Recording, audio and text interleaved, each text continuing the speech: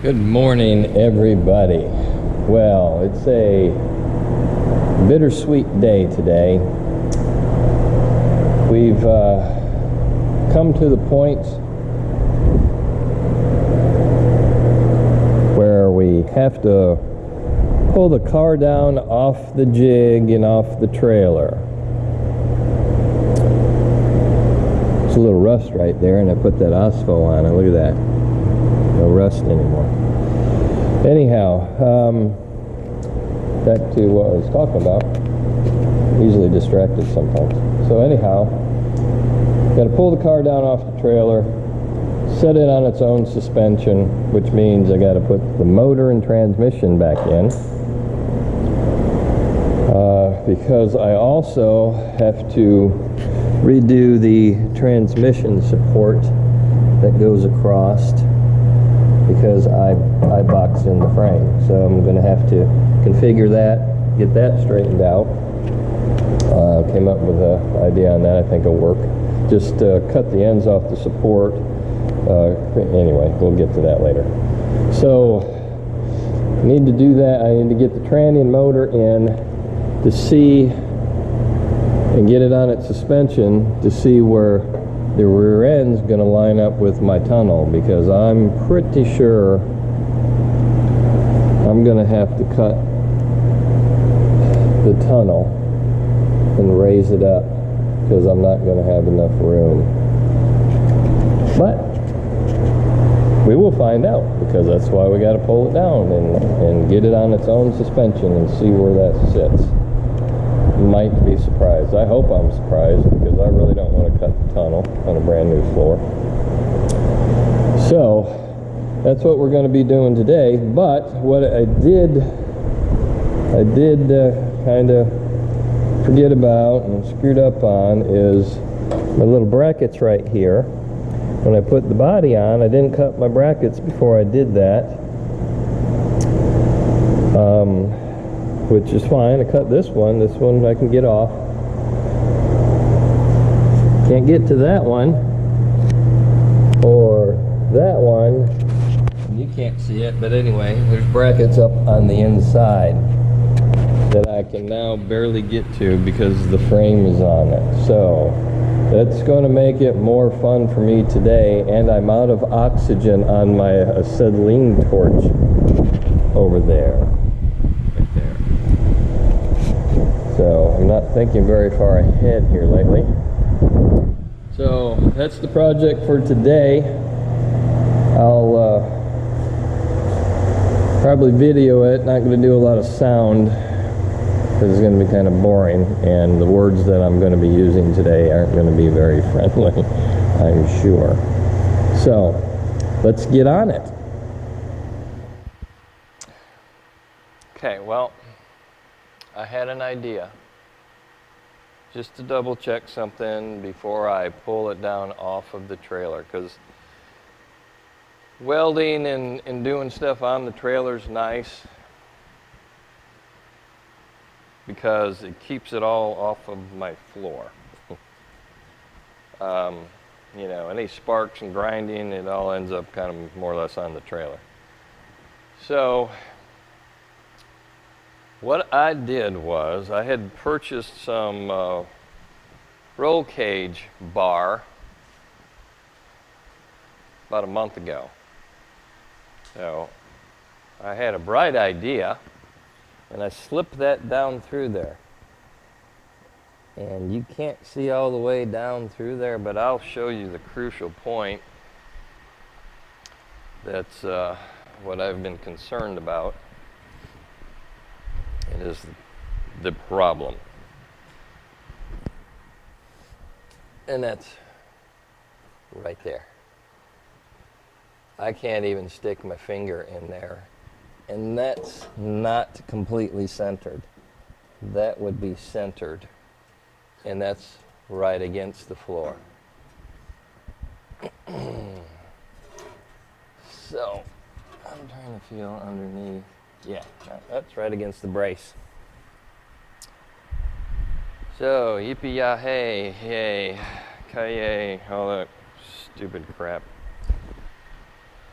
So you know what that means. Next project, cut the floor, the tunnel, raise it up. Then I have to figure out how much I need to raise it up.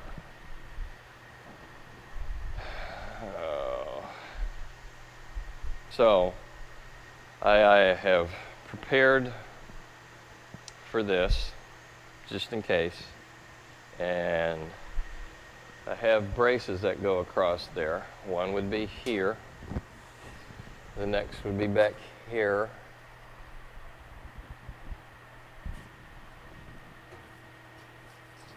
oh, and there's one right here.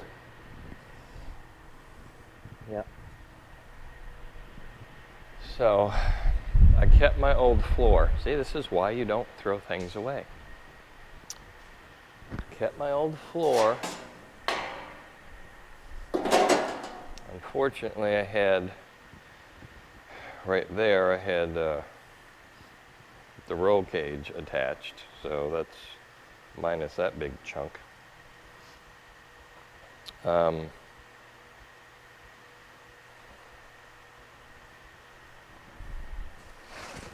So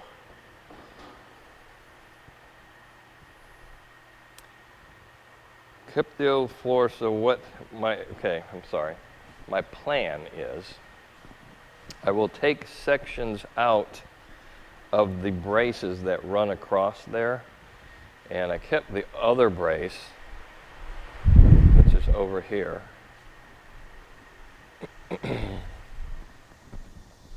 And you know, I'll probably only need maybe this much of it. So the other brace is out here in the junk pile. Right there.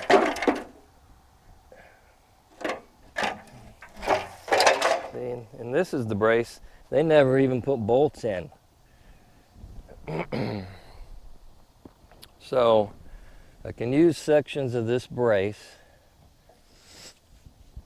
and piece it into the other one when I raise it up, however I figure out how to do that. So that's going to be a lot of staring, contemplating, thinking, planning, all that good stuff. So you don't want to watch me do that because it looks like I'm having a stroke.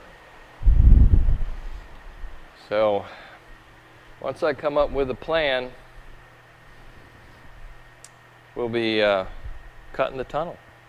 So I guess that'll be another video. See you then. Hey everybody. Okay, well, we have decided, sorry about the wind tunnel, we have decided, and that's a little noisy, that we must come over here and cut the tunnel and raise it up to where that is right there. That's the drive shaft safety loop that came with the back half. So if I raise it up to be as high as that with the 3.5 inch drive shaft, that'll give me about 2.5 inches of clearance up. I have plenty down. So let me shut the fan off for a second. Okay, so here's the old floor, and then you can see I've already started. Now I've cut out this center section on this side. Okay, so that'll be the sheet metal that I use once I cut the car and start raising that up. These are the center sections that I will use once I cut the car and raise it up. So I will do it, been thinking about it, and these, see how nice they look? Thank goodness for leaky motors and transmission seals over the years. Not that motor, that didn't leak. And the tranny that I pulled out, well, yeah, it did on one pan. But anyway, the motors way before that, 283 that was in it that was a leaky motor. But anyway, what it did was coat the bottom of the car through the center and kept all that from rusting. All right, because you can see how bad it is out here, everywhere else. So anyhow, back to what we're doing. So I will continue cutting my sheet metal out,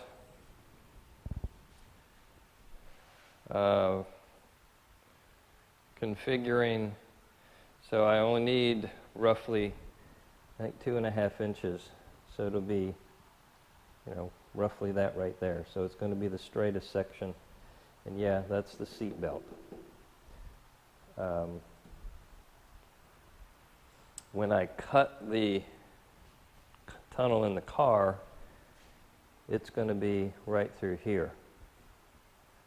So when I lift it, then I'll take this section, 2.5 inches of it, and insert that right there. And so 2.5 inches. Let's measure that real quick as far as where we're going to be.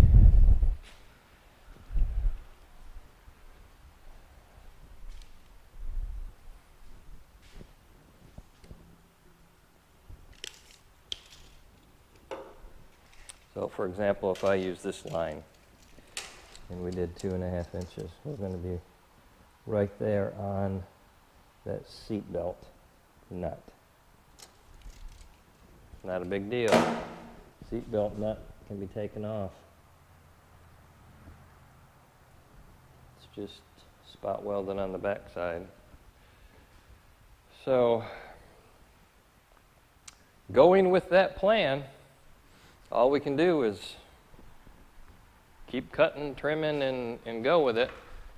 Now, had to think about how I was going to support the floor, and I'll just take some rebar underneath. Now, let me back up a little bit. I may do that, I may not. I really don't. Well, it doesn't matter. I was going to say I really don't want to weld on it any more than I have to, but it's, does it really matter? I'm splicing it and welding on it there. So I'll take the rebar and span the braces. Brace here, here, one back there. I'll span those just for a little added protection. It's going to be fun trying to work on this because I have to reach over into the center of the car. I can't climb up in there per se, but I may have a solution for that too. I don't know. We'll know when we get there. So I'm going to do some more trimming. We're going to cut this piece out. The spot weld I got to drill out first. So let's get to it. And my panel bond worked on my leg for the camera, and my little thing is in the way. So, a little mic antenna, this thing up here. All right, turning the fan on.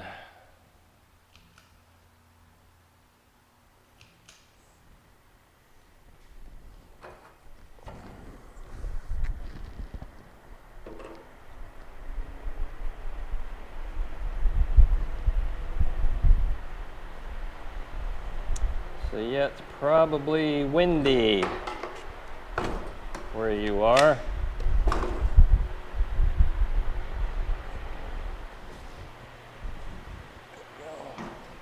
Move that over If you can see, all the dirt, not dirt, but that was undercoating that was all swelled up, just scraped right off, just like butter. So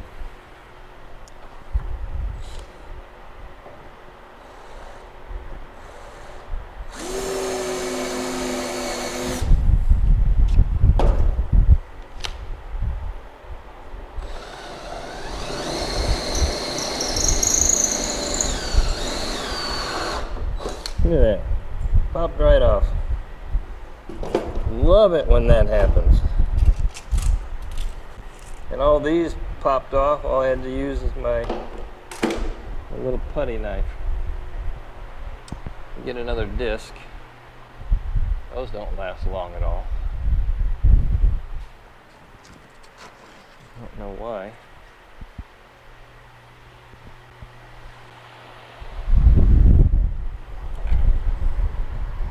Like I made one cut with this one.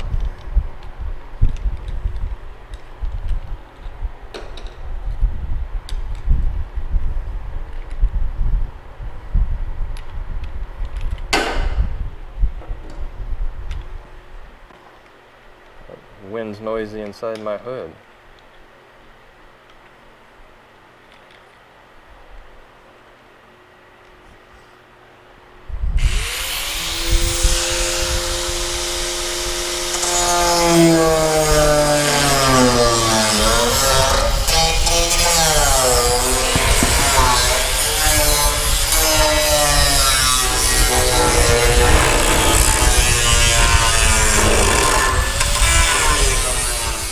And we're back. Okay, what I'm going to do, drill out my spot welds up here on the top. And I like what I did on the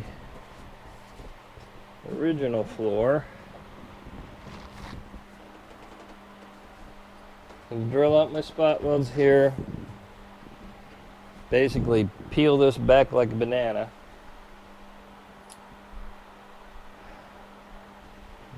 Then, see, I have to cut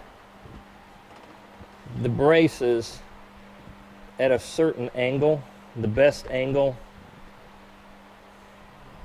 And I guess I don't have to. It just makes things easier. If I cut them at a certain angle, then I can make the other ones fit a little better. Because if you just go in and cut down like this way, then, you know, I've got to do more work. So I'm going to try that. I'm going to peel this back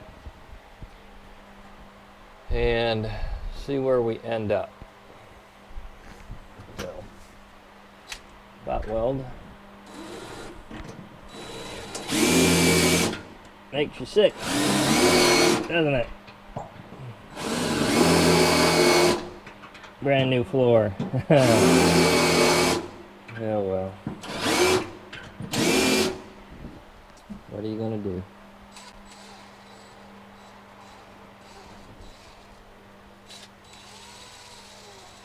Okay, no spot welds here.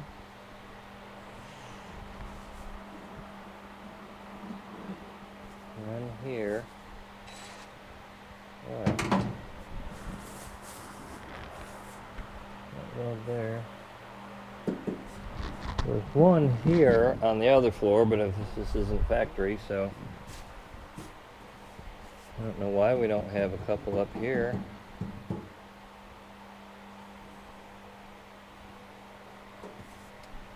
We crawl underneath, see if it even touches underneath there.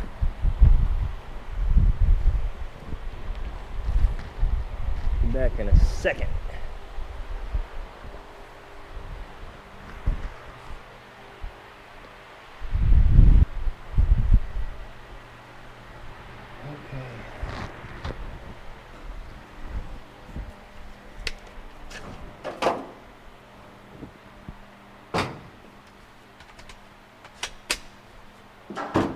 Back to drilling. Made it pretty easy.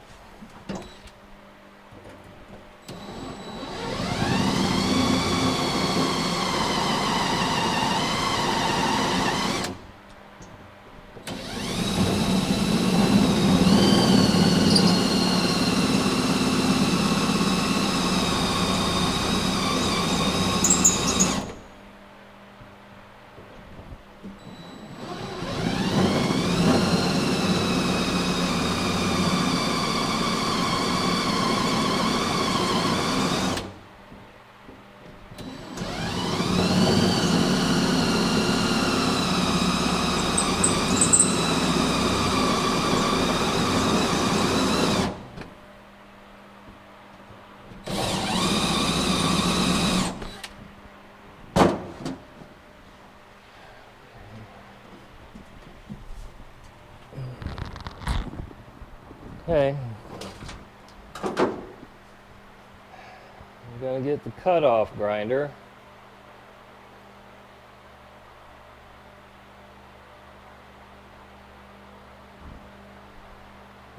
Cut it off. Not liking it. Not liking it at all.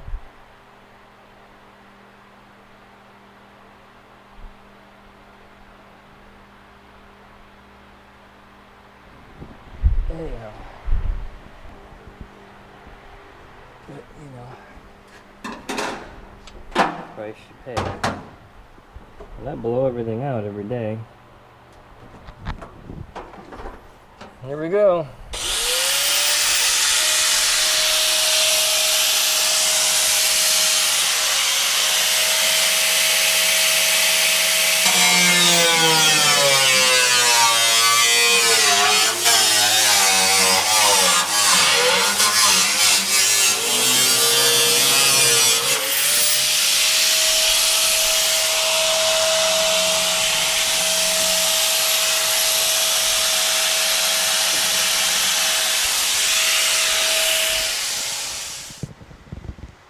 Well, good morning. Yep. It's 11:30, but still morning. Okay, yesterday we went over this. I cut the floor, and I still am pondering on that right there. And don't mind the grinder, and that's just giving me height. It's just a quick little mock to see where I was sitting. If I want to make a hump like this, or if I want to come back here and taper the hump and make it gradual but bigger hump, I guess. What would be the easiest? Probably this. But for some reason, something's telling me not to do it that way. I don't know why. But what I'm doing over here, I have the old piece, and I'm going to drill out these spot welds and pull this sheet metal off. Look at the condition of the bar underneath, because under here it's not very good. And that'll probably determine a lot, to be honest with you. So let's do some drilling. We'll see what happens.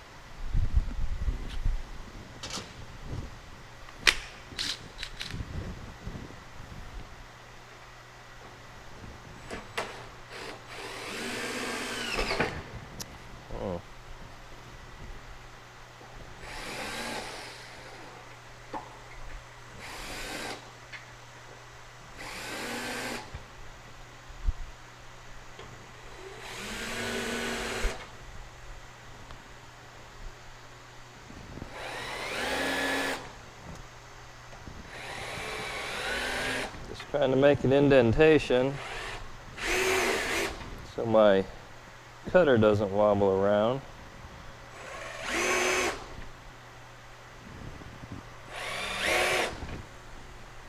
My drill wants to walk and not go right in the center.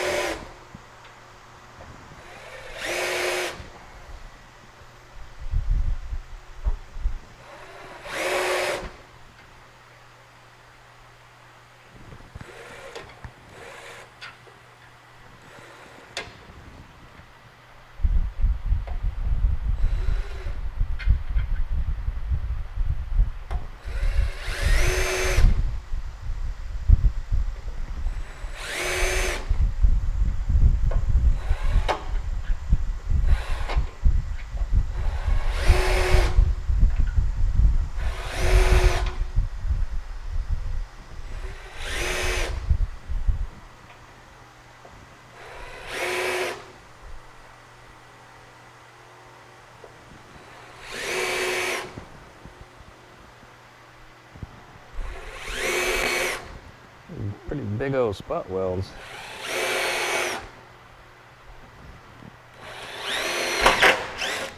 Oh.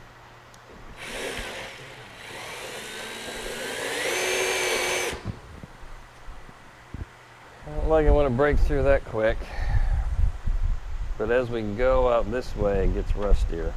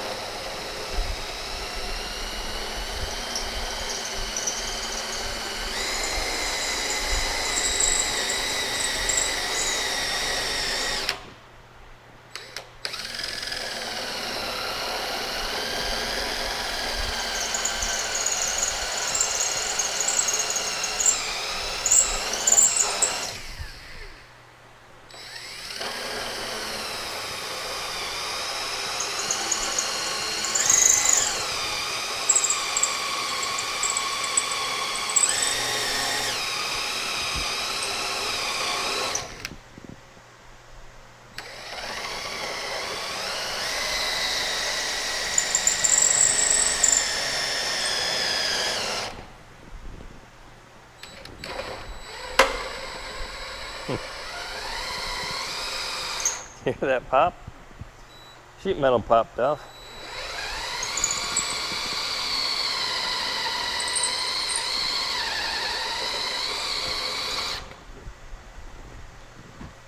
Seeing rust underneath the paint here.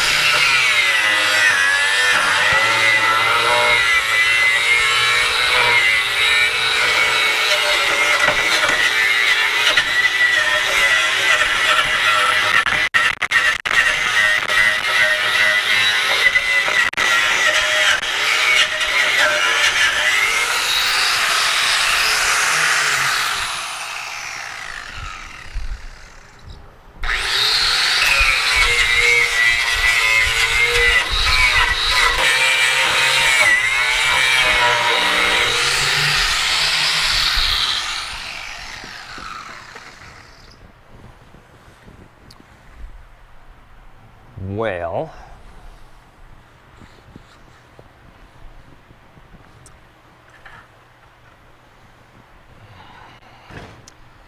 nice to sandblast that piece. And I could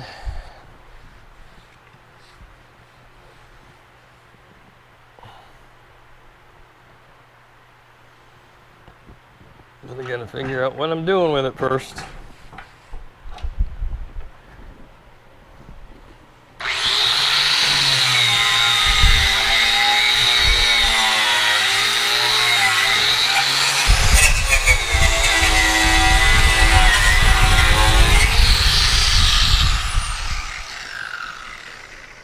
I don't know if you saw me hit my hand with that, but I'm sure glad I had the my gloves on. By the way, anybody sits in front of you with a shield on their face to protect you from coronavirus is BS. Because I've had a mask on, it's a dust mask, shield on my face, and that's still blowing around, and the fan blowing it that way. So, just my opinion.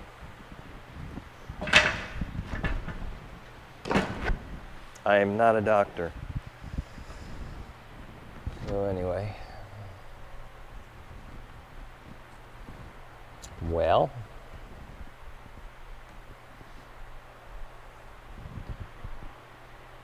so if I take the floor on the inside,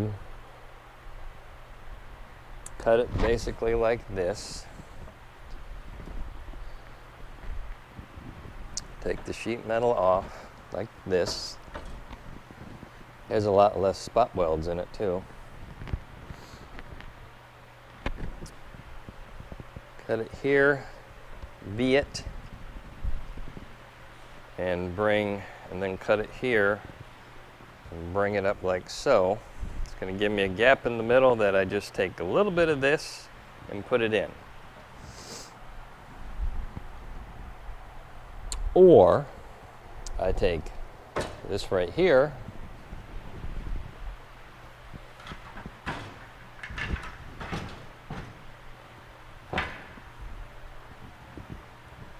this,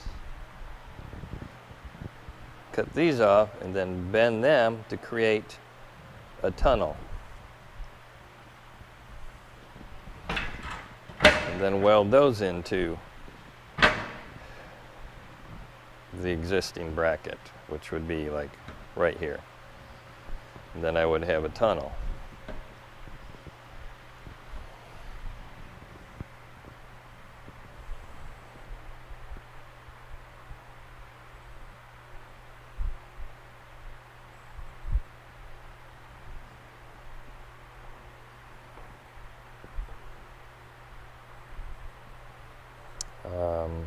One sounds easier than the other.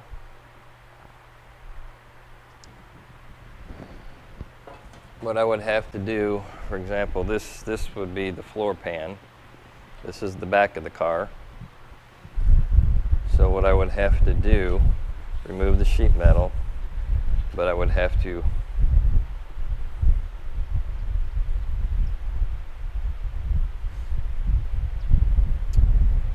cut the sheet metal along here, because I've already cut this section out. Cut this, remove it, but then when it goes back in, see, I'm going to be up like this. So I would have to cut a piece of sheet metal then to go in here.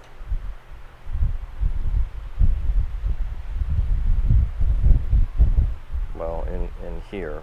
So it would weld to this and then up this way.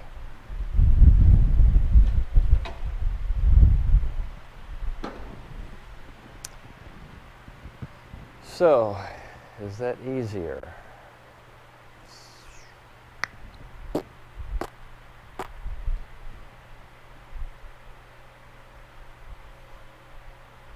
Yeah, that's probably easier as far as this bracket goes, but it uses more of this old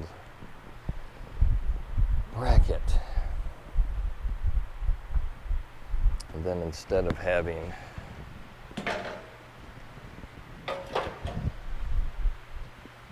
just a hump, a tunnel,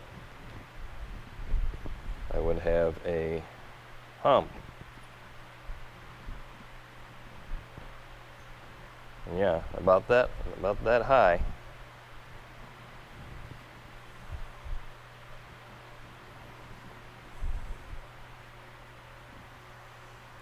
See, and I have to think about in the future,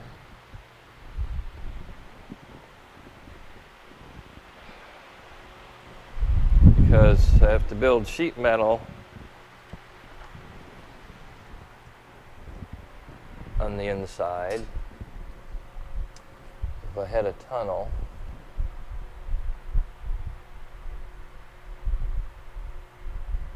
like I said, a tunnel like the safety loop, basically that would just continue this way,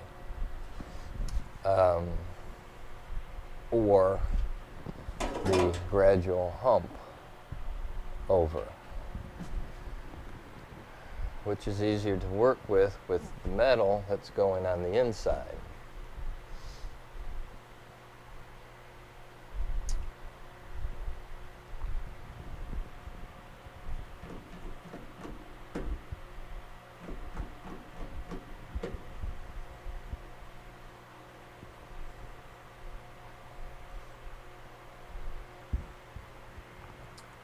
I have to look at,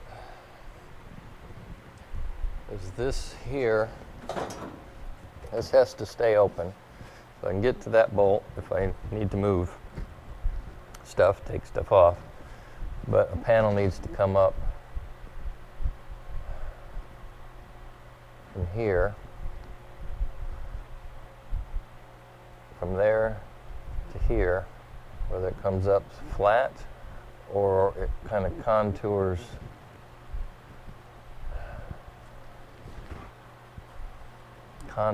the shape of that bar, because it won't attach to the bar.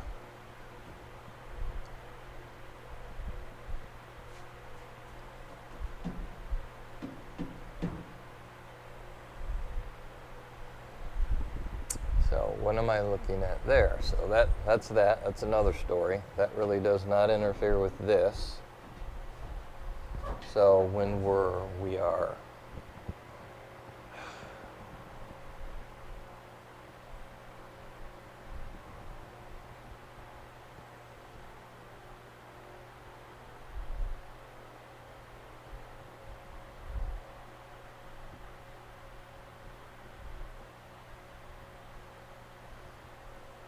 contouring sheet metal from this part, would be off of this.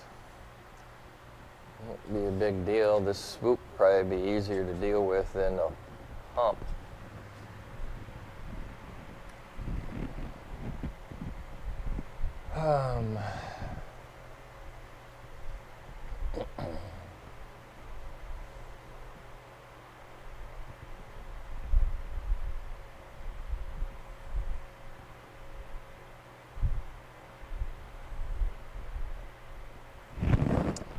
Okay, I'm gonna make a couple phone calls, kind of get some input. So, I'll be back in a minute.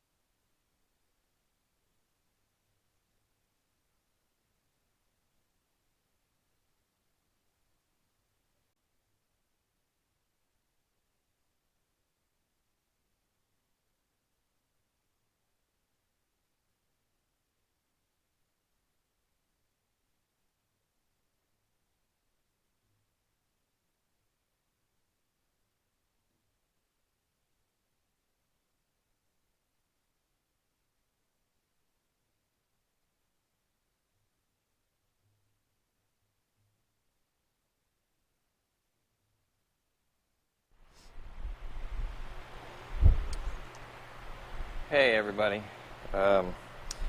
we are back, and I've turned the mics on this time,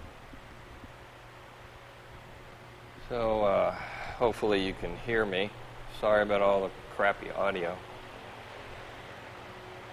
That's what we've got going so far. We have checked that with our handy dandy little protractor, and we've got our angle on it, and our angle is 26 degrees on both sides. I guess you can see that. But the point is, we've got the same angle like that as we do like that. So it's 26 degrees. I had that other shorter piece in there, but I thought, well, instead of cutting two small pieces and trying to make them fit, why don't I cut one big piece and make it fit? So that's what I did. So if you remember what we did when I made the frame rails before, pie cuts, and then bend it as I needed it. So did the same thing here, only smaller, just 3 cuts on each side. I was going to do this, but then that makes it too much of a point, so I wanted it more rounded. And I did go back and run this through on a couple of them, and I might do it one more time to get my curve. Now, to measure my angle here, it's a magnet on the back here, collects all this little grinding dust, which will throw this off big time. So, based on that, that's 20. We kind of need 26. So we need a little more angle. And these aren't all the way closed up, so I'm going to run through them each one, see if that gets the angle that we need, and we'll go from there.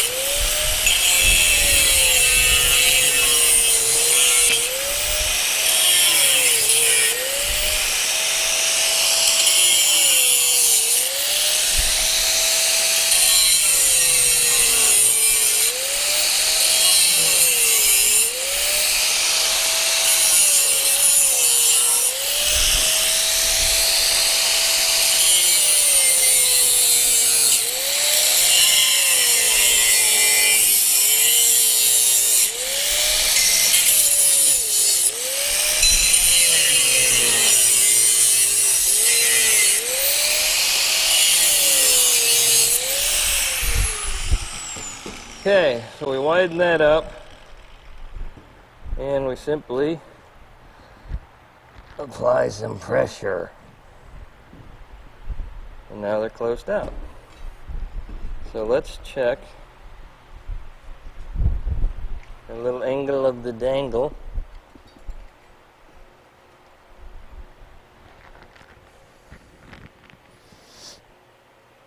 Okay, well, we're a little bit over 26, and hopefully, you know, our table's not messed up our angle too much, but it gets us in the ballpark. You know, I could have this sitting like this and I wouldn't know what the angle is. But, like I said, gets us in the ballpark. I know it's got to look something like that. I'm going to go fit it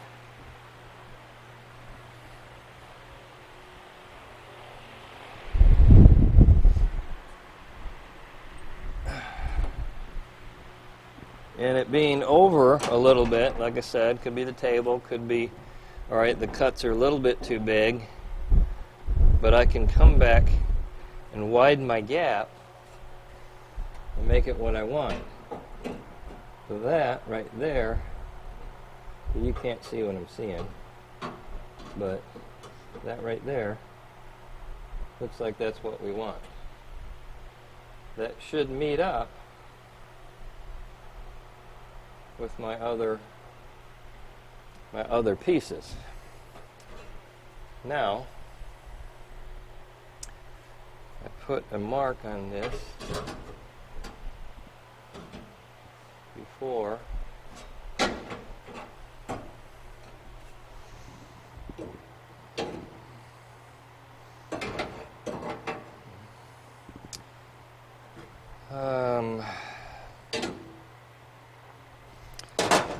this is what I'm going to do. I'm pretty sure it's 9 inches with the curve right here. I'm going to get my little flexible tape measure. Kind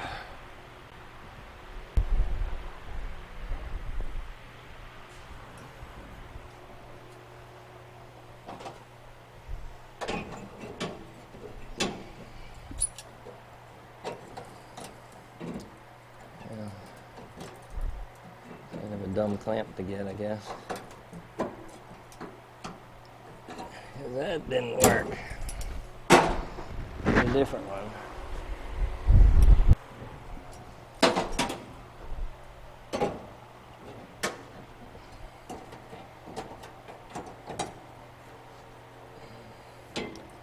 That angle's not working there, is it? Not at all.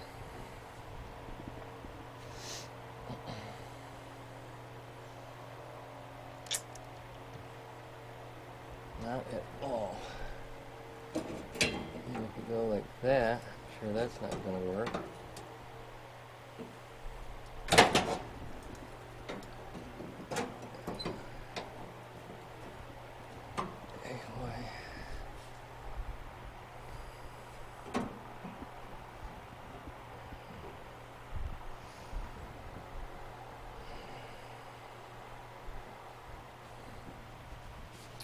Anyway. Anyway, I'm getting a measurement. And it's... See, I just wanted it up here for the curve. So, it works. And...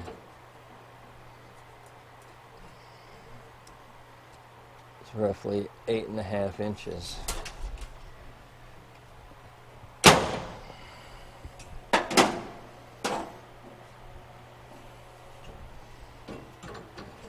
What this one is.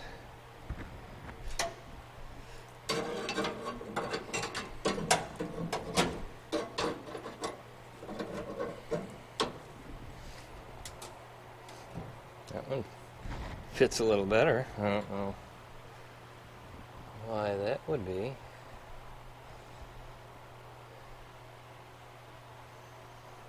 Might need to check my angle.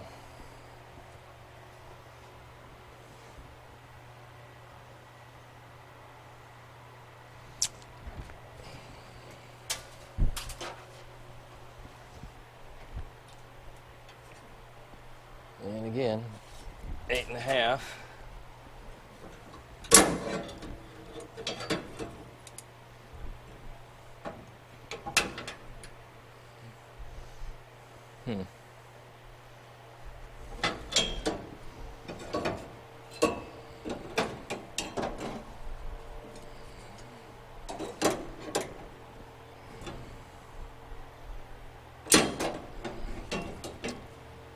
Do it this way, it's not right. So if I brought it up, it'd be right. Based on protractor.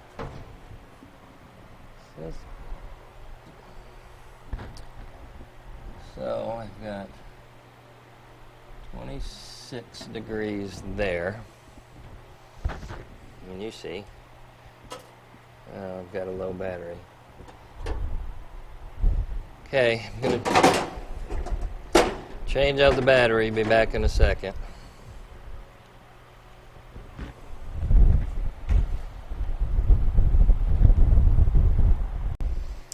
Came back after measuring the protractor. You saw the measurement. And look at that one.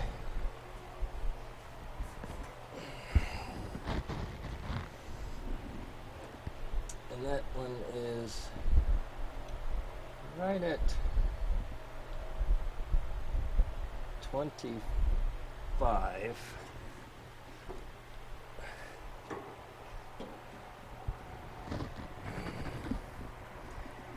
This one's at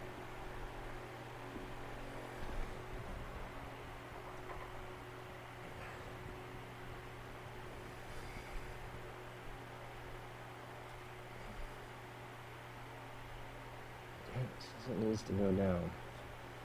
It's actually, I mean, you know, a degree. It's not going to kill me because I'll move it around. Make it how I got to make it. I don't know how my gap got so big on this side, not so much on that side, but it did. So, I'm going to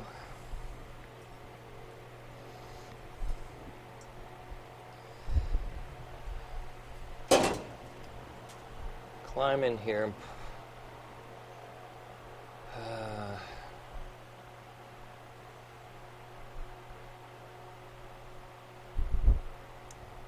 tack these in place on the inside.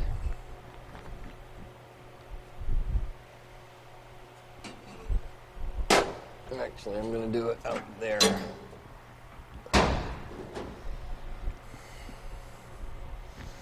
So let's go out there and do it. I've got a surface to work on that I can push against and then tack it.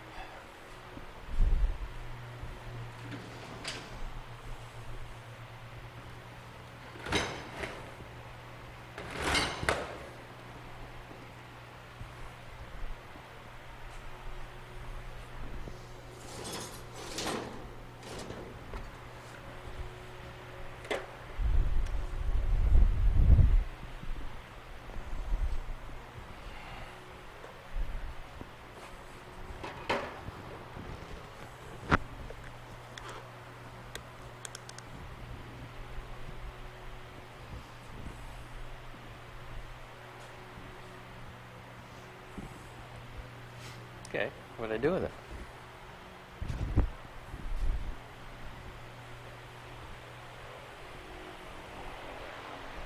Oh, it's in here.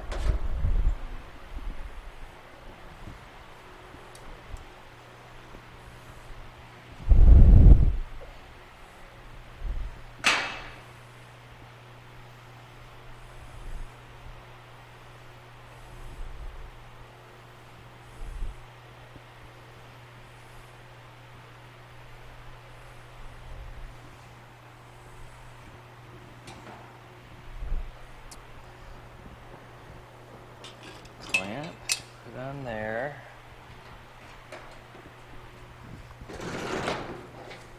My welder. Get everything in the way. Holy mackerel. Things gotta be...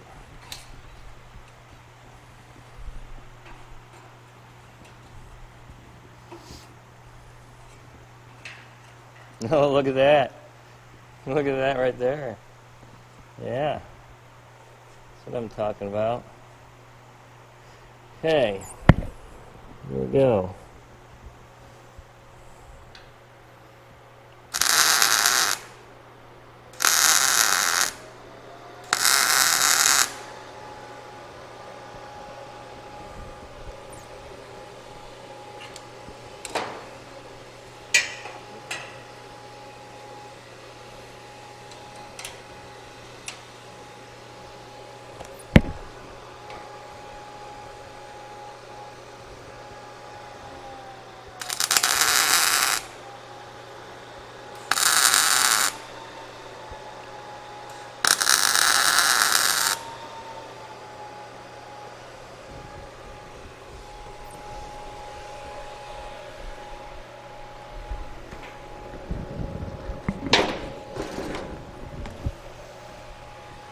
Okay, those are tacked.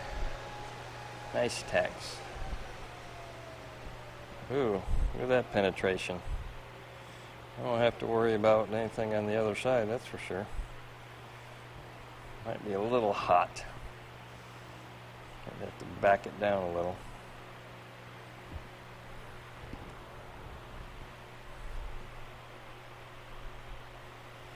Anyway, let's go fit this. Again. One more time. Because then we got to go over and cut stuff.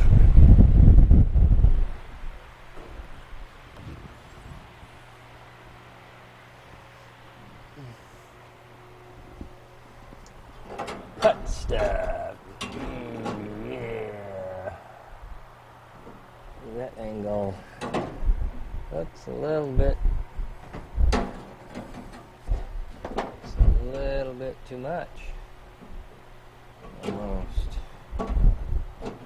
This one. Why? I don't know why. But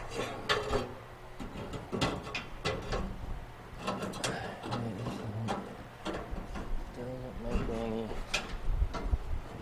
sense. You can see it no better there. And you can see it.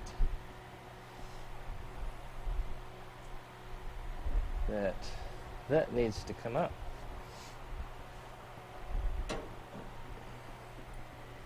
That one looks good.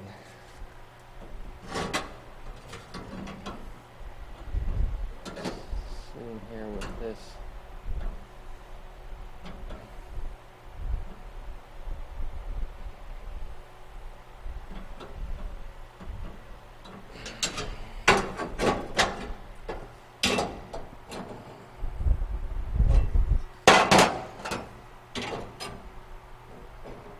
Just doesn't.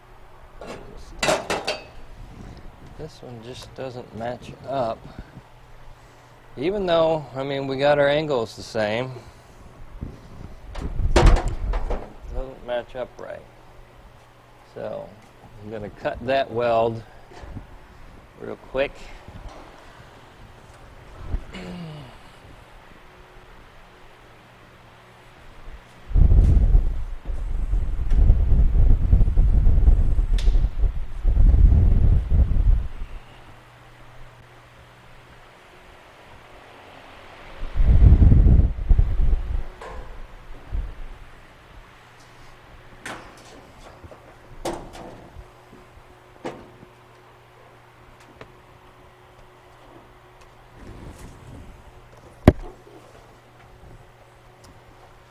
Alright, got my welding helmet on.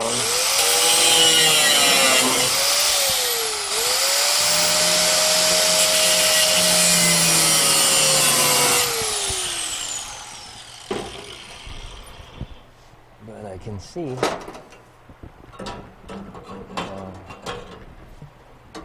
floats my boat. See, and now that. But now the other side is thrown off. So we're just going to have to get a happy medium between the two.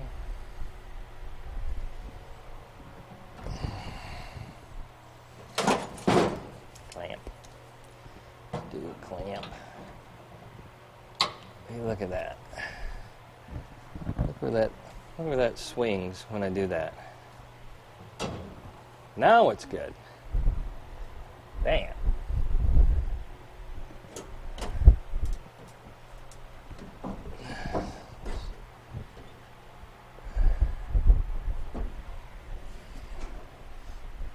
Center's way too far over, but that's, we gotta do this anyhow.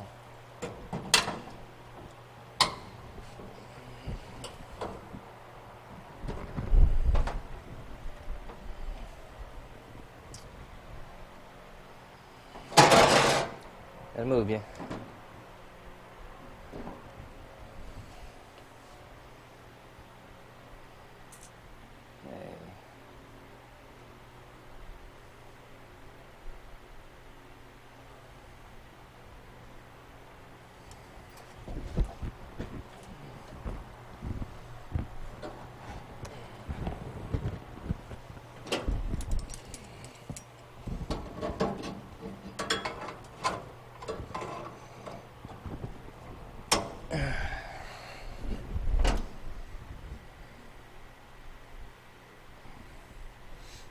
It's plenty high.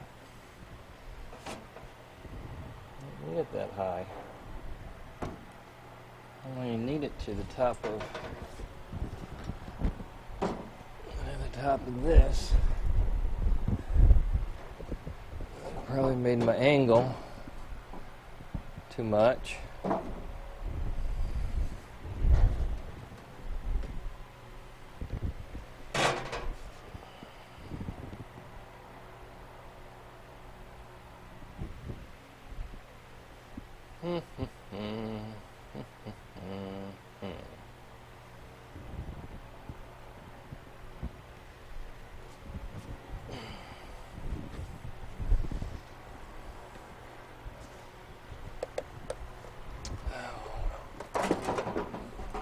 Do I care about it being that high?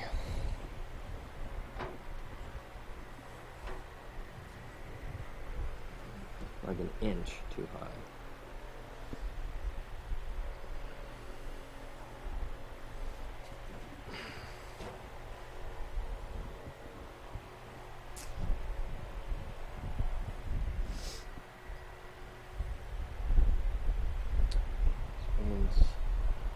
Cut my tacks on the back, open that up.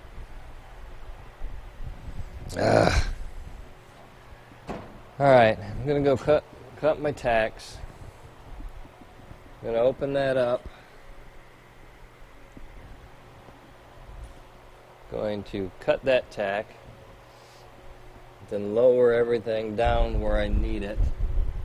Like I said, I mean, it's not a crucial thing, but I mean, I don't want this any higher than I have to have it. So, be right back. Okay, everybody, get that little thing out of your way. After doing a lot of grinding and fitting, we come in on the other side.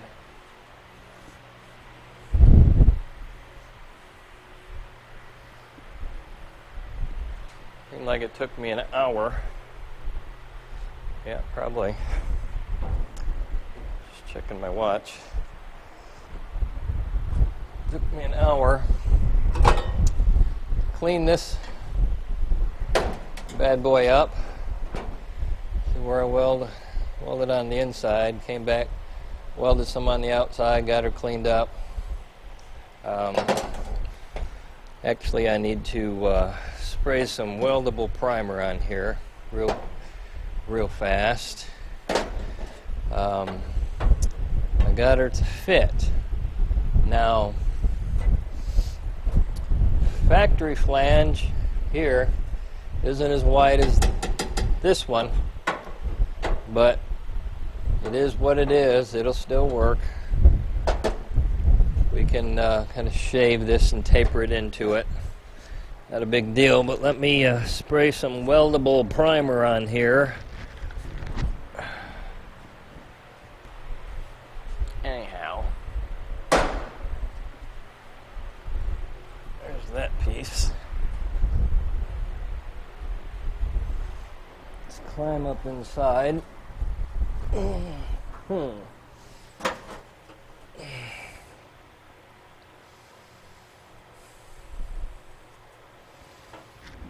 Actually, I'm going to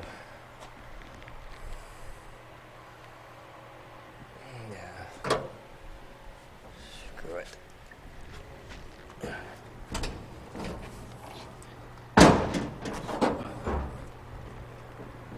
Wash that off, but I'll let it go.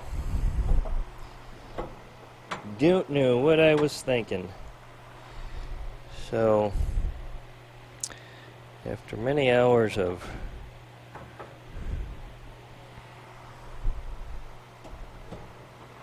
prepping this little piece,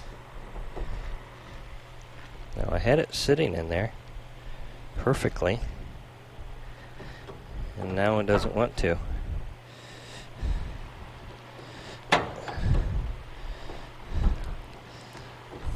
Well, I'm gonna have to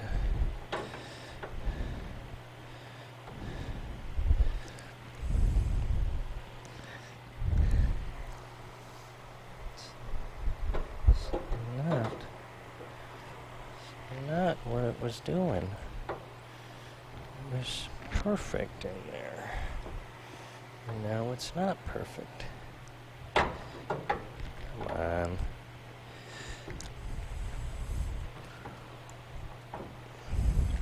Seriously? I mean, what happened?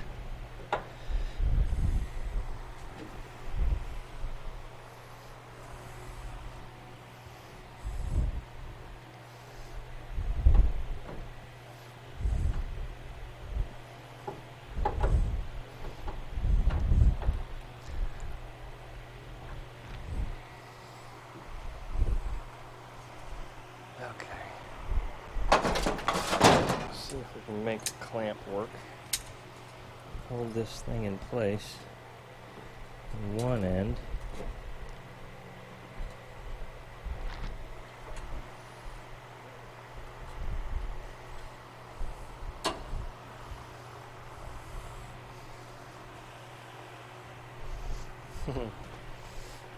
Don't have any more clamps, of course.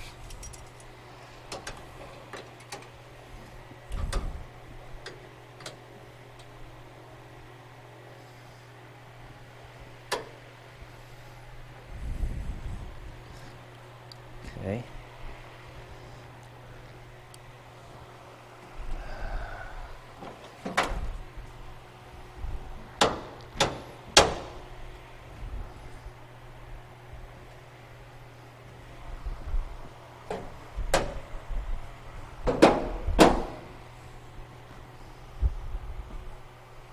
Okay.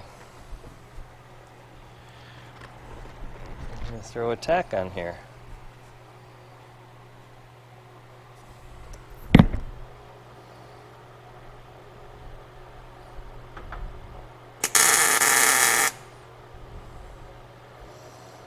It's an ugly tack. Don't feel any penetration.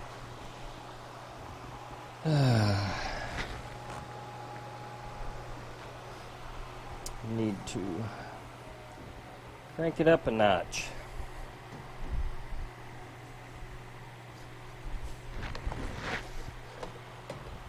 Come on.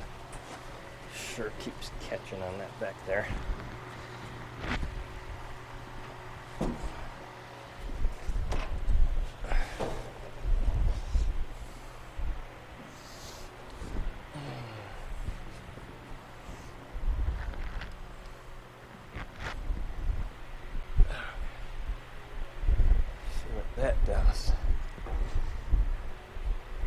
do a little better.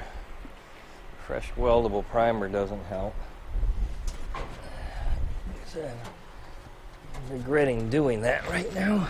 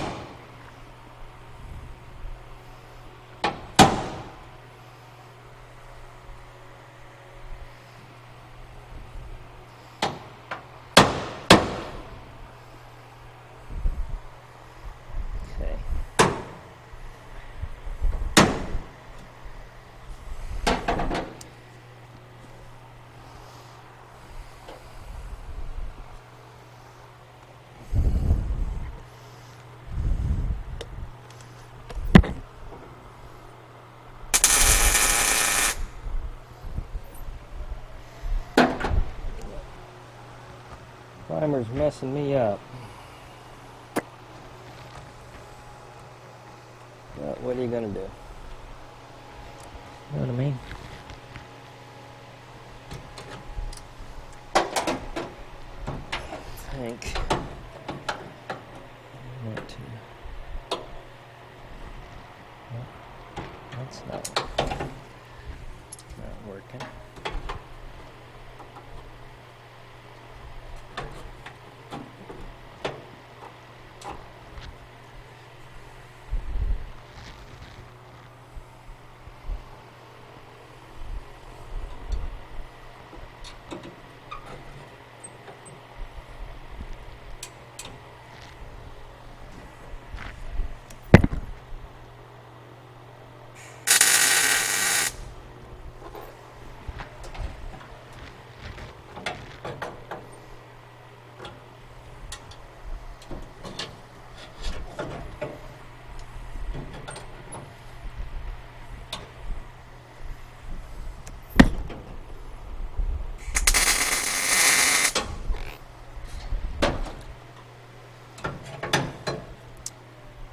Okay, what I am doing,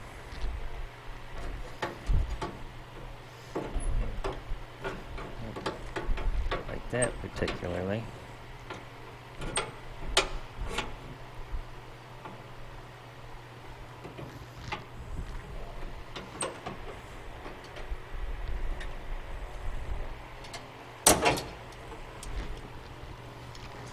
I'm pushing the edges around with my clamp, trying to get everything to line up.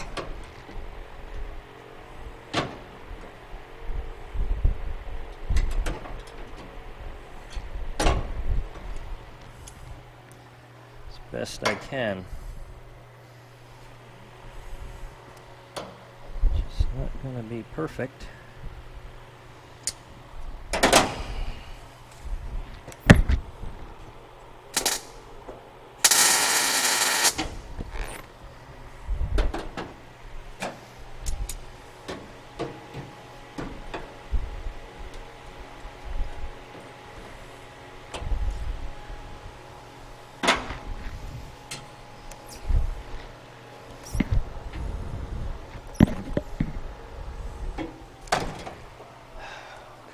Helmet.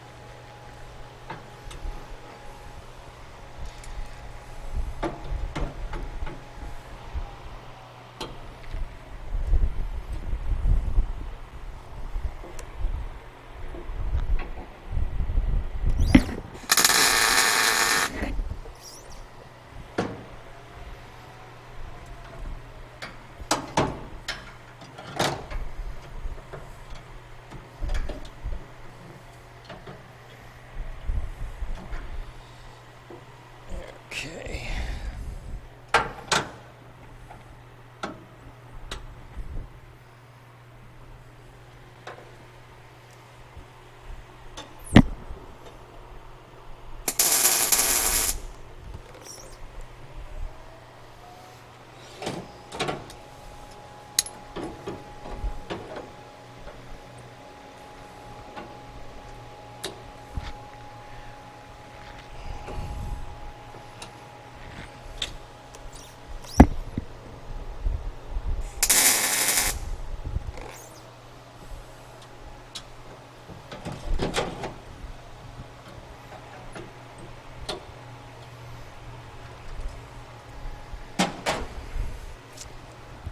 Okay, well,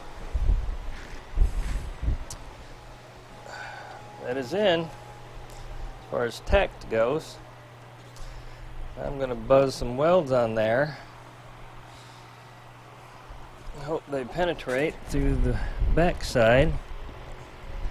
As you can see, flange is bigger, but I'll just kind of taper it off. Not a big deal. So here we go.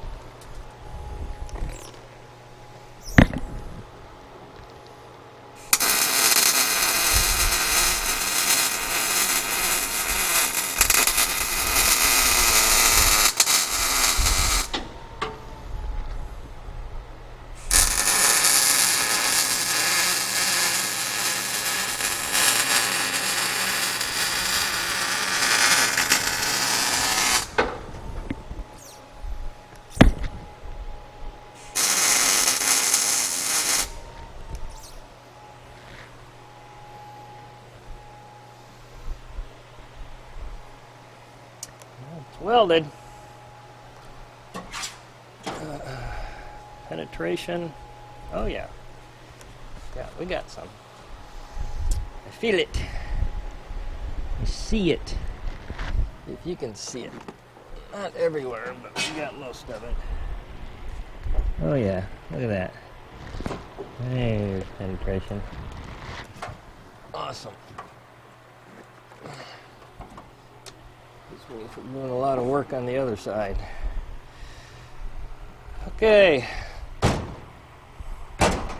That brace is in. Now,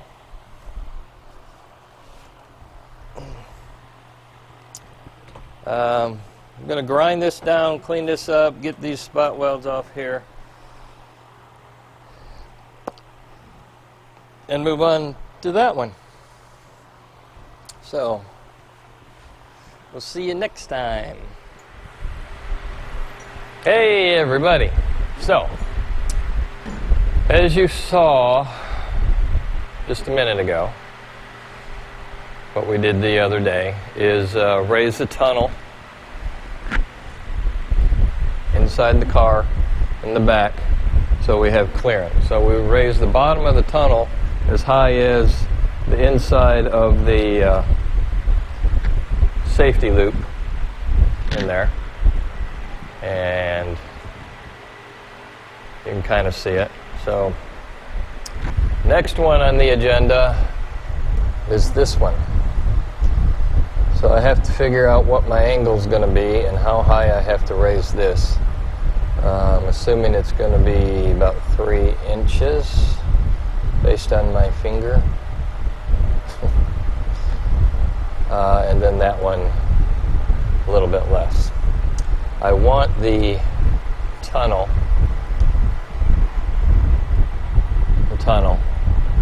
It used to dip down and then dip up when it came to that. But I'm going to have it come just directly off that tunnel to this one. And I may not have to raise this one at all, but anyhow,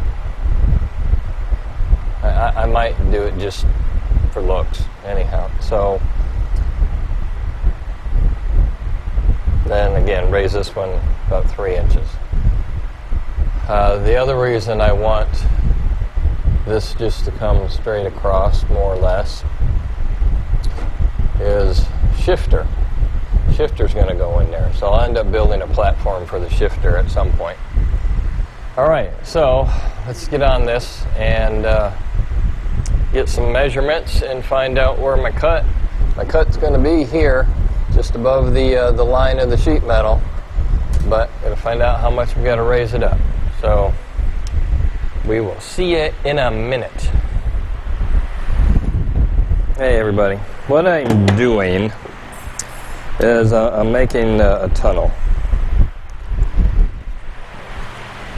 for that little extension off of the tunnel up front.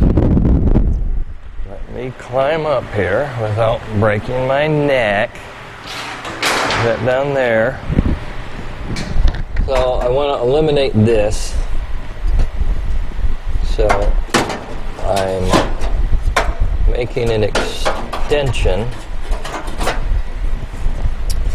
come off of here, like so. So then that will,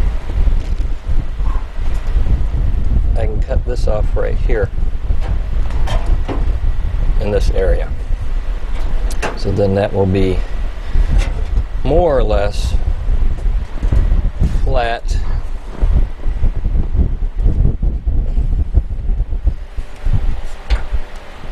all the way across.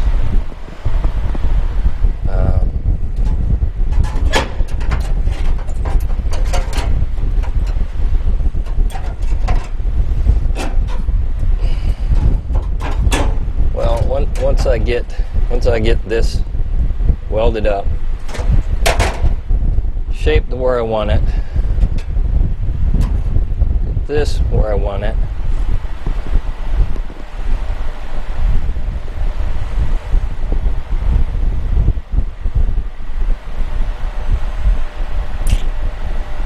see, I'm looking at this right here.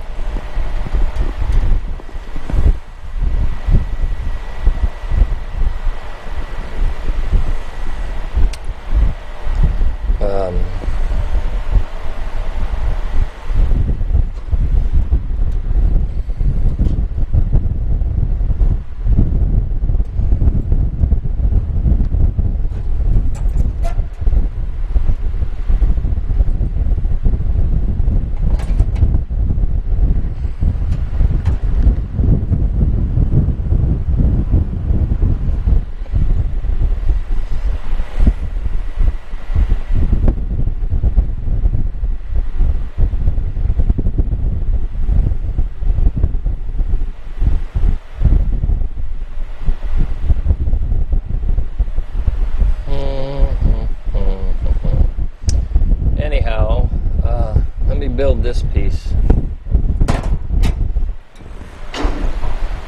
and then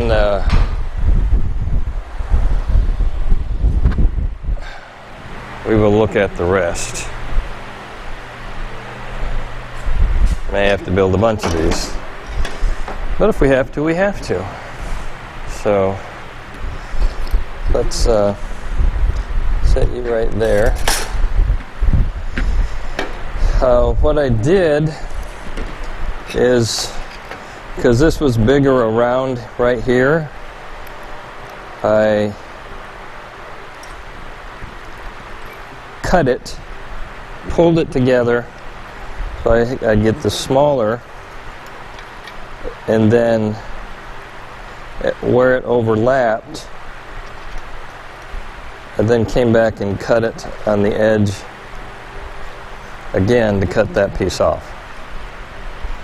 So now I have a butt weld, and I've got a bunch of undercoat on there. So I'm going to tack this, clean it up,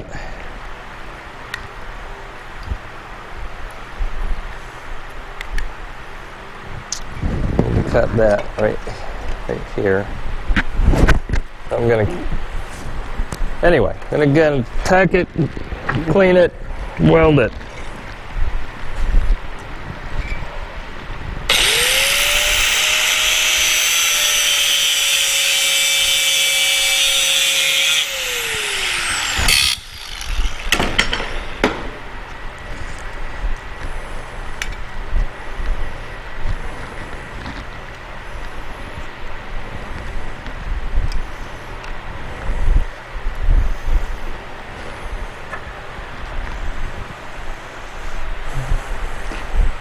Grinder.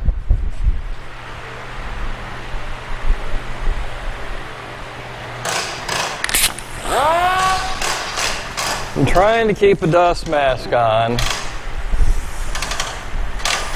for obvious reasons.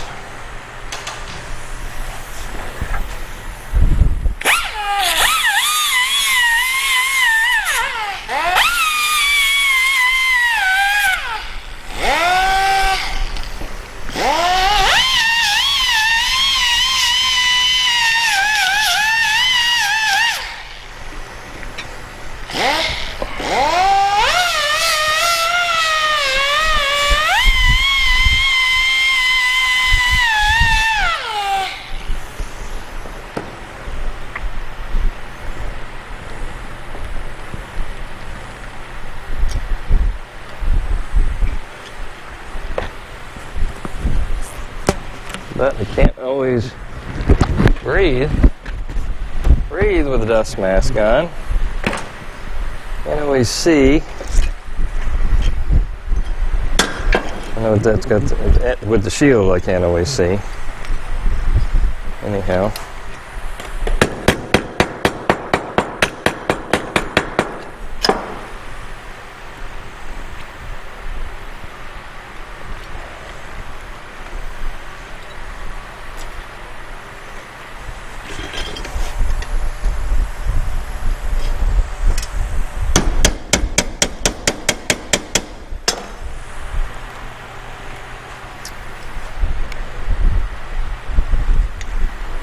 Dang it. That thing will not.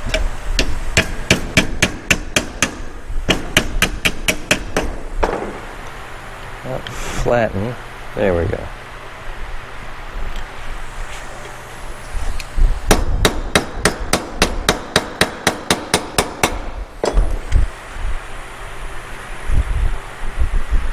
Better.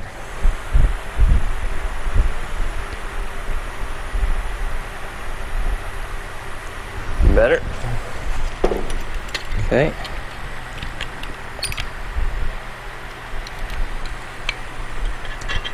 Clamp and tack. Let's get the welder.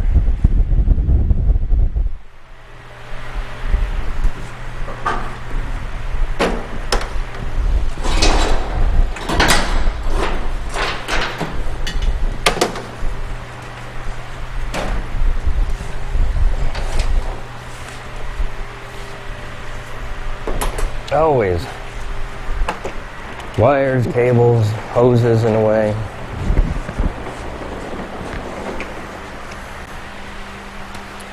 Turn it on, turn the gas on.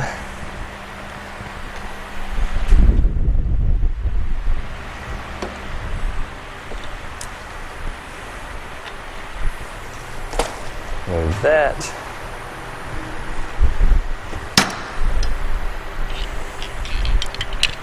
That bit on there.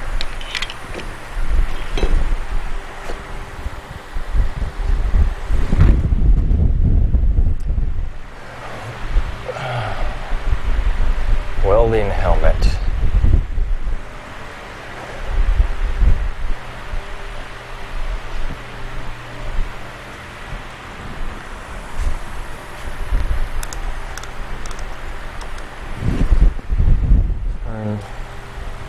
Turn this down, 20 gauge. Love that welder. Just push the button. No thought at all in it.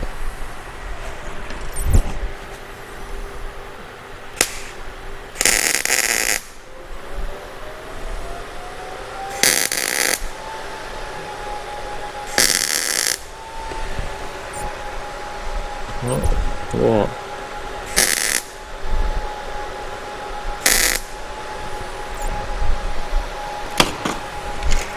And on 20 gauge I want to burn through. Okay, so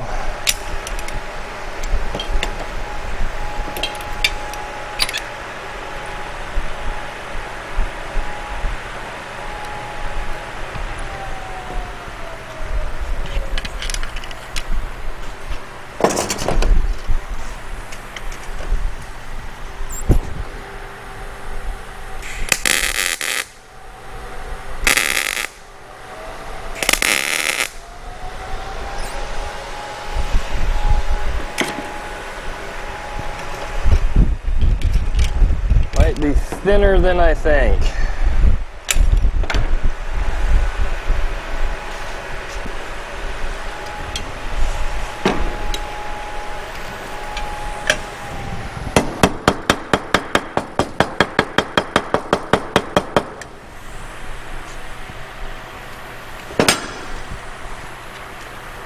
So look too shabby.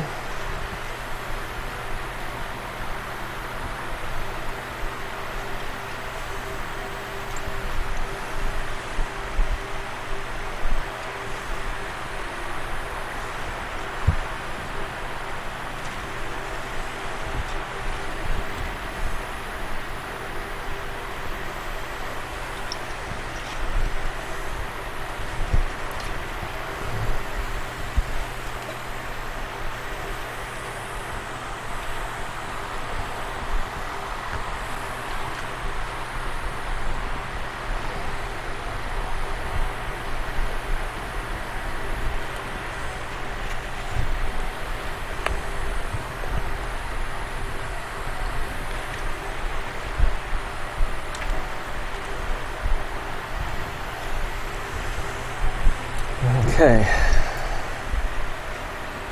so that's where that is.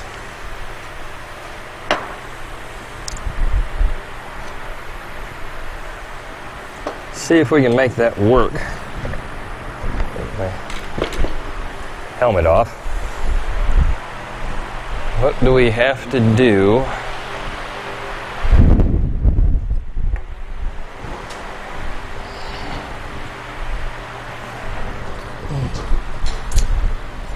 Make this work. Boom. That's pretty close to working.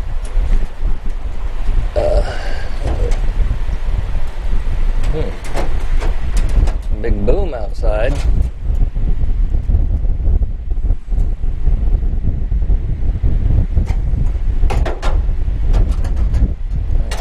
That doesn't work that way. This way.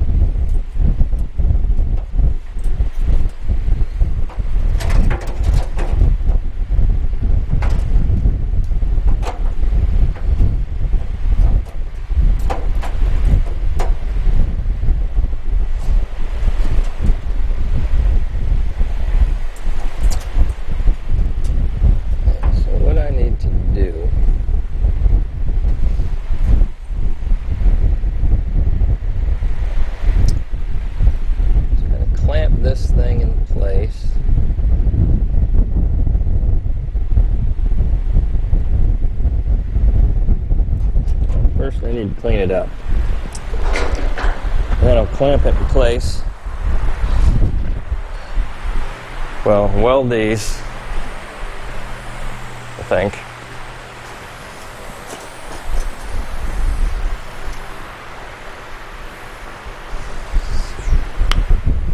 Where's my putty knife?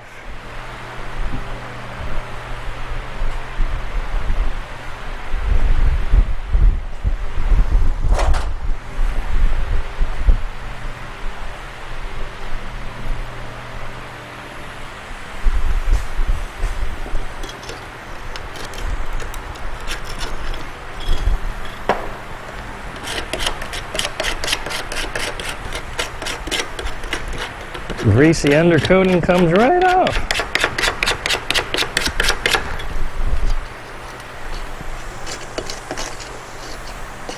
Thank God for leaky motors. That got beat up a little bit.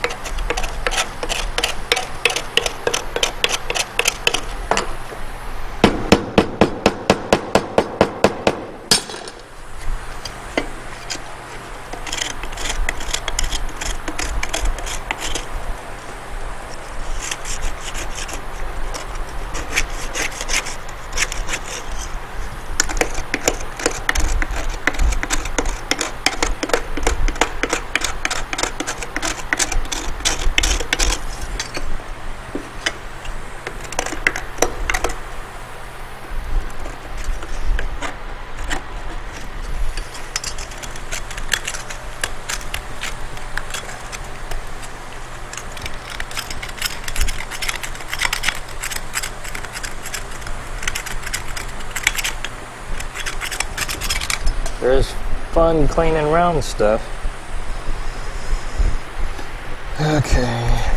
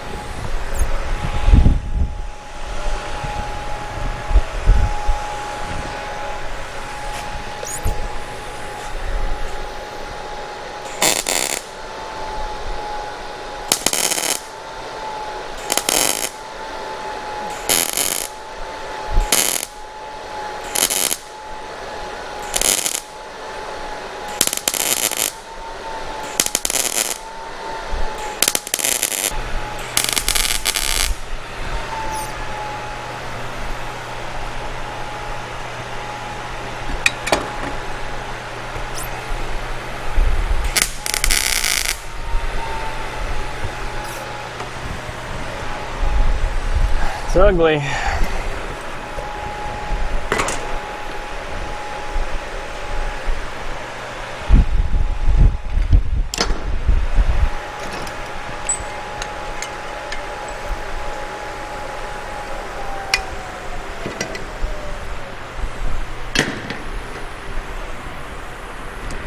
Okay, I'm gonna grind this up, get it fitted in the car, and then I'll be back with you. Okay, we've got our piece trimmed out, cut the best that I can get it cut for the moment. And we're gonna try to tack this baby in. Don't have my knee pads on, and I should. Ouch.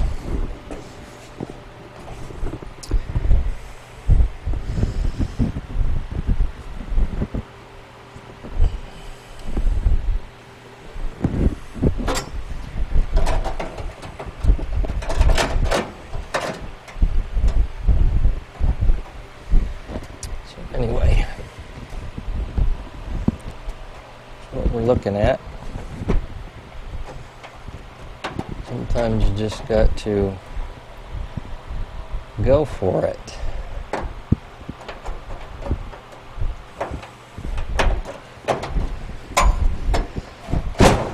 Ouch.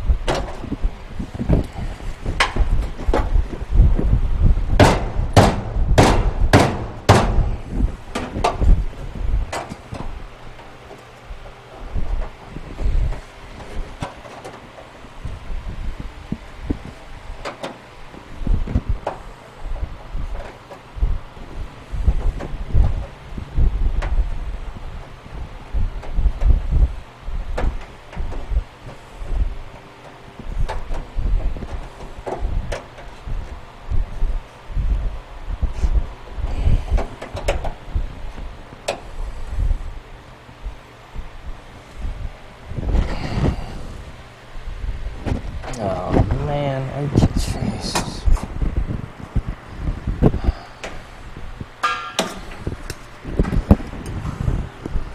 All ready to go.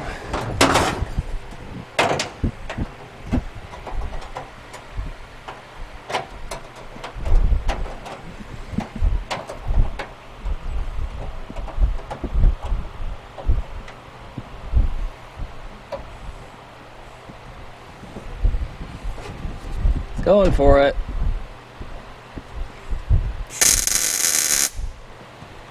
If I don't like it, I'll cut it off.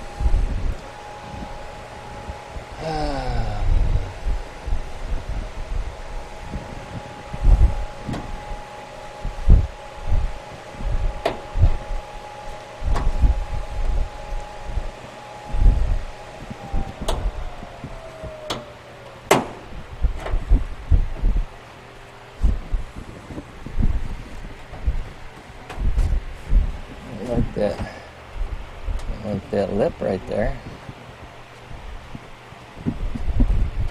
Like I said, I'll cut it off.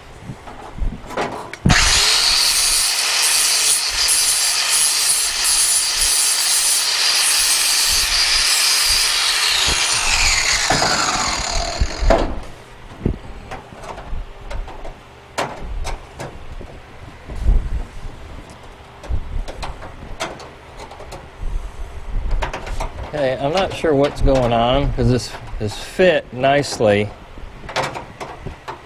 a minute ago. Now it's not.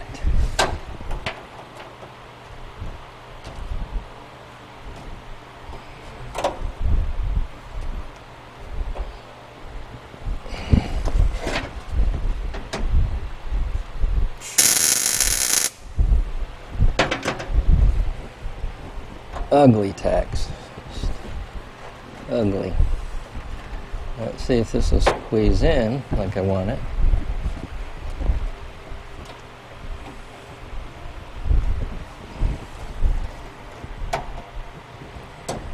If it's going to be a problem, like I think it's going to be.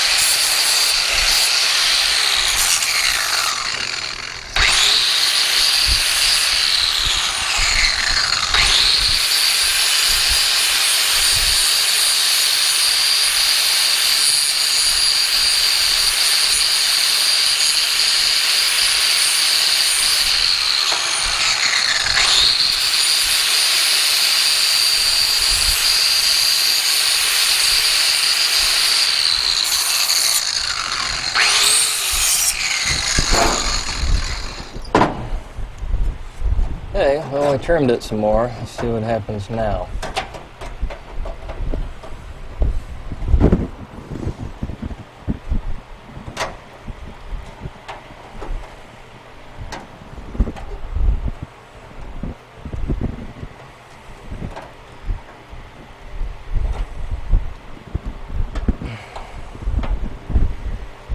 What's going on?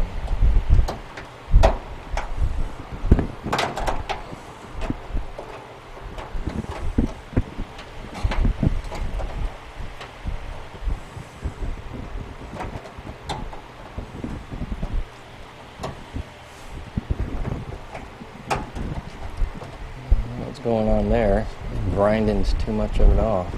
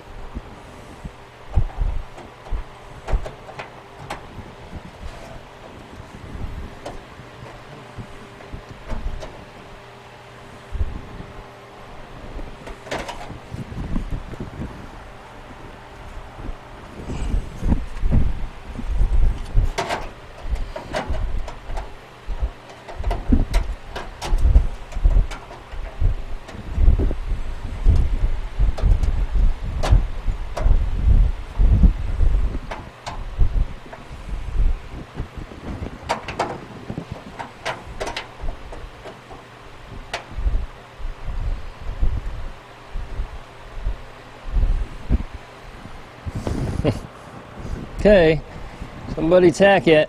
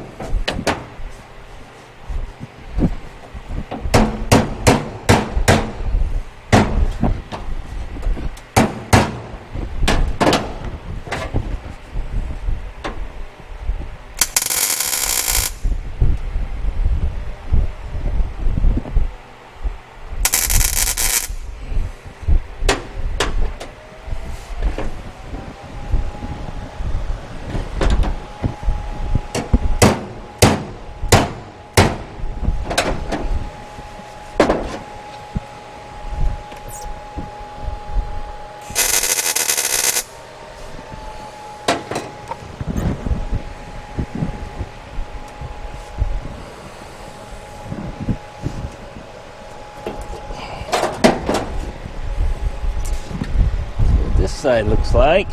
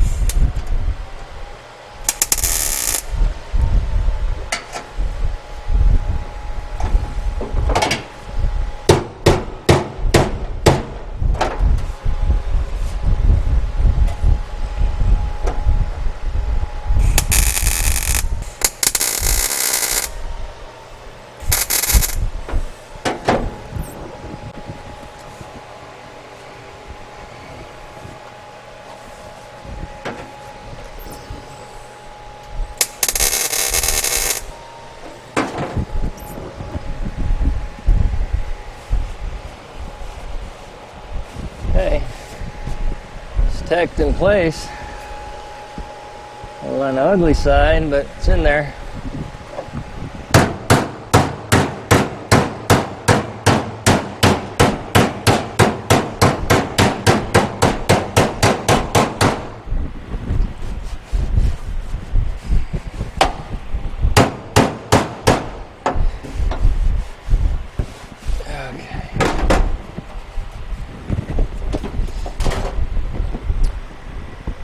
Alrighty, so now moving on.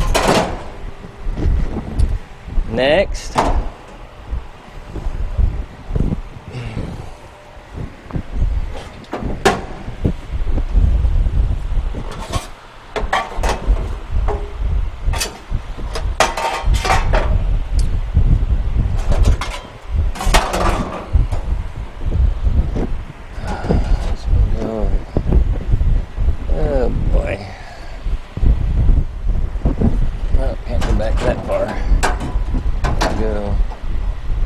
there.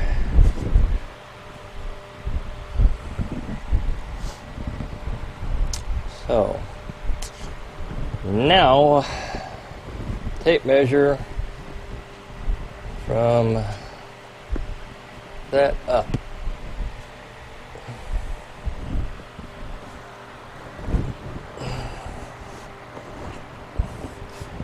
Boy, this bending over gets to you. If my mask is covering the mic, probably. I mean, you know, I shut it off sometimes. Could be off right now, for all I know. No. Not on this end, anyway. Okay, tape measure.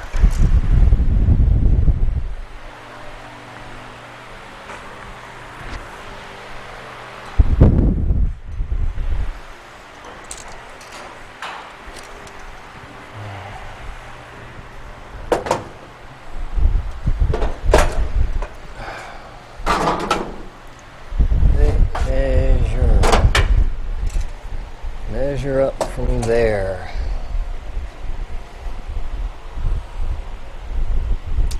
Fun.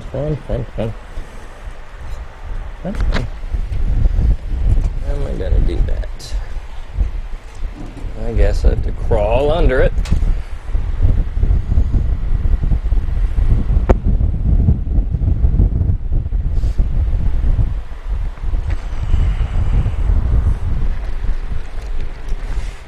Here we go. Crawling under it.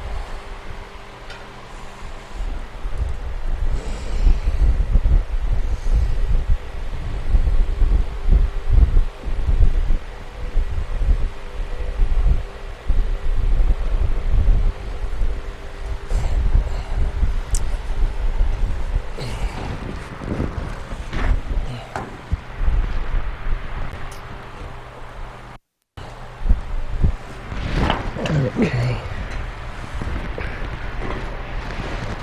Why it's so difficult today? It is. So we have to add in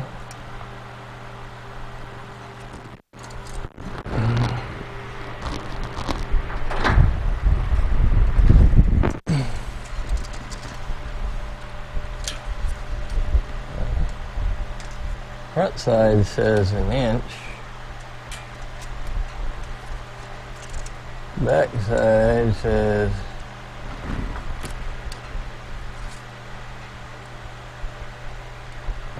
1.1 inches, but it's 1 inch. So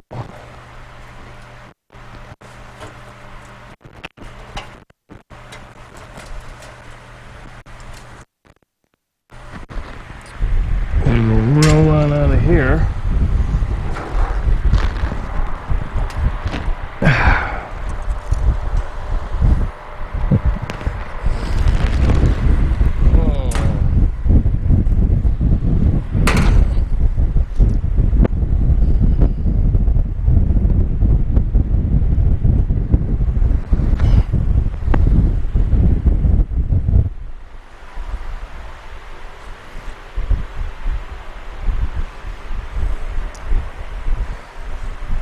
Okay, everything's still on. So, we got 1 inch on that one. Could have measured the other one while I was under there,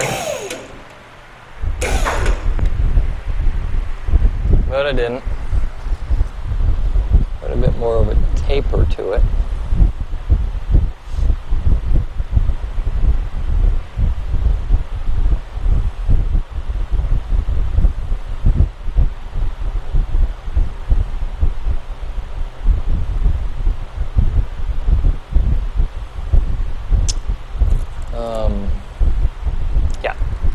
Anyhow, you see what I'm talking about.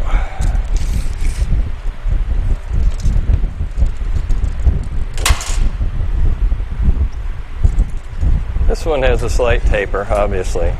So it's 1 inch, 1.1 inches. I'm just doing 1 inch, not worried about it. Then it's going to come to this one, which has got a lot of taper to it.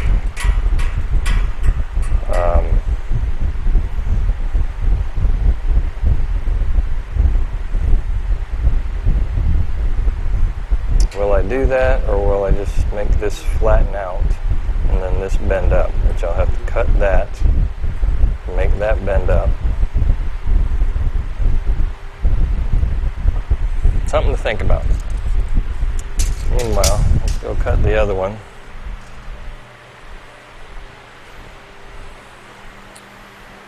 Maybe we will go 1.1 inches. So over here,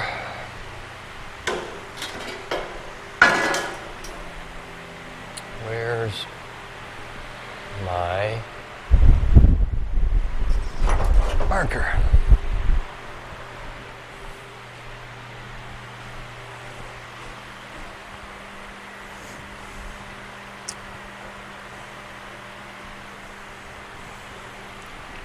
So do we have 1.1 inches? Sure that we do. Oh, we got plenty. Take it right out of the center.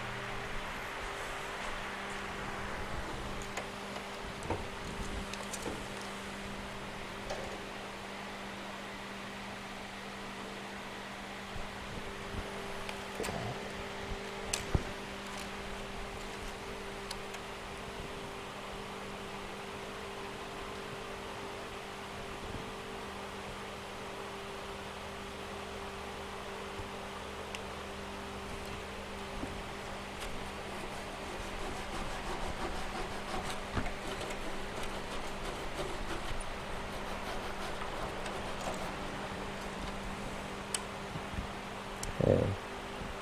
An inch.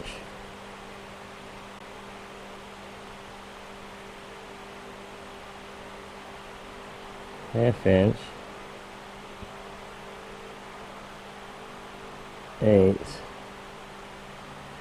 This is actually 1/16.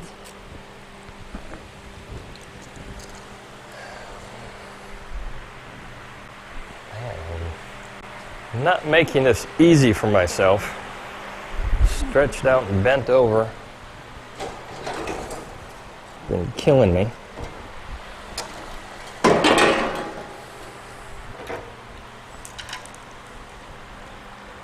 So we'll go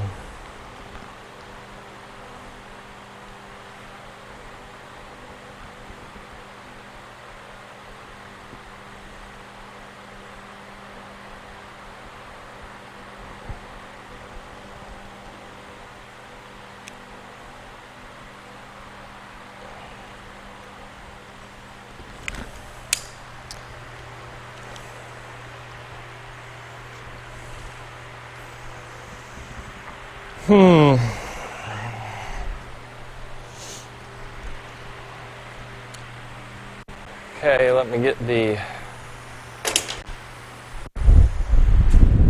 cut 'em off saw.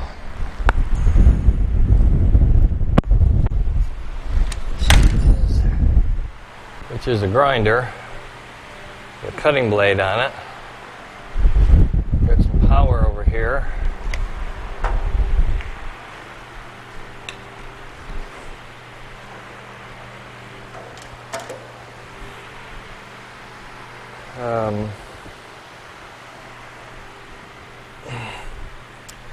My method of cutting, it's not going to be great. I can see it already. I can't even see it, to be honest with you. There to there.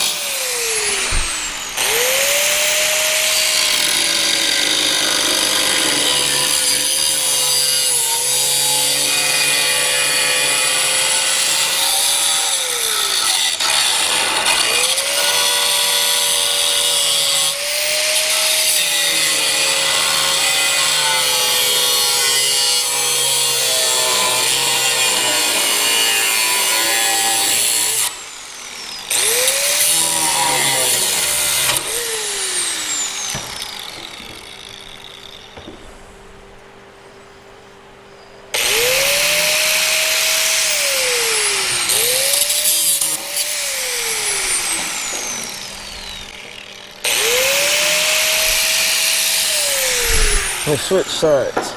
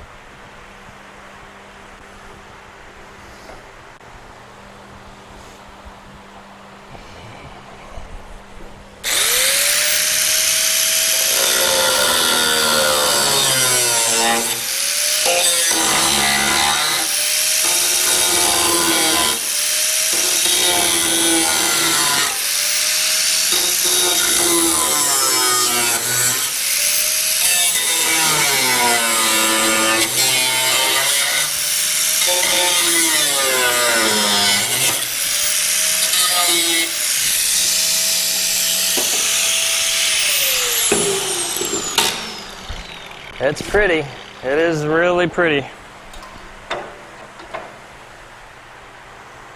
Yeah, what I could have done is cut this piece off the length that I needed it. Weld up one spot instead of 4. But that's okay.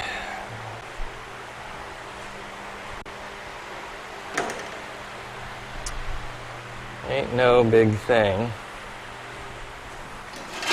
Already cut it.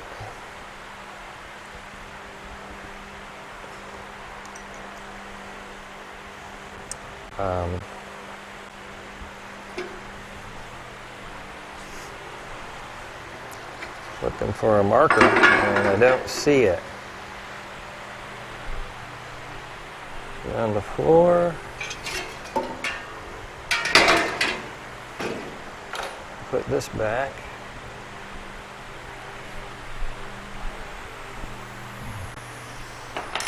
It's over here. Good place for it.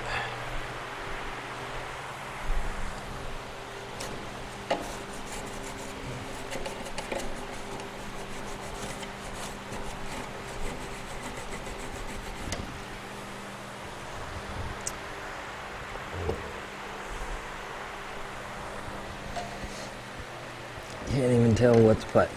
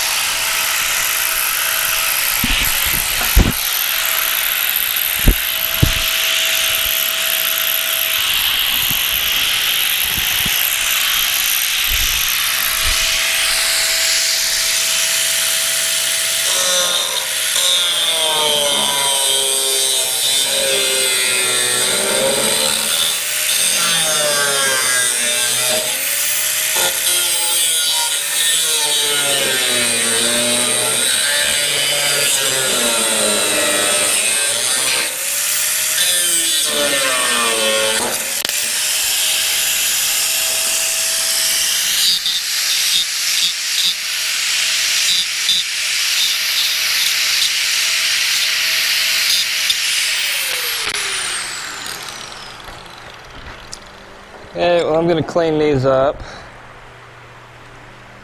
I'm going to clean them up. Measure them out for inside. Figure out where my cuts are going to be. And then we'll show you when I do that. So, I'll see you in a minute. Okay, we're back. We're going to cut this now. And get ready to tack these in, even though they're not the same size. We're going to work with it.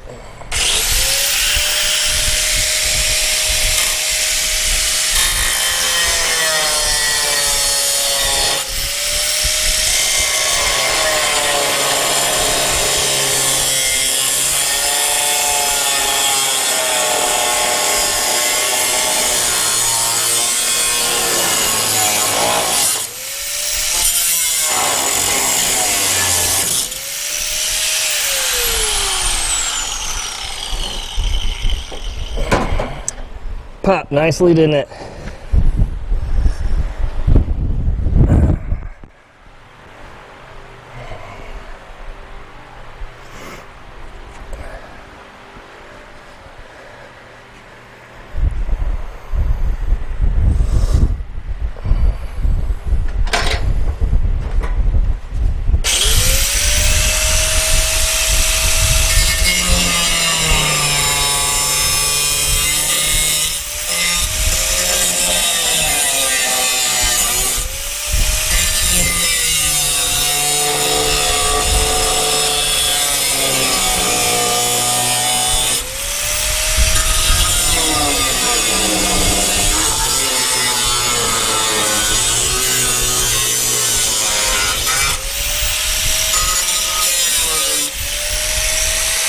heck?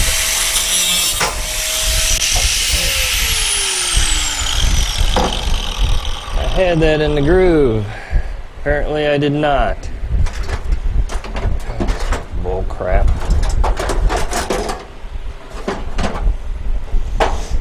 Okay. Take your eye off the ball for 1 second, and that's what happens.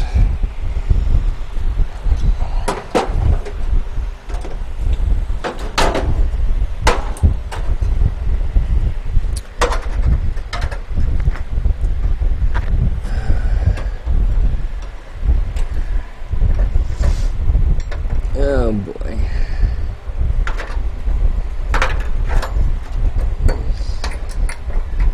Cut these all wrong, at wrong angles.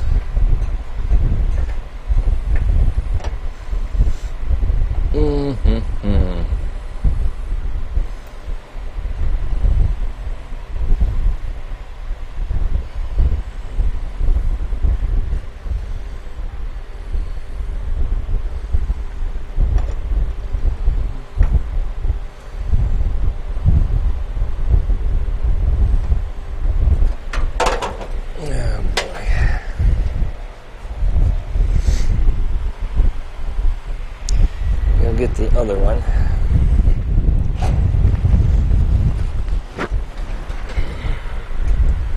It's a really big step right there.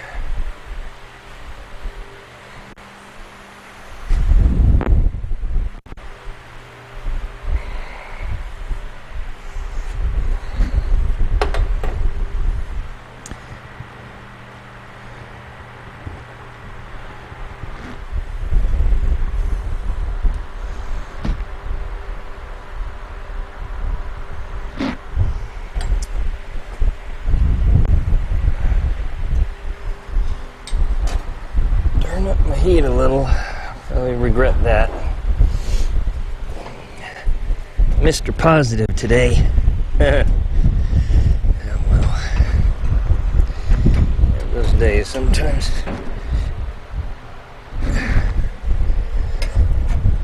Alright.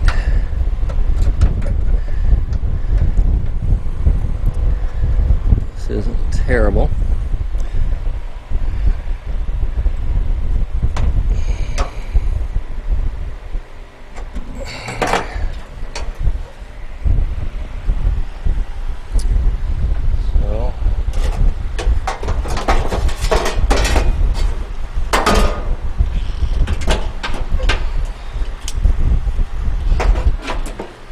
That on.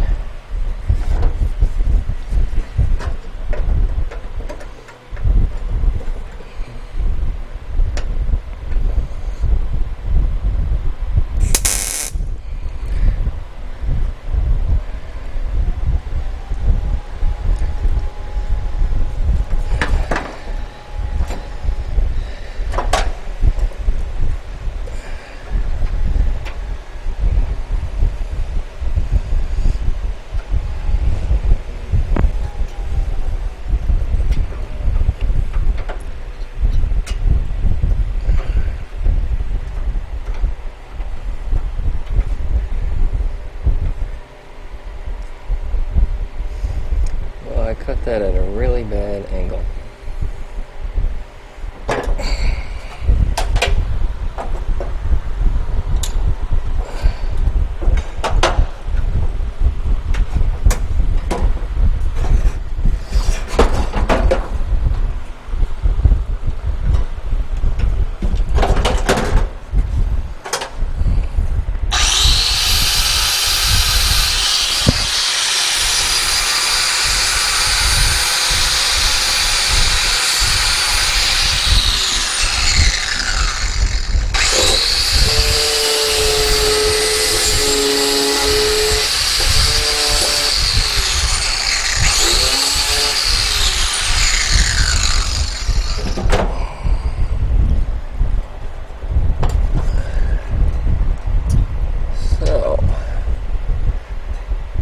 Try this on for size.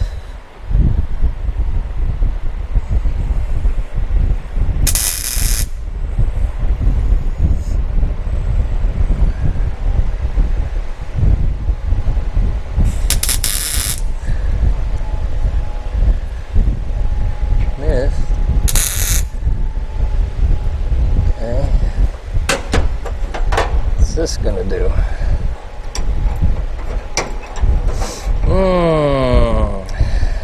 Yeah. Well, maybe the angle wasn't a bad thing.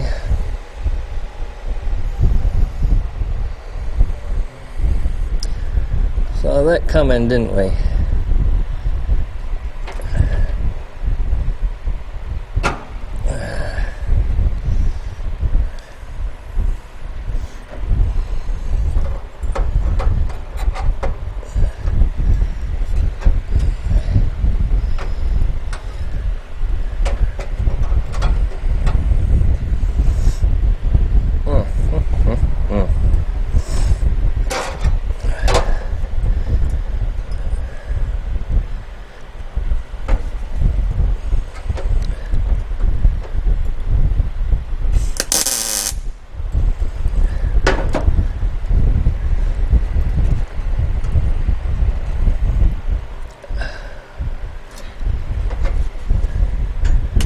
No way I can do this.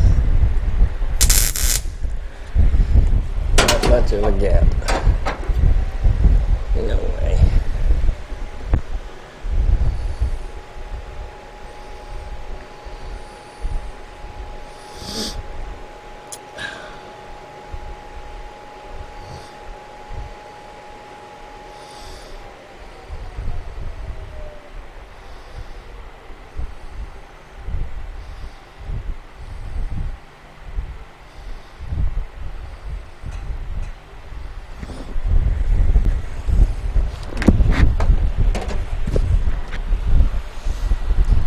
Okay. Well,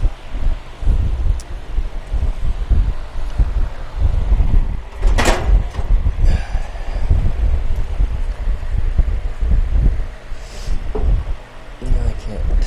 I can. I'm going to take this off. I'm going to show you.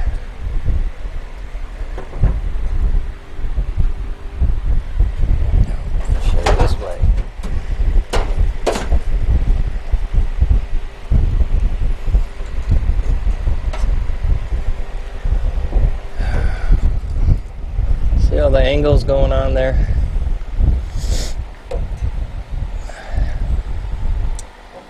I need to angle this one, and I need to angle it this way. So, in actuality, one of these I had cut at an angle, which would have worked out better had I just looked at it for another minute, instead of grinding the side flat.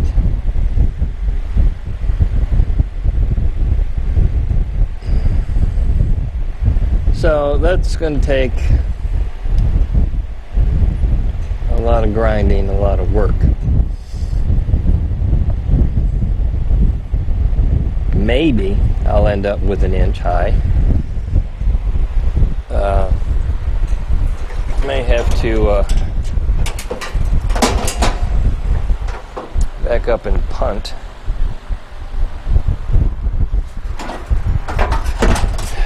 Try to cut some new pieces and go from there.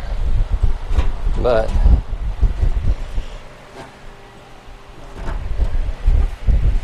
it can come down some. It's a little high. So it could come down.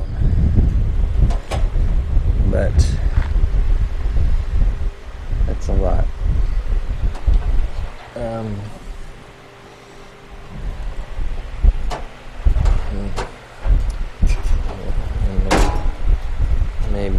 Maybe not.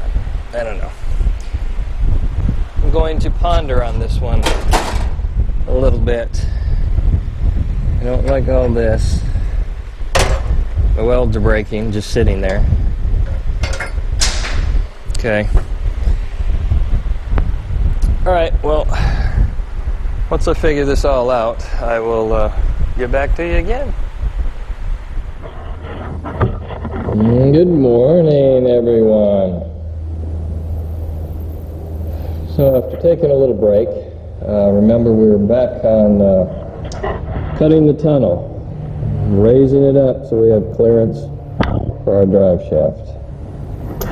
And I cut these brackets here and was not real happy with what I did. It's a learning experience, but I've got them trimmed, got them where I can work with them, and let me get it in here so you can see. And anyhow, got it so where we can work with that.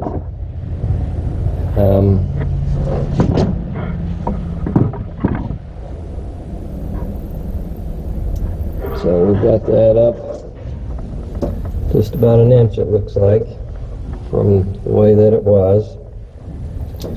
So that should give us plenty of room. Now,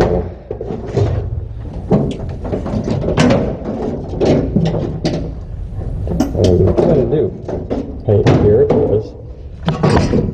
Let's pop this piece of sheet metal out and see where we are. And that looks great. So once this is, well, everything's trimmed out, that should go all right.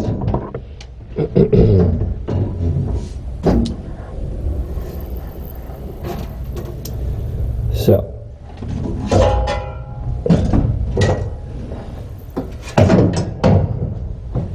now that I've got that in place, just tacked, I'll weld that up and move on to this one. Or maybe I'll cut this one, work on my pieces for that since we've got that one in place, and let's get to it. Okay, I have everything marked out here. You can't see it, I'm sure. It's got a slight taper to it. It's a little smaller on this end, which is not a problem. We'll probably end up having to trim it tapered anyway. So let's get to cutting.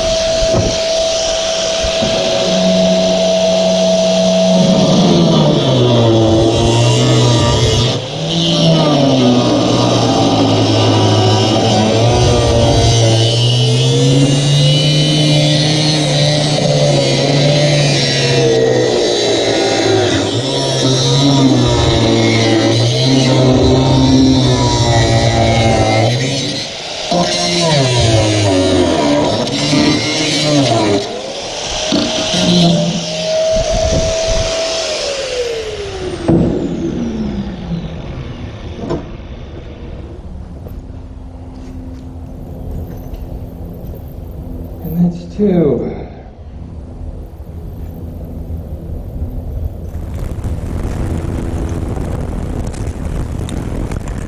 Just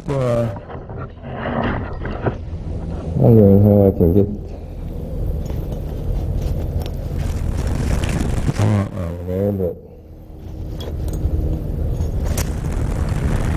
I don't think I can. It's not a lot of work, and it's really not that big a deal.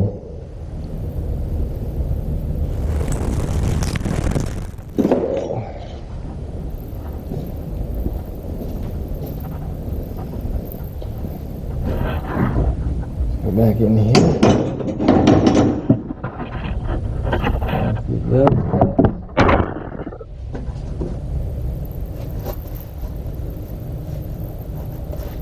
We're going to have to do some measuring. So let me do the measuring and I'll get back to you. Okay, got everything measured out. Wasn't really any measuring to do, just draw a straight line. Make sure I cut it as flat as possible like the other one. See what happens.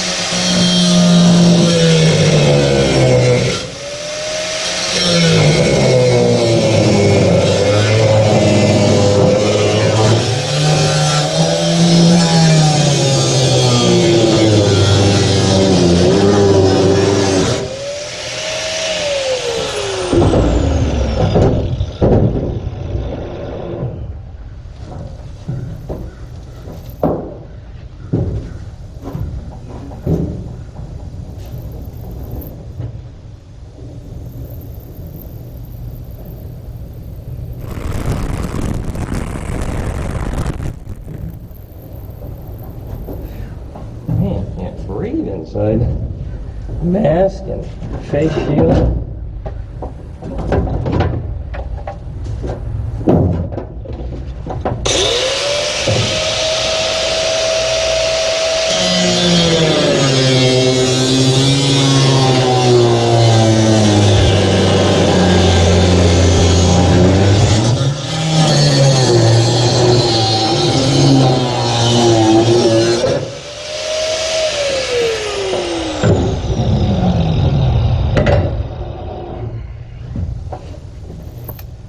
Okay, well there's that part.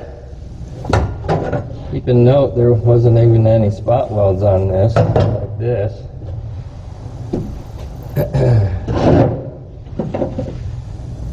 So, let's see, what side of it? You know, I said it before, I should have just cut the top off the other one and then just brought it over, stuck it right on. That wouldn't have worked because of the angle. For example, let's see if we can do this. If we'd have kept the angle,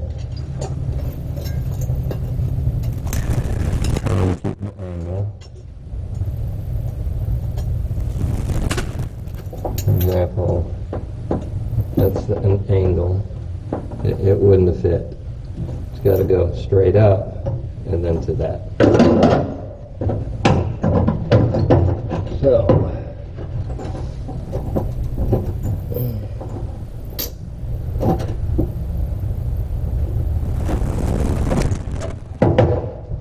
let's try that one over there.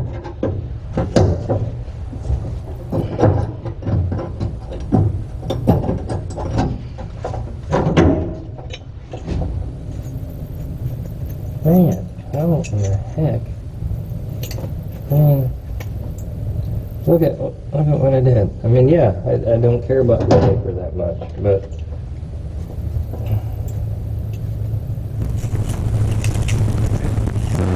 I said it needs to taper up anyway. I got to turn this off already. This one actually goes the opposite direction. See, kind of goes that way. This one goes this way.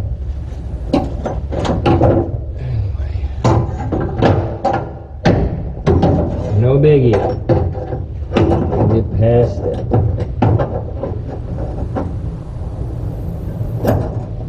So I'm going to help keep my video shorter. Okay, this here, as you can see, I need to do some fitting. It's not flush. So, and I need to make it taper some. So I'm going to do all that and make them fit, and then once I get it tacked in place like this one, I will come back to the camera. See you in a minute. Okay, we are back. Got this tacked in place, got the sheet metal down on here, lined back up on the old butt welds. Yeah, this is there.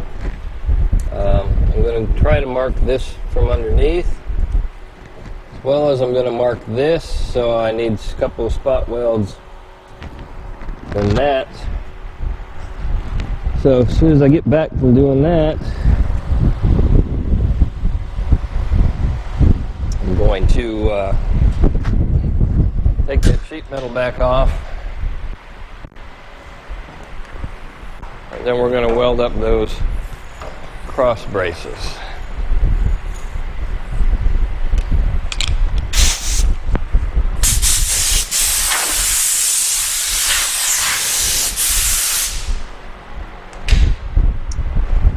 Blow all the grinding dust off the trailer before I go and roll around in it.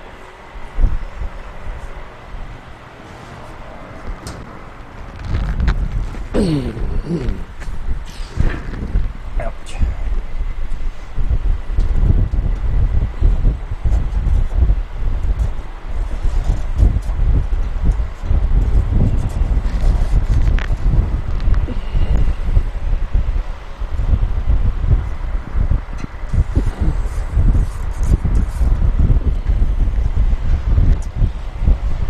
Oh well, how the blue and the black are going to show up.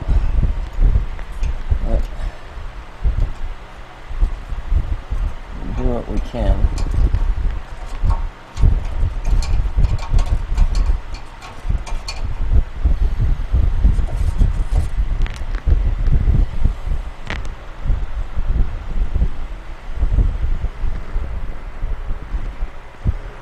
Okay.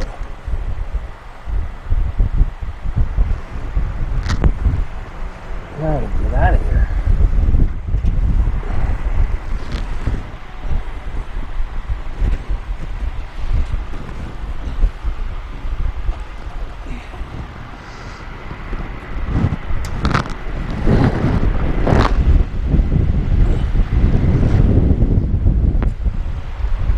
That was quite fun.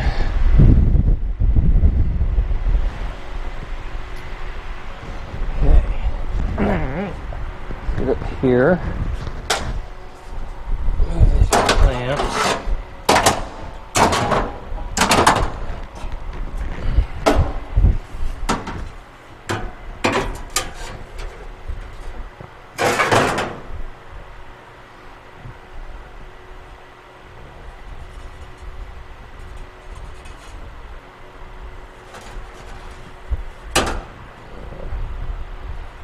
That, that.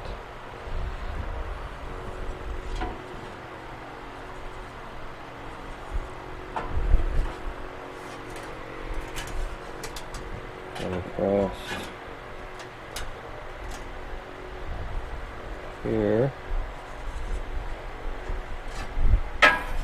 So, that'll be our, drill some holes in that.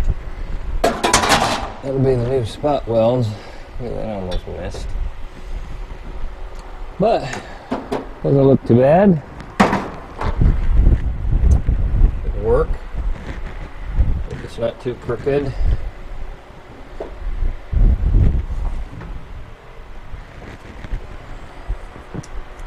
And some of my stuff, you know, because I have original equipment, not original equipment, it's not quite lining up. But as I go, I will pull things in. This isn't lining up, so I'll try to bend this around some, grind that off some. These did real well. Why that's different, I don't know. Anyhow, that one. So, get to do a little welding, get this stuff in place.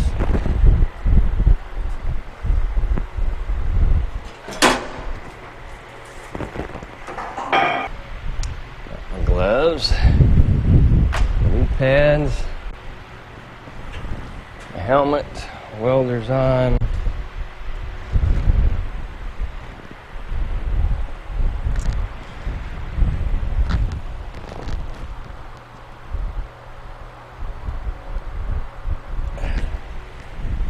Welder up a tad, see how that goes. Hopefully we don't burn through too much.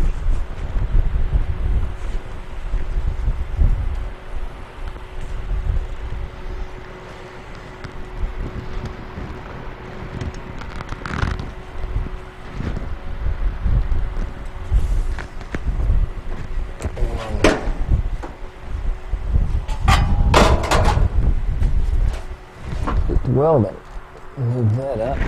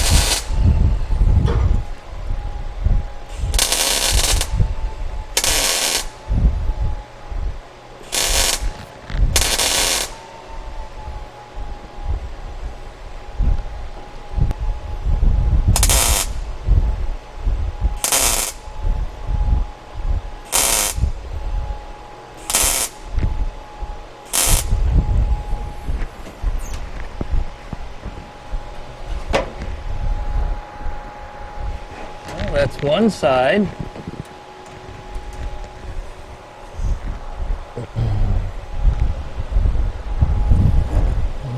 The holes.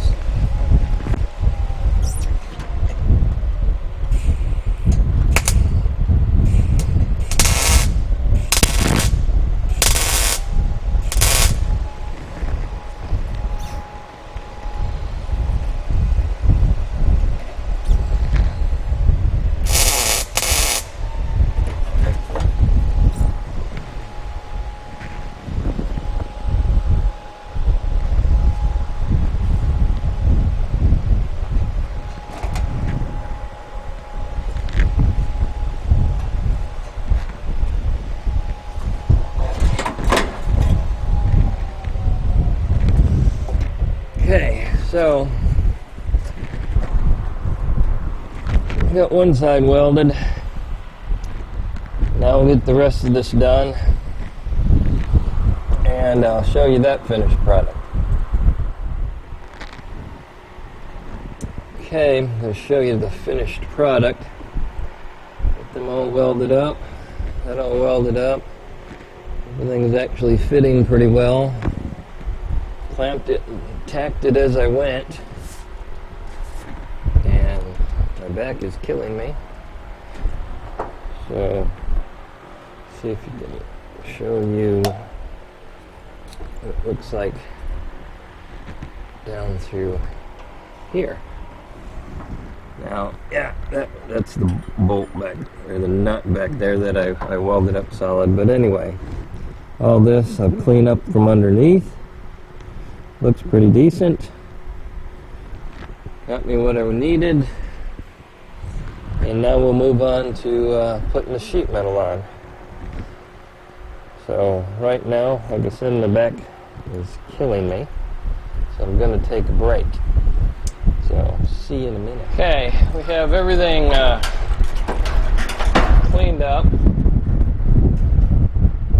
Got, can't get this light untangled. Okay. Everything's cleaned up. Looks pretty good. Edges are clean. Sprayed it with some weldable primer. So now I'm going to start fitting this sheet metal. Going to cut this off here.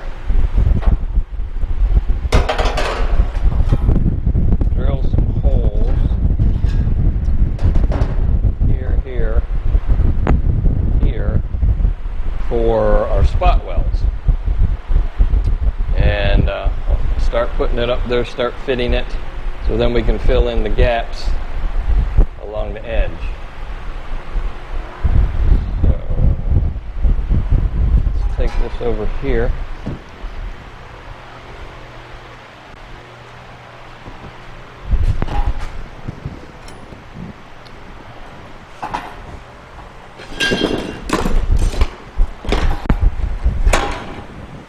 Drill a couple holes.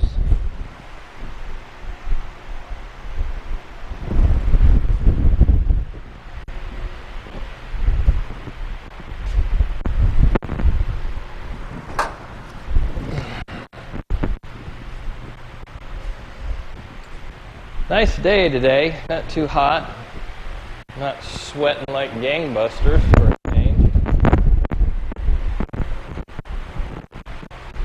Humidity's down, so that's a good deal.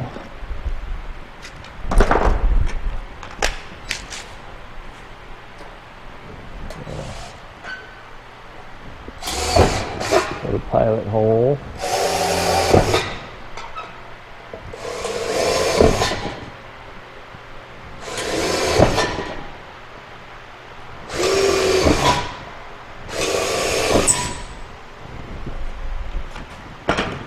This out, change that out, this drill bit in,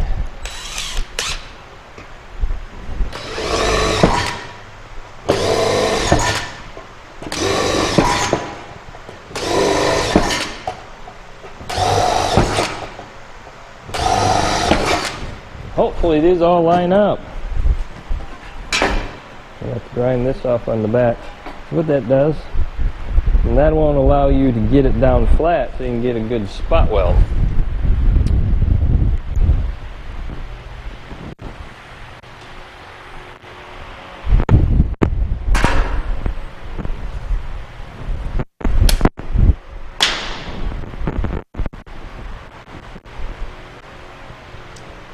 Use this little grinder.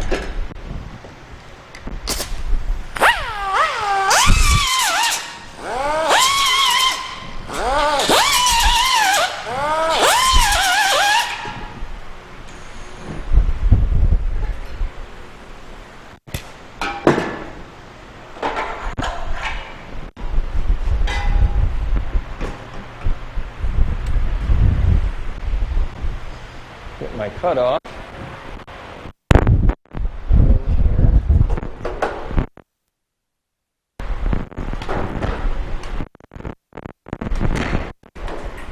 Oh, you just have to laugh.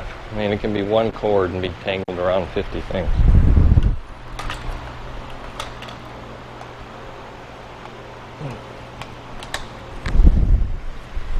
And face shield.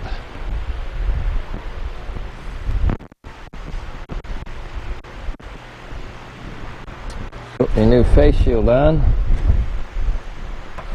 So I can see I'm going to cut this long just in case.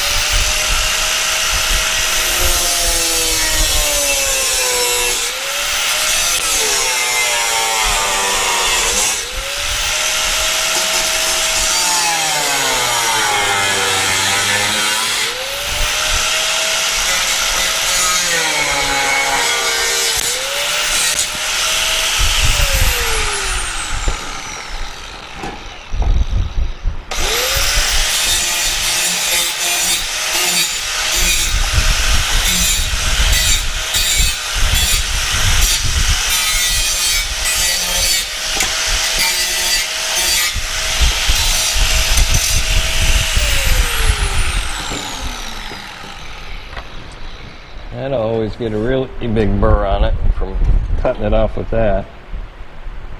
And I'm going to, as you can see, these big burrs here. Probably should clean those up. Let's do that while we're here.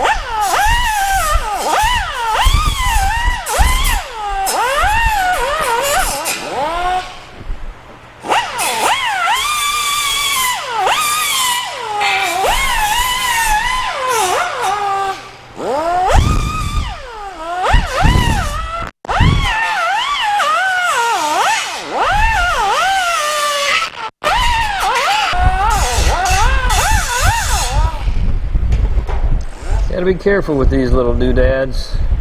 You like grind it this way, grabs that edge, cuts the disc, makes a mess. Anyway, let's prime a few things.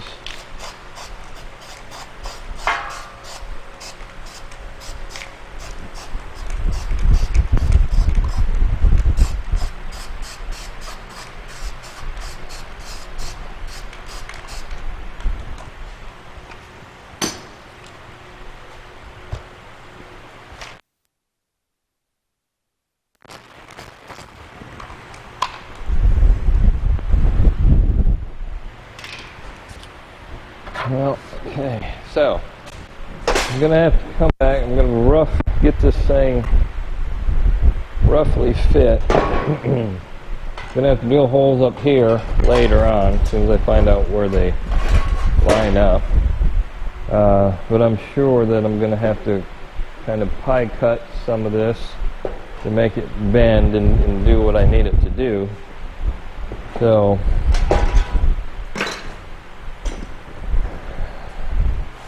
let's get this set up there. Kind of see what direction we have to go. Set you inside.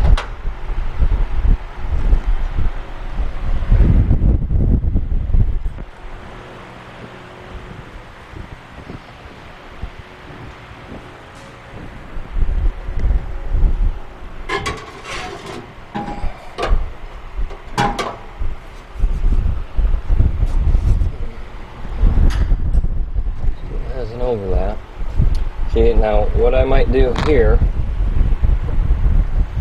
it's overlap, but what I can do is take my cutoff saw and cut it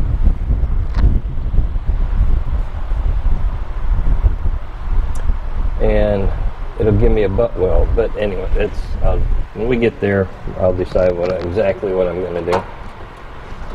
So let's clamp this in place.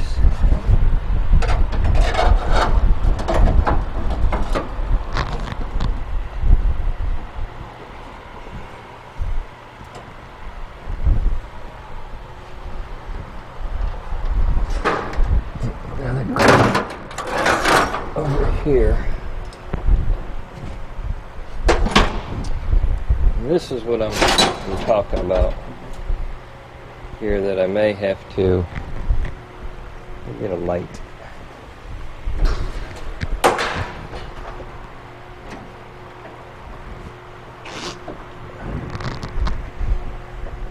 I have to do some pie cuts because this has to bend so much. And actually, it's trying to spring right there. Let me put a clamp on this. See if this will work. It's not going down completely.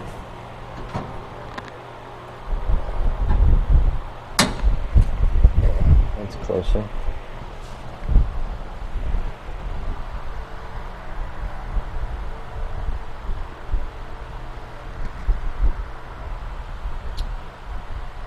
So I may have to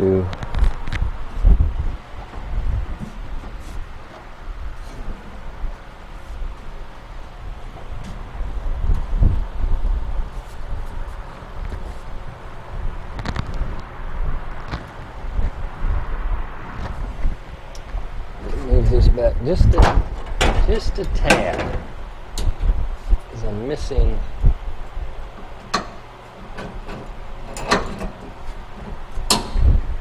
Slid forward. Keeps wanting to slide forward. Okay.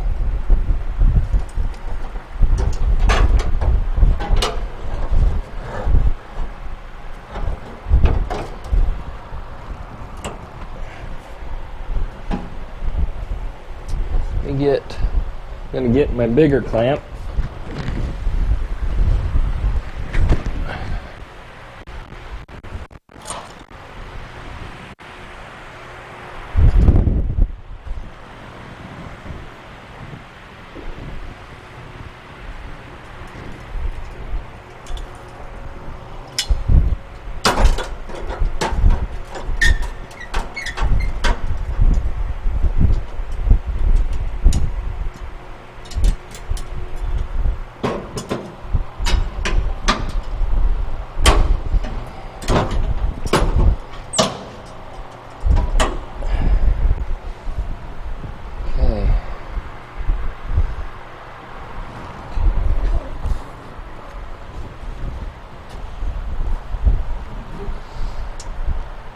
Okay, I'm going to make a relief cut right here and right here.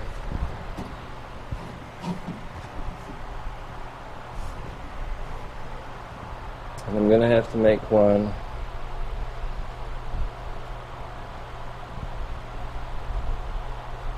in here. Let me get my little saw.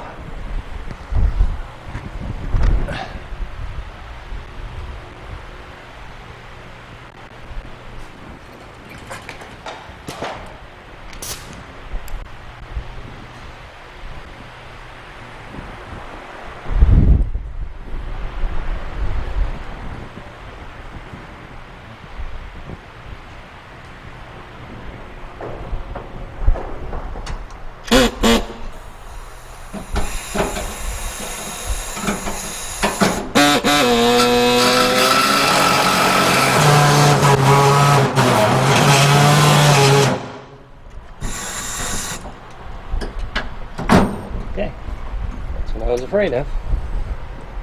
Let's pinch it.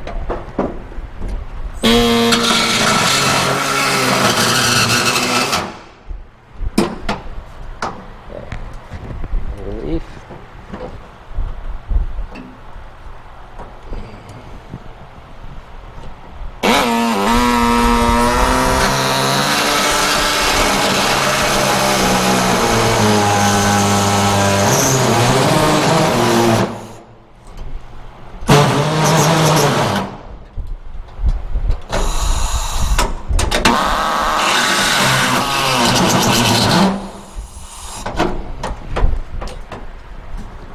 Been easier for the grinder.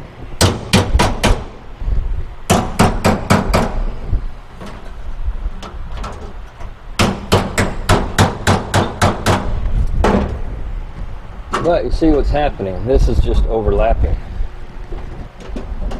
So we can run the saw up through here again. That'll be a butt weld.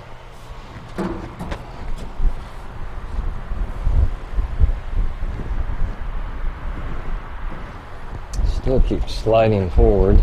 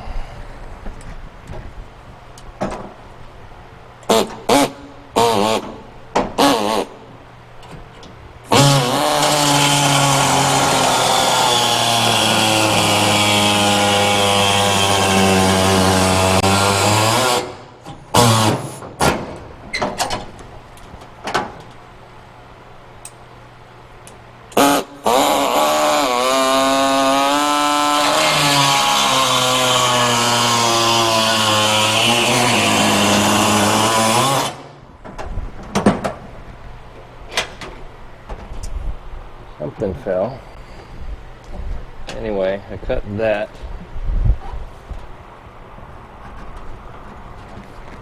Release. Probably need to put some gloves on. I'm gonna slip and cut the crap out of myself.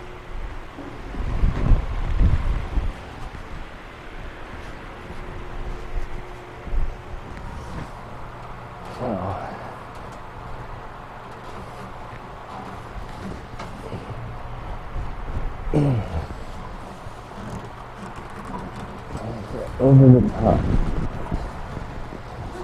don't know how much that really matters, but it's the way that I want it.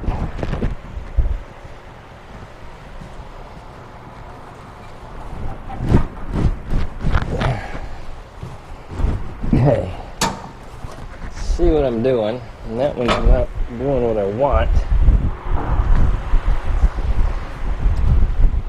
Pliers go.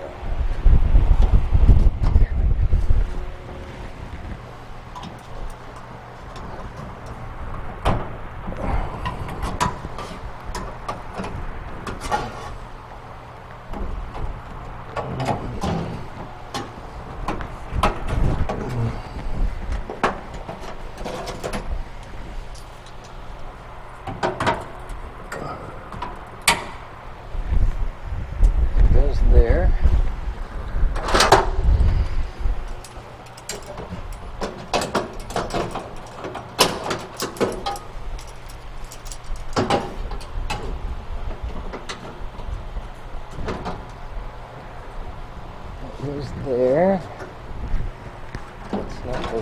it's supposed to. Alright.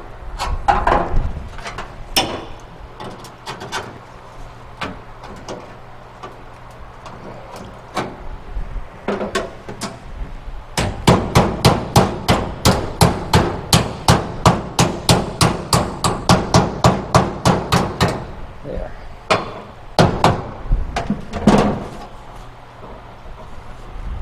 Some people call that shrinking.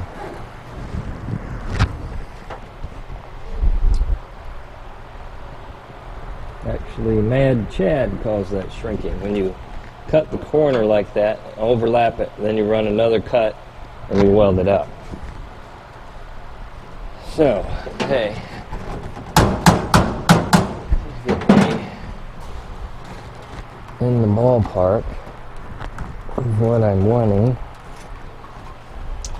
This edge back here, probably going to get cut off flush.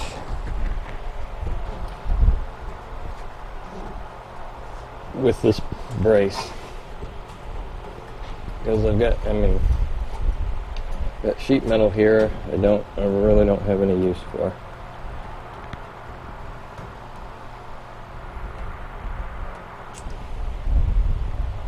So,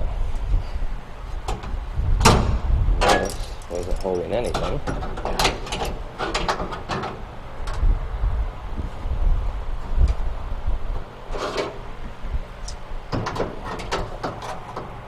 Maybe back here. Oh, maybe so. Better back there.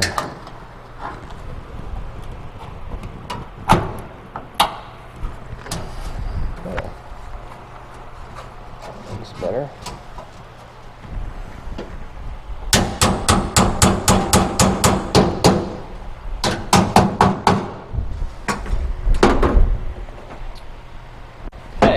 I'm getting somewhere.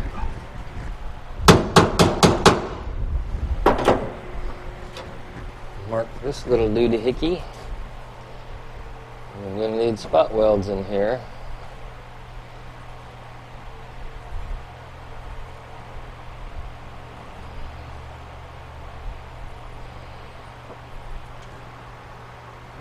Whether or not these will touch, I'm not sure. But oh yeah. Yeah, they're right up against it. Okay.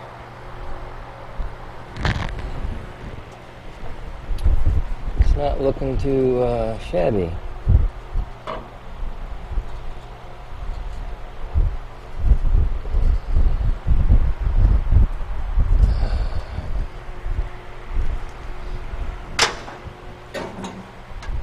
Not looking too shabby.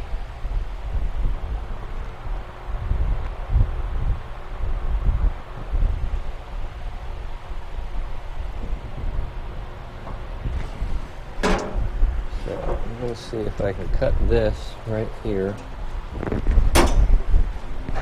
I'm going to get my face shield.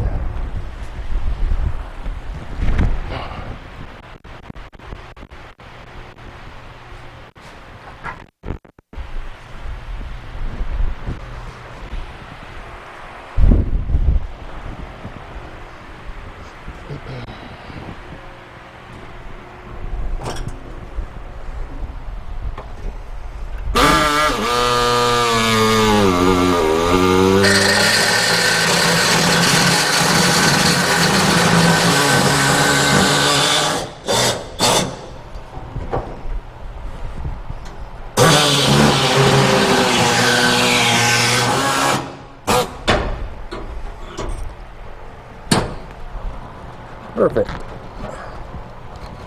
Okay, now that'll be a nice butt weld because we'll cut this out.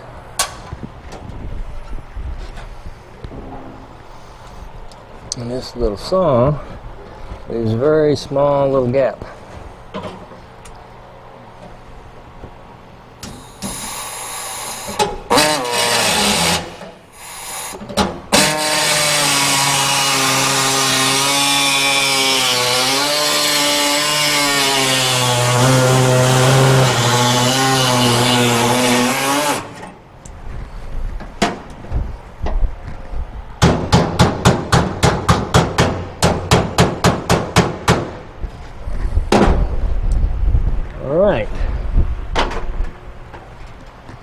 Looks good. I marked all my holes so I can put it back where it was. I'm going to come in and take this all out again. I'm going to drill these holes.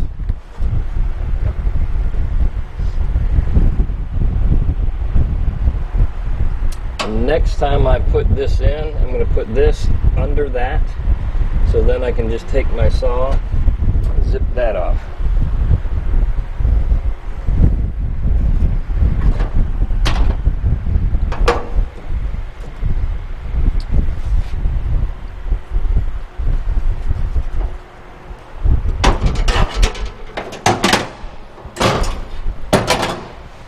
Making progress.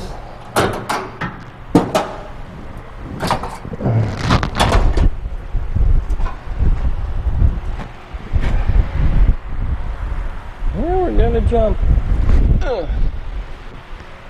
Getting too old for that 1.5-foot jump.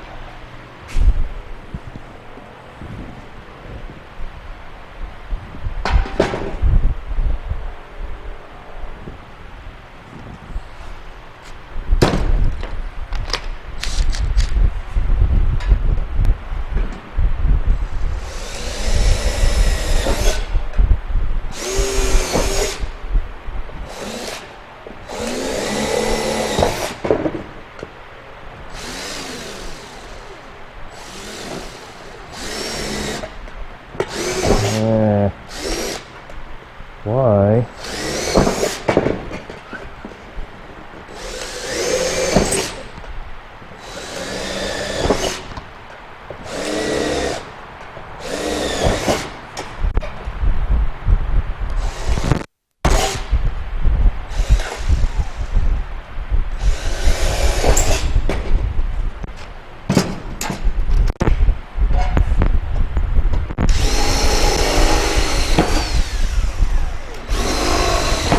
That one in a goofy spot.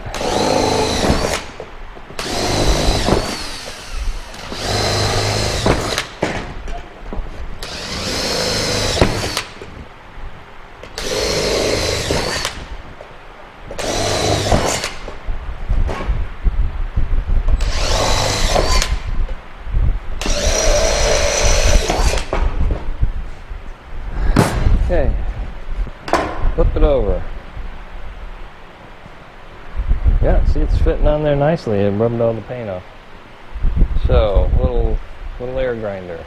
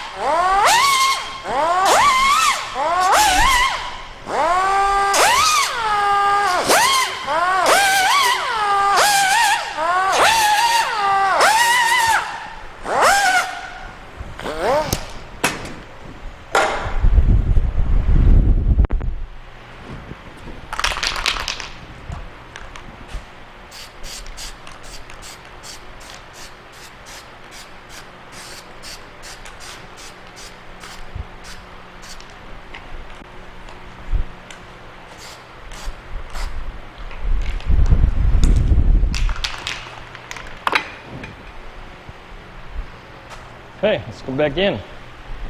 Remember, I got to put that front piece underneath so then I can cut it off with my little saw.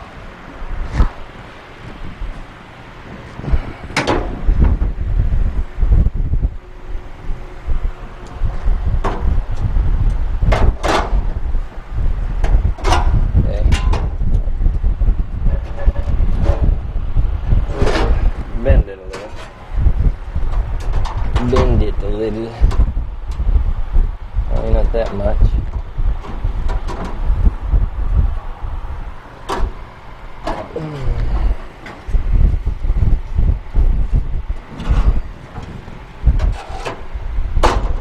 Okay.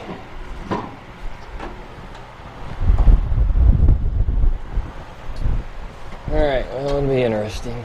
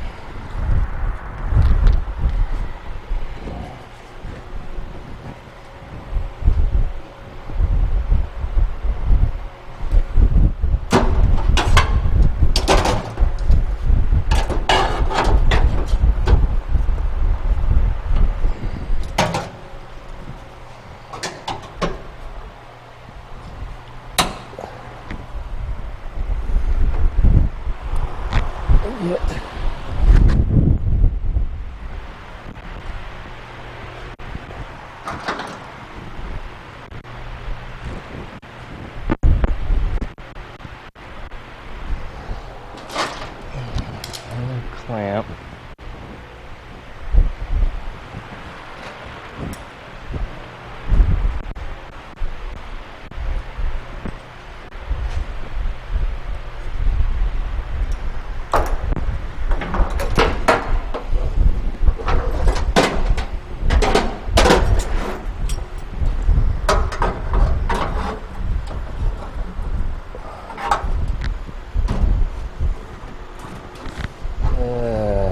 That was close. Almost didn't make it on the brace.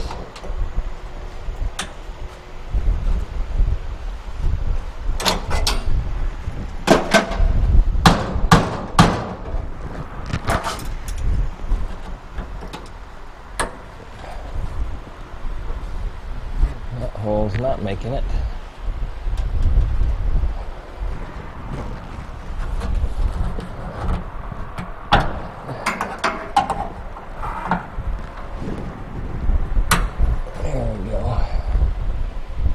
That made it.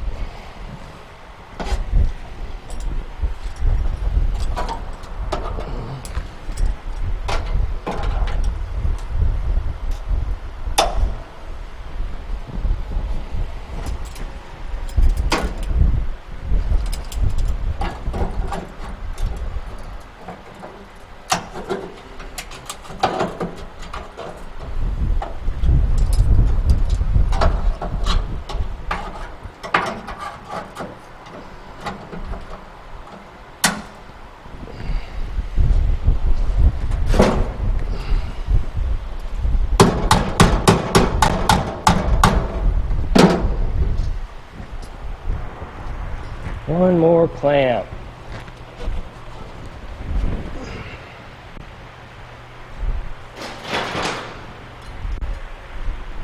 Big monster.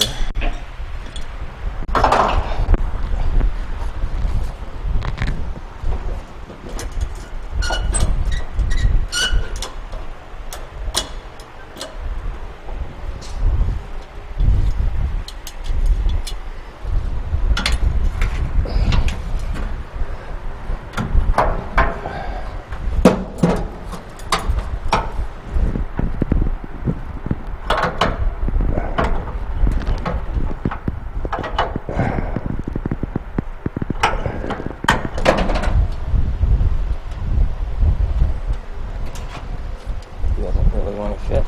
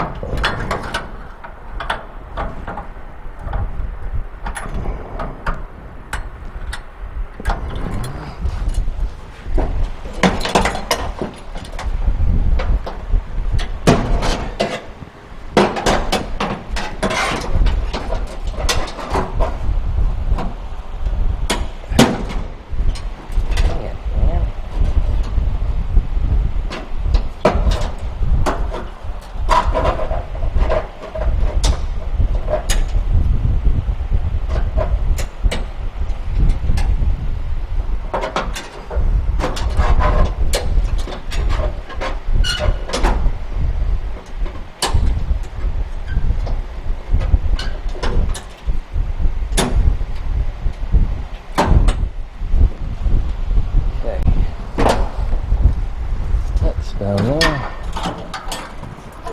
not down there.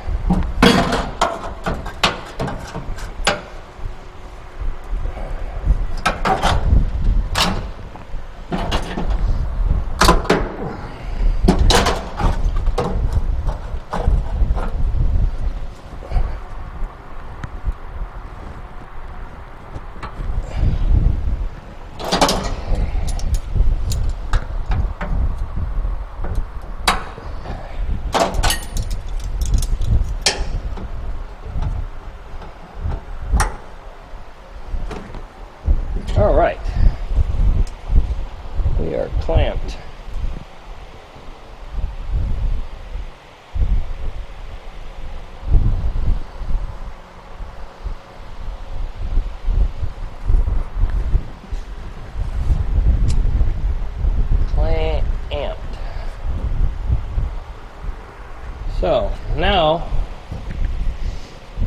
just start welding stuff in place. Start shaping the metal where I need it to go.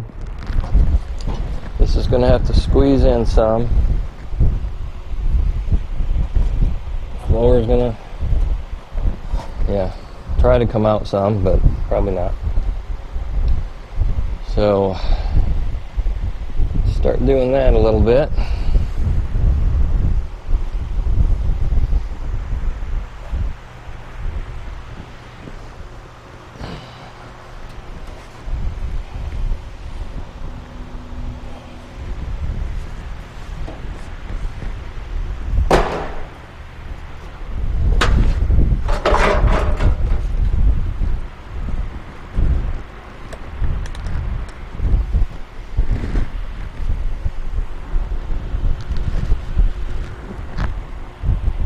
On, lights on, camera's on. Okay.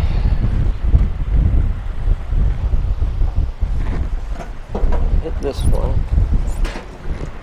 I'm going to put that back where it was.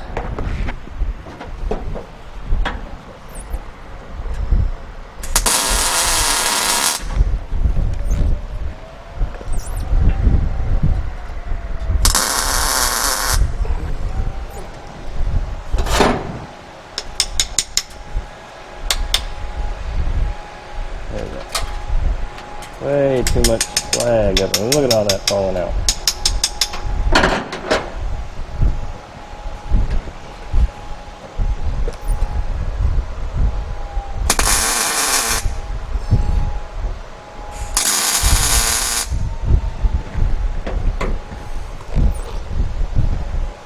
Okay. That holds that in place.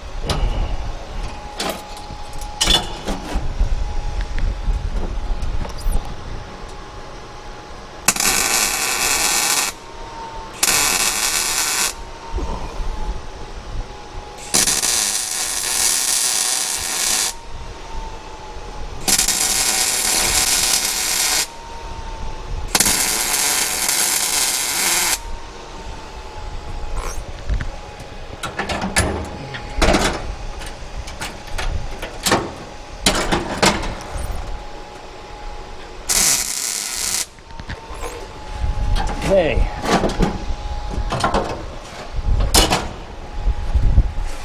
All those spot welds came out nicely.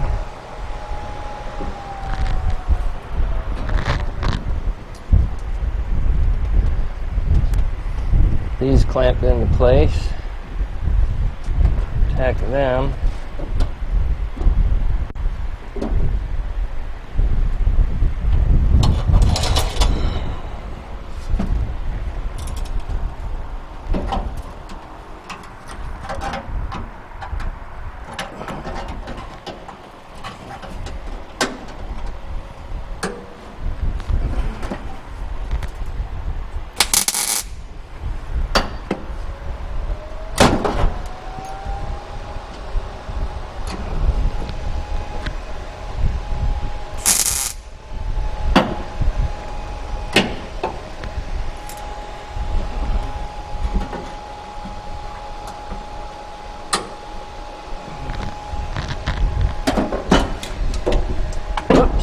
Knock the mic off. Let's see if I can do this without shutting it off. There we go, it's still on.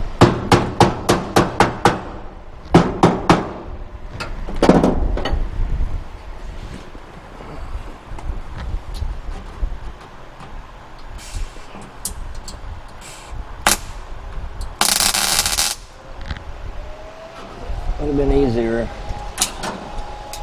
that metal was clean.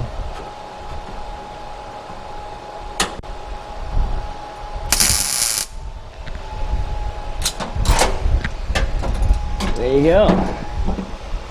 It's tacked.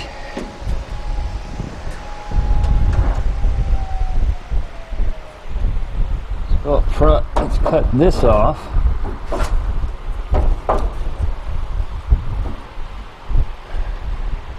Right here, you'll get my air hose. This isn't hot anymore.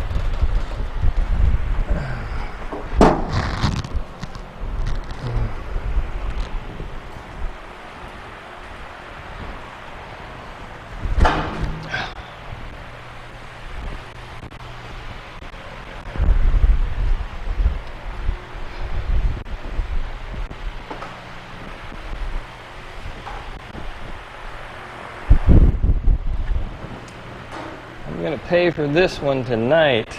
I'll just stretching and leaning way over because I'm having to come from over there and lean over. You just can't really see me.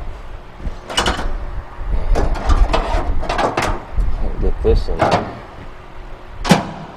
That's unfortunate. Would help. So I have to try to wing it. Wing it.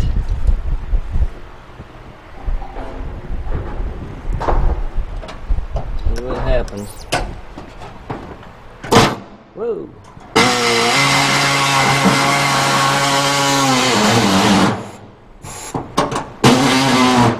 Ow.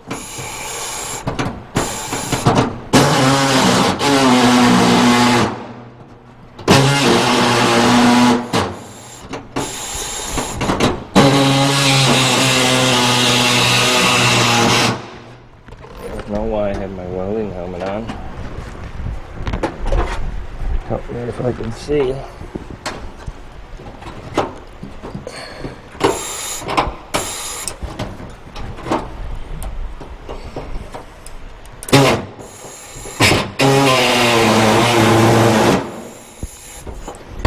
Come on.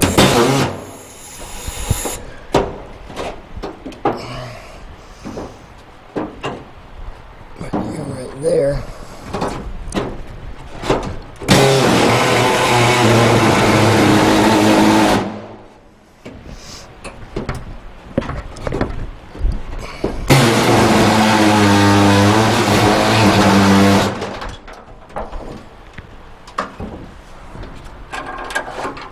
Okay, well, I can't have the camera on the floor.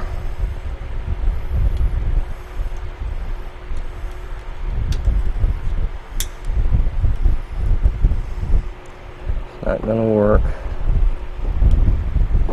So falling apart. So I'm going to shut it off, show you what happens later, but you can get the idea. Even cutting a little bit of this off with it is actually better, because then it will be a true butt match. And anyway, I'll show you when I'm done. Okay, got that tacked in. I have to hurry because the battery's going. I made a little boo-boo while cutting it. My saw got crazy, but that's tacked. Looking good. We'll go from there. Let me change my battery. Okay, back at this. Got this tacked in.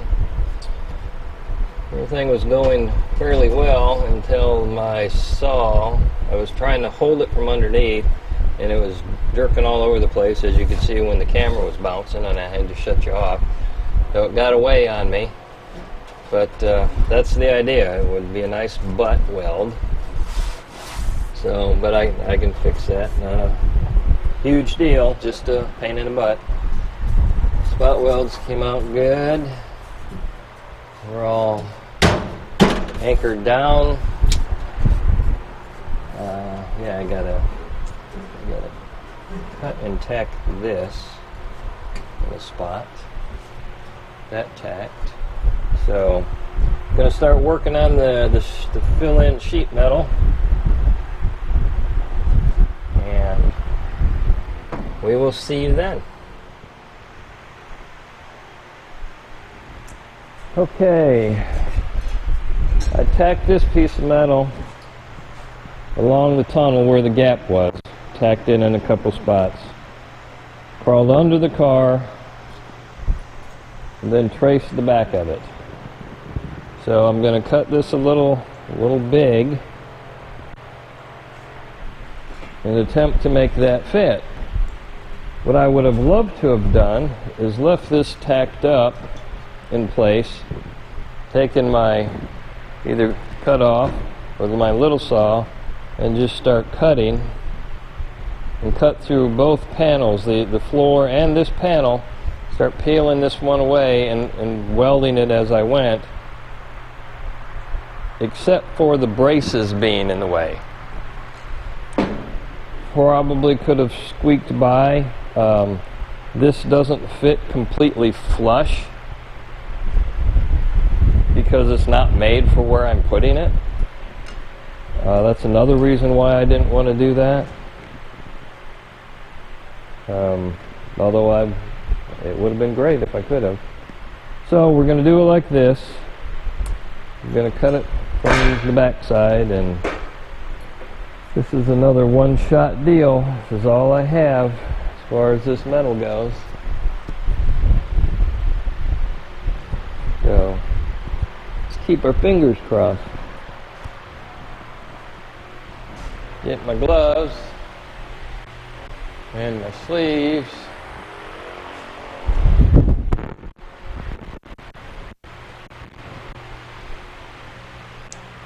Oh, they're never where you want them.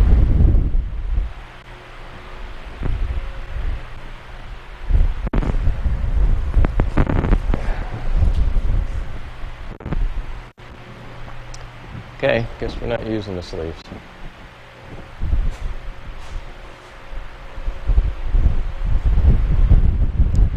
Do not know where I put them.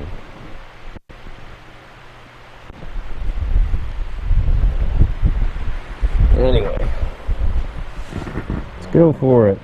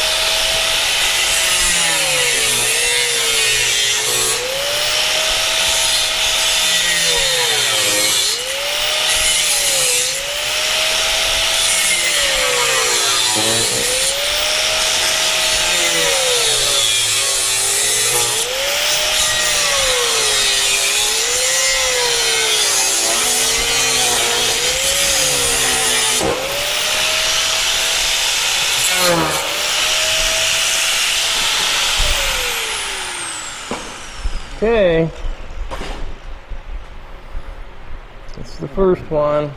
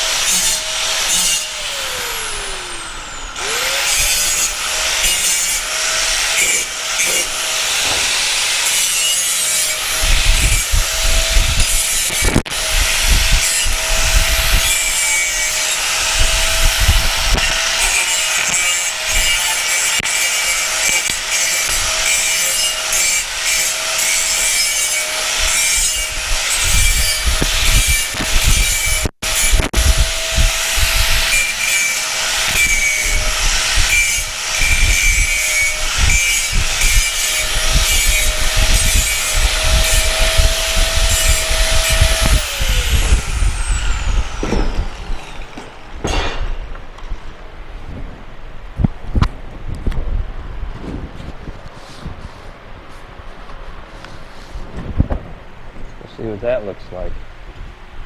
See how close we are or we aren't.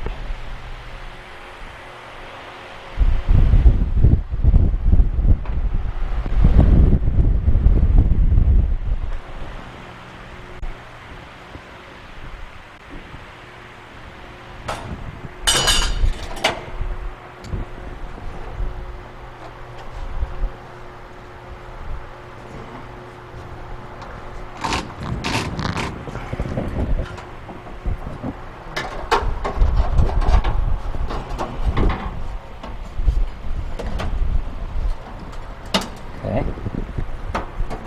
kind of close. Glad we cut it long in a couple spots, because kind of needed it. I mean,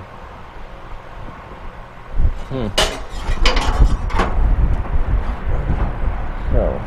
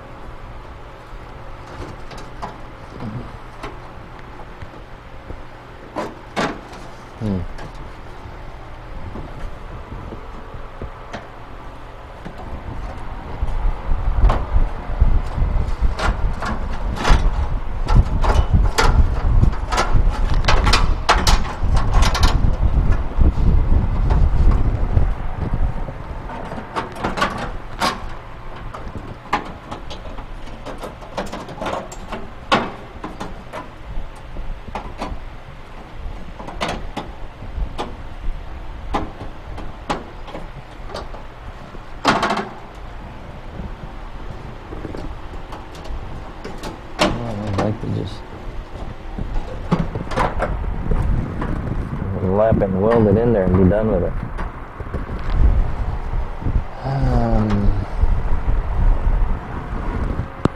But it's not going to work out that way.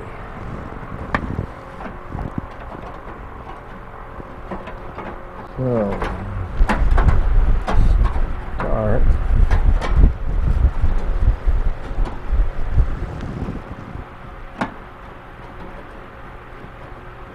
here.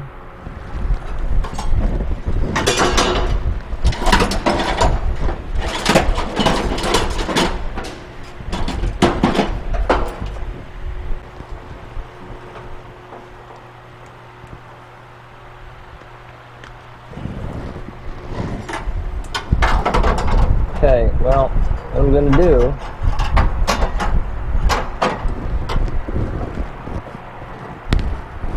is I'm going to start here.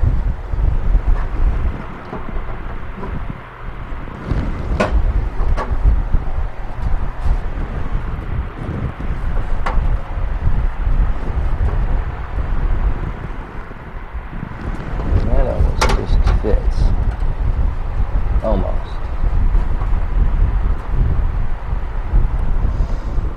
So this is going to be a process. So once I get it fit, I'll let you come back and see it. Okay, well, started fitting it. Things started fitting pretty decent, so I just kind of went with it. Started tacking stuff in this place. My plan is, because I overlap here some, I'll come back and cut it with this, where I actually look how bad it overlaps underneath. And if it's very minute, you may not even cut it at all. Just do a cleanup and a seam seal. But we're going with it. So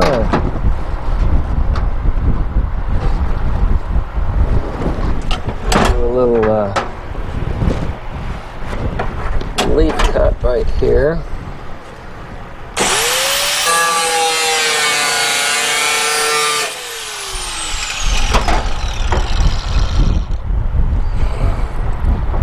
I can move that up where I wanted it.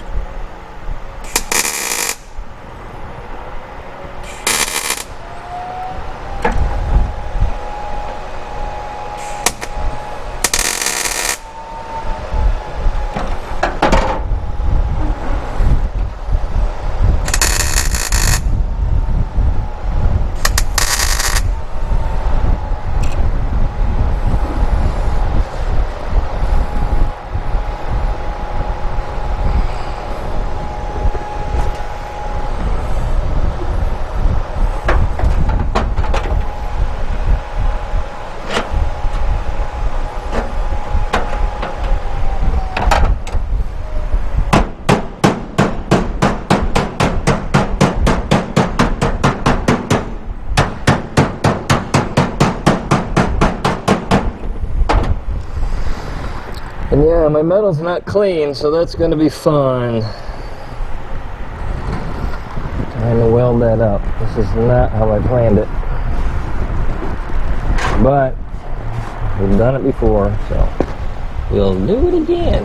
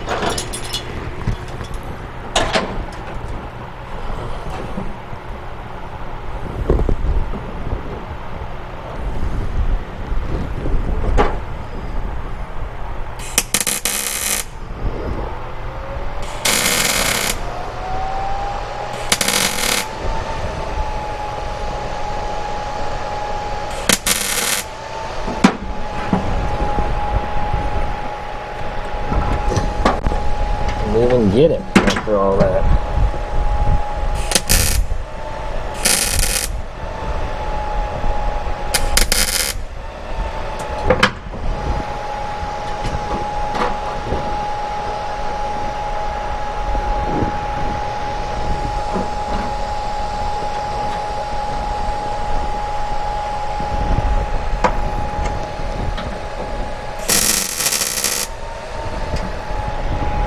Blinded the crap out of myself.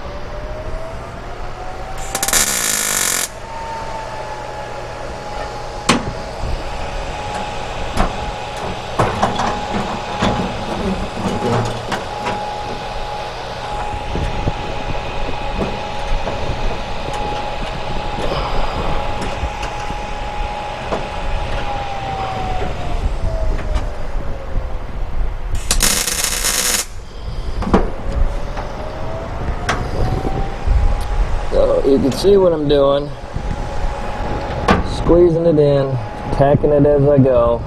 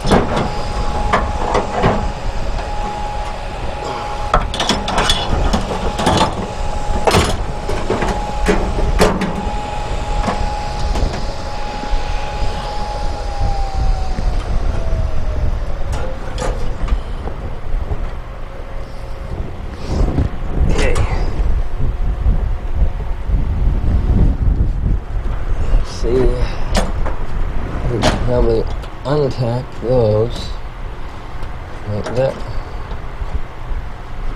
fit.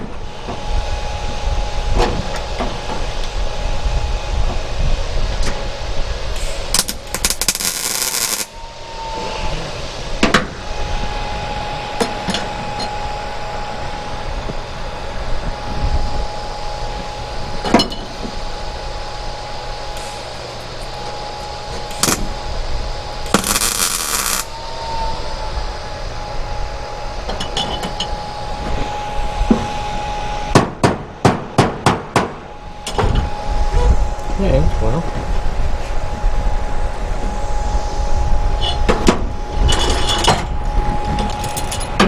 Want to sort it back in there. See where this has got to go.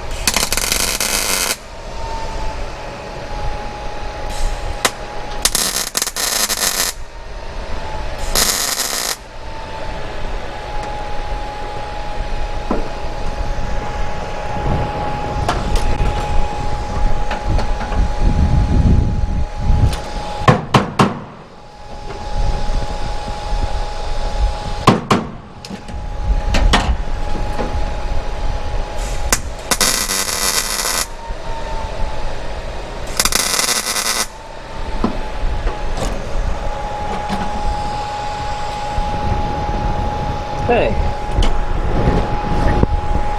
Well, let's crawl underneath and see what that looks like. How bad that is.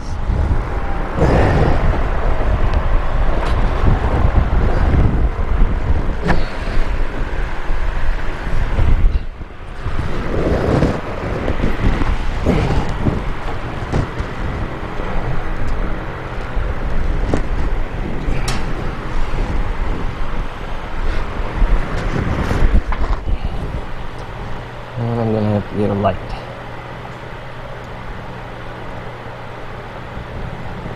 I can't see either.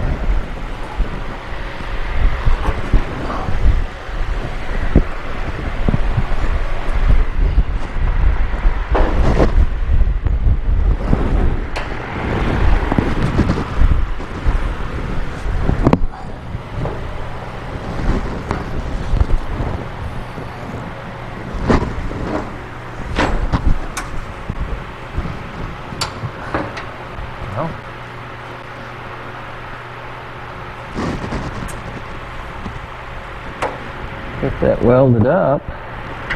That is not going to look terrible at all. So I'm so close to each edge. See where the spot welds are. How close I am.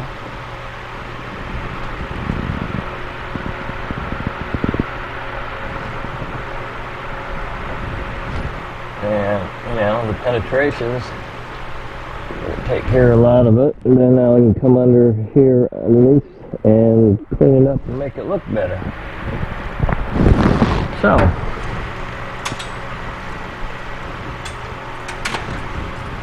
not a bad deal.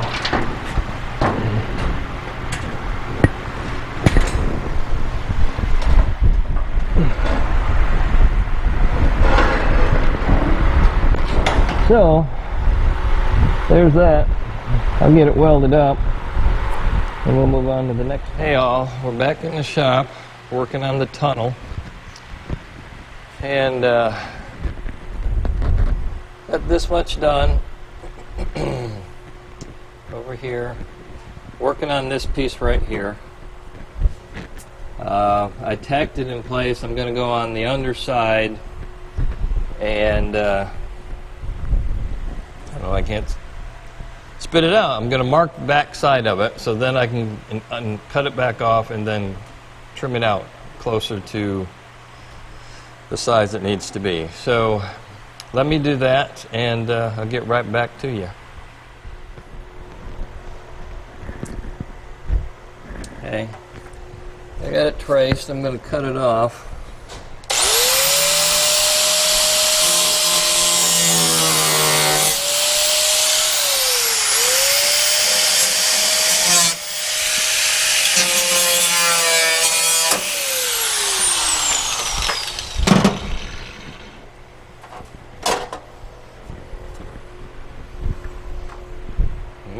really see it, but it's there. That's all that counts. Okay, take the hood off wheel. And over to the table. Cut this to size.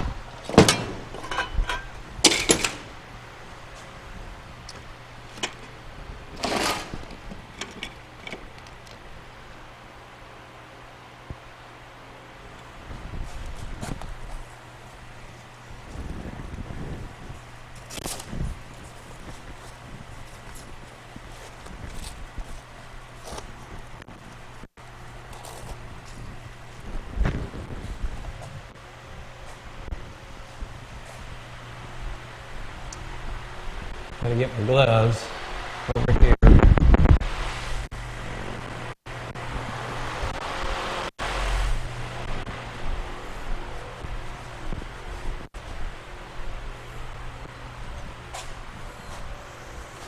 Okay, let's get the cutting. Let's plug it in first.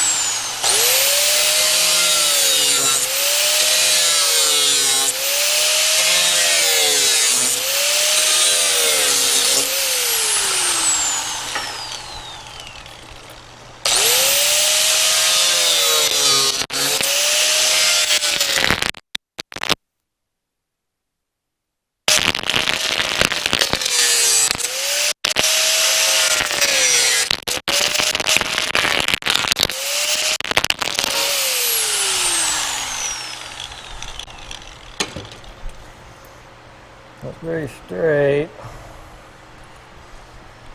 Okay, let's go inside. Well, I want to clean this up first. Cleaned up a piece earlier. Forgot to paint the back side of it with the weldable primer. So there you go. Air hose.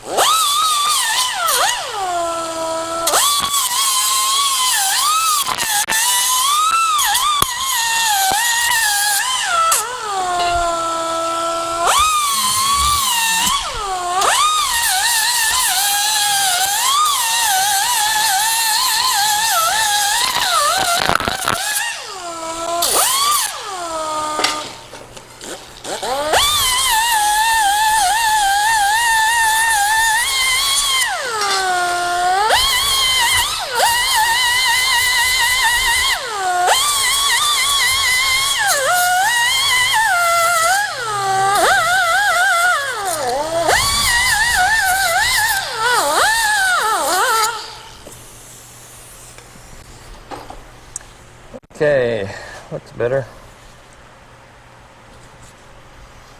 Let's go. Let's go get this bad boy in there. And we'll be done with one side.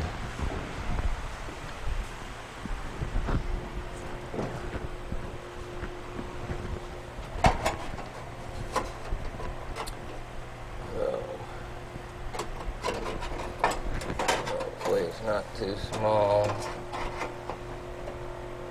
but it's really close. Hard to hold something when it falls through the hole and you can't hold just anything on the other side. So,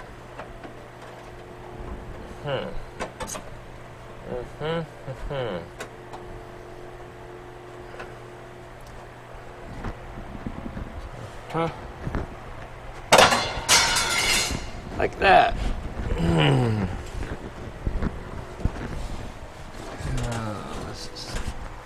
This is going to be a fun one. I can't even reach it down there.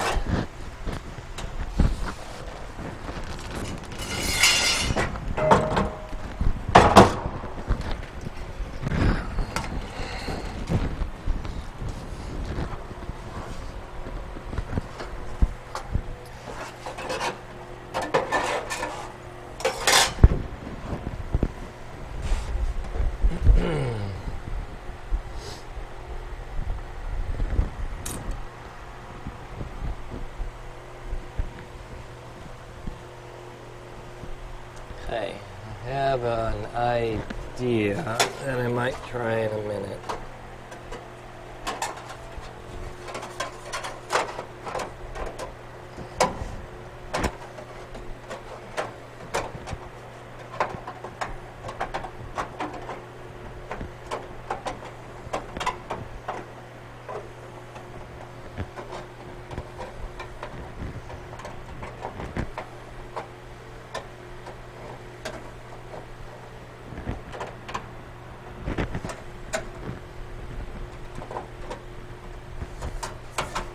Okay.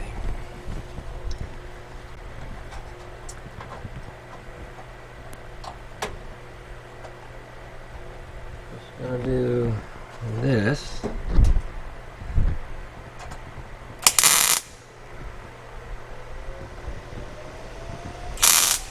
Oh man, come on. A little big old hole.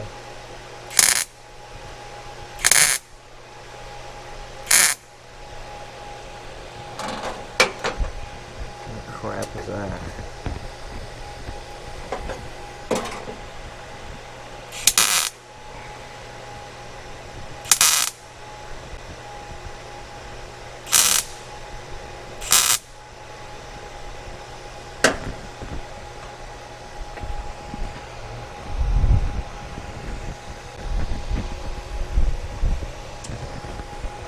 Oh, that's not.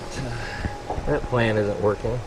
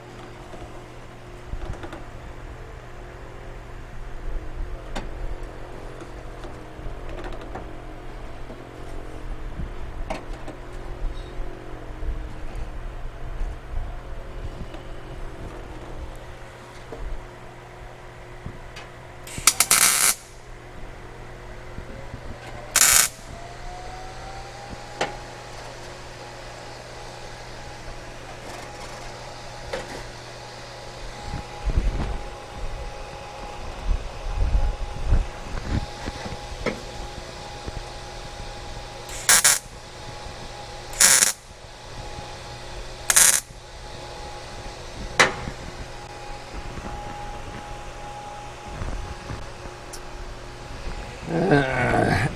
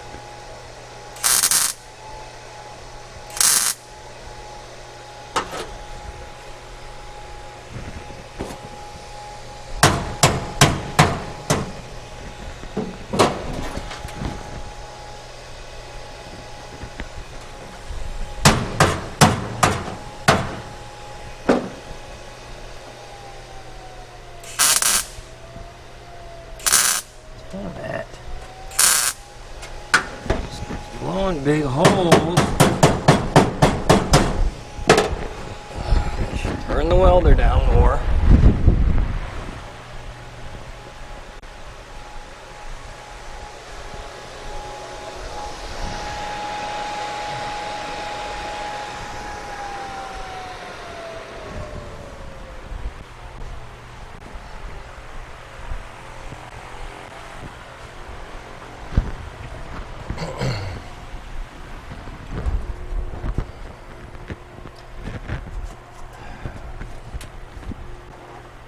Well, you think you leave plenty around the edges,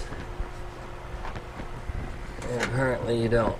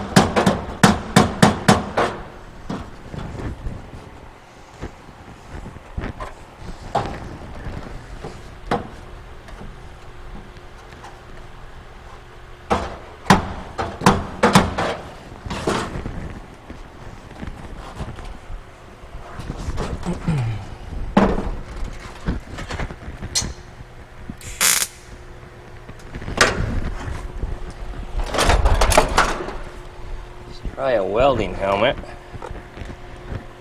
See if that keeps me from going blind.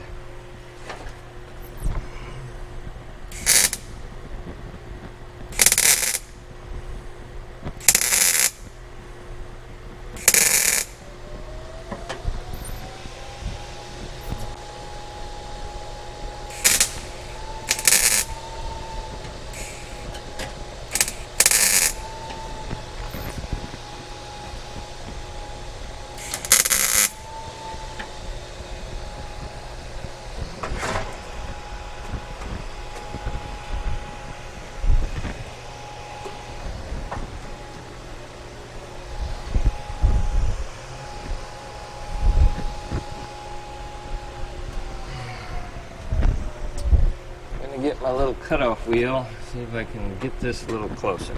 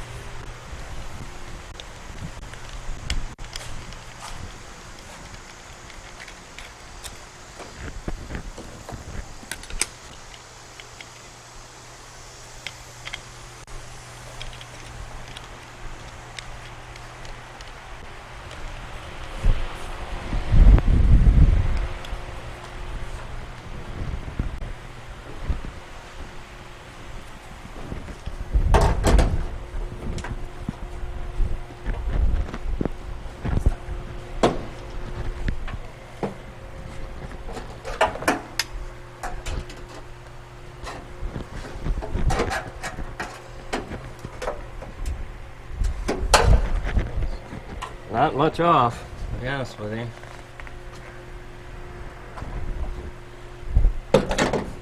More than I'm on that little weld.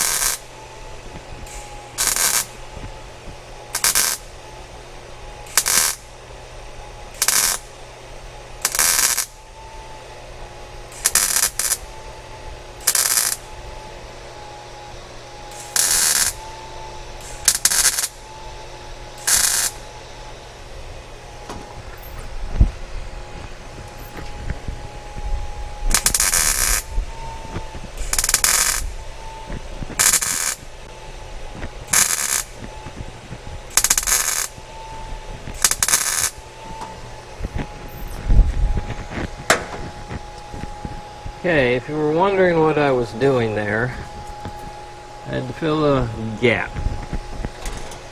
One right here.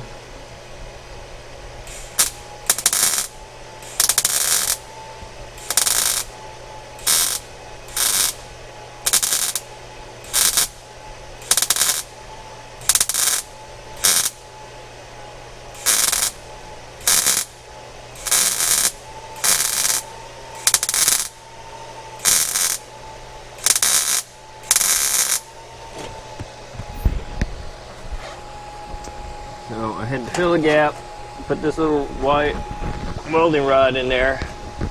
Helps fill the gap up. You weld and you can bridge over it. Works out pretty well. Kind of boogery looking, but I'll grind it down. Grind it down on the back side and it'll be fine. There's a gap here too. Little one here. But we'll get it all closed up and it will be fine. It will look good in the end.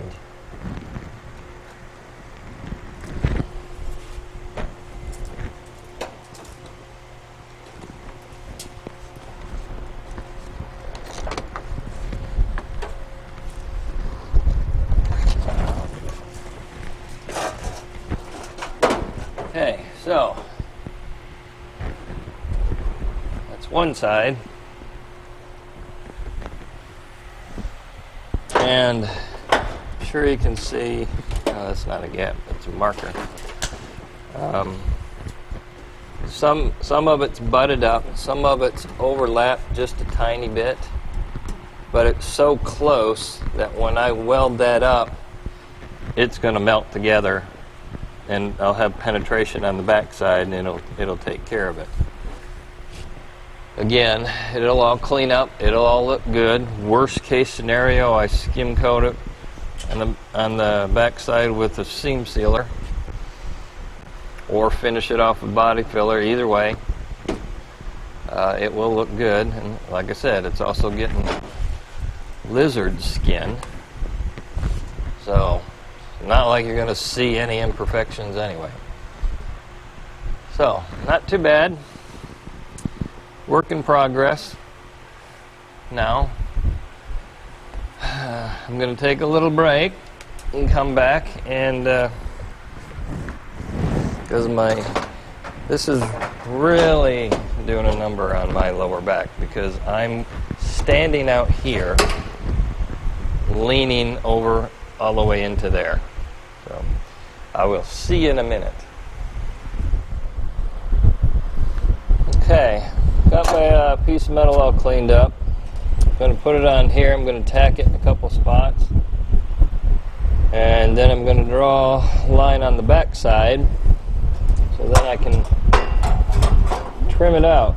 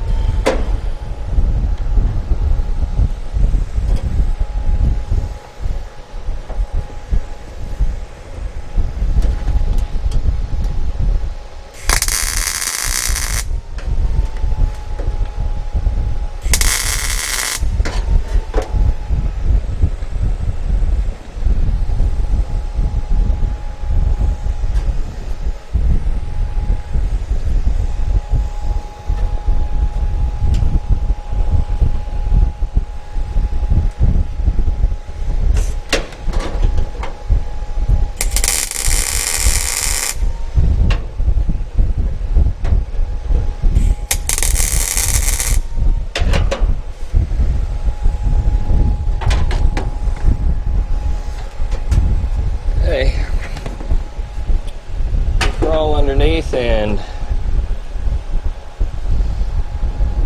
draw that line.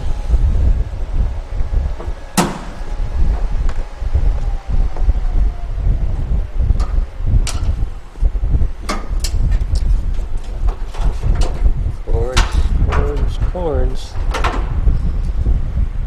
One cord.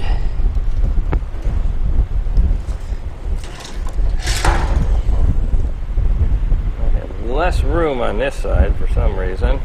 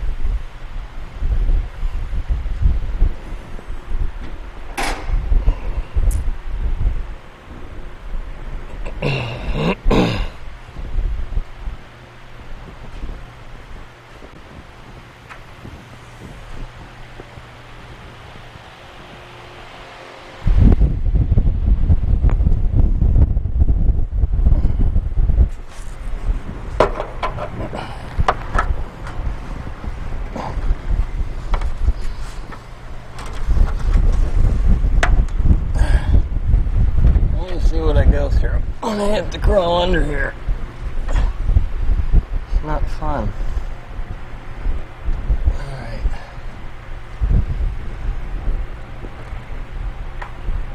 What I'm looking at.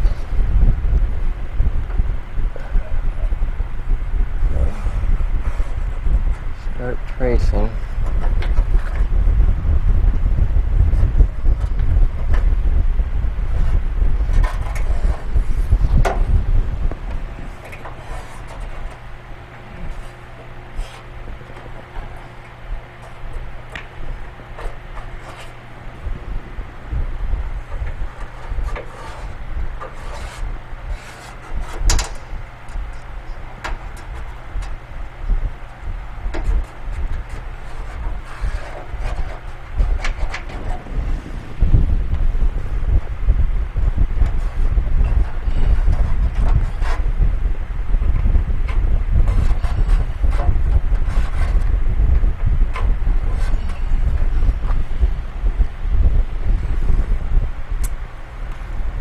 Okay,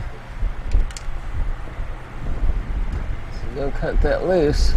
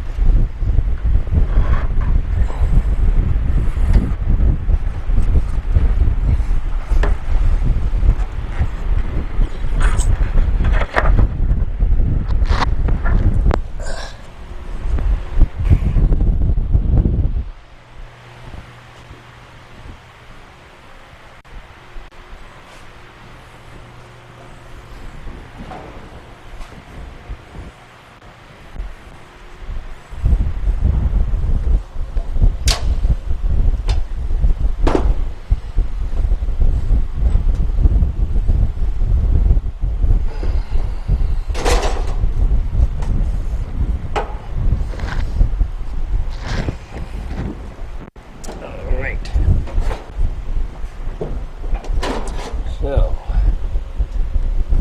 cut this baby loose.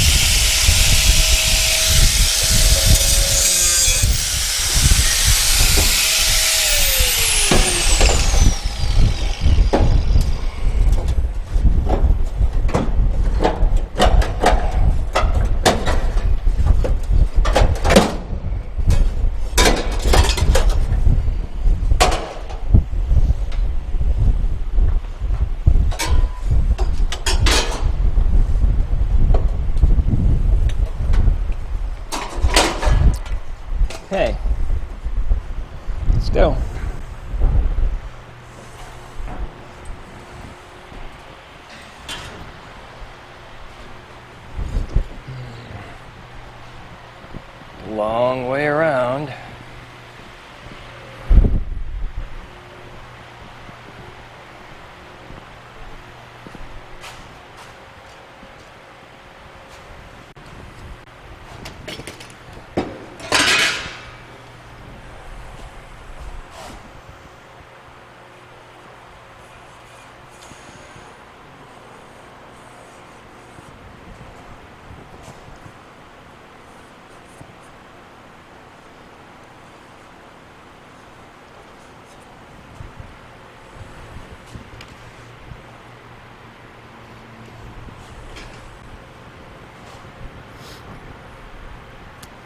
Why that doesn't look right.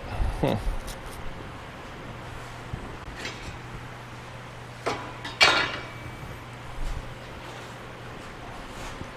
old curve right there. I think I'm going to cut that straight across.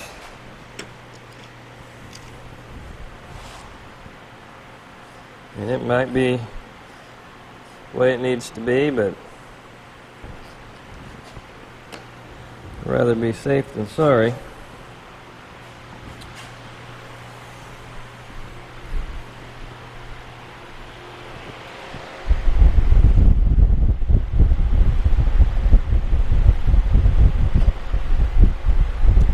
Yeah, it's right there in the middle.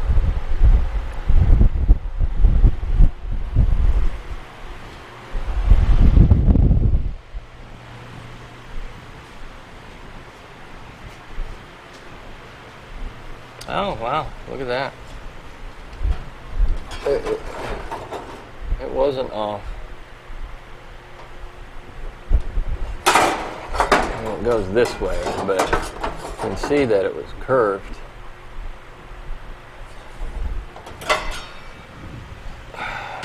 That's fine. We'll cut it wide and then trim it when we get it up there.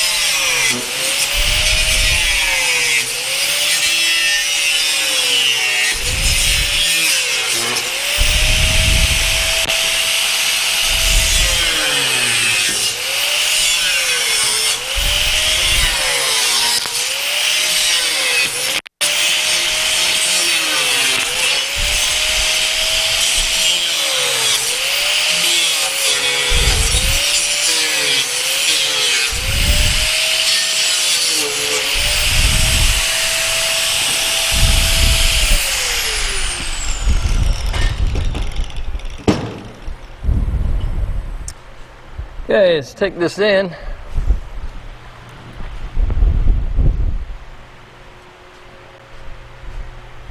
Well, I wish I had more room. Got all that room over there. I got nothing here.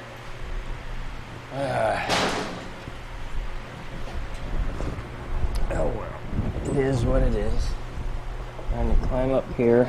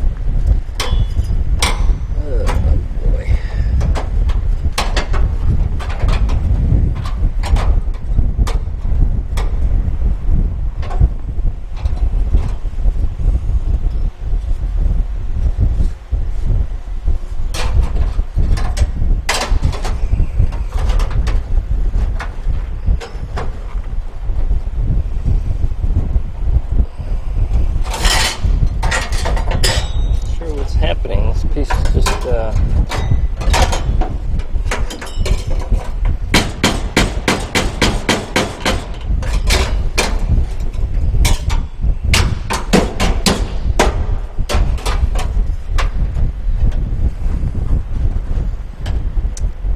not cooperating too well.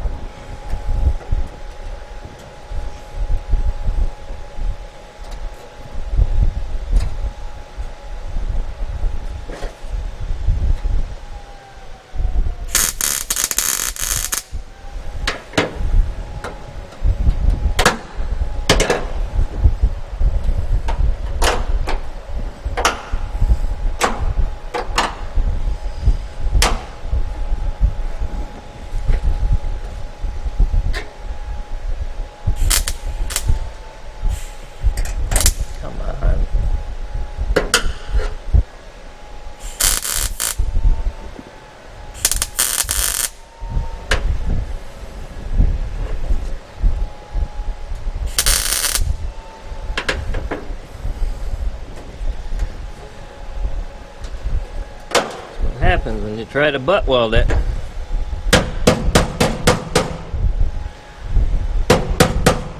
Like the edge wants to burn through all the time.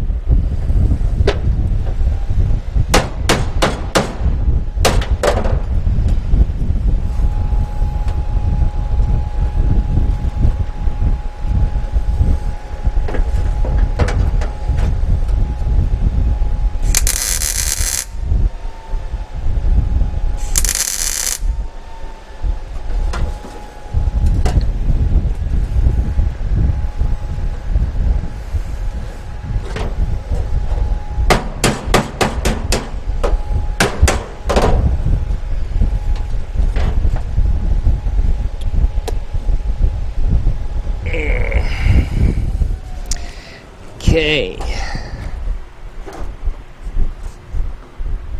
Sitting down for a second, because this is killing me.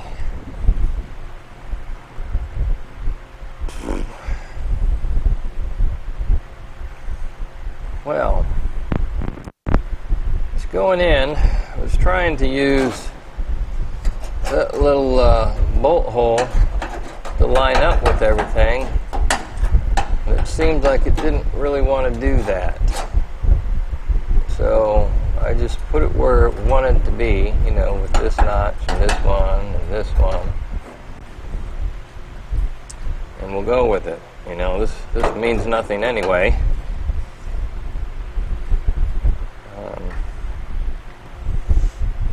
Just work it. All this is extremely close. Some of this is butted up.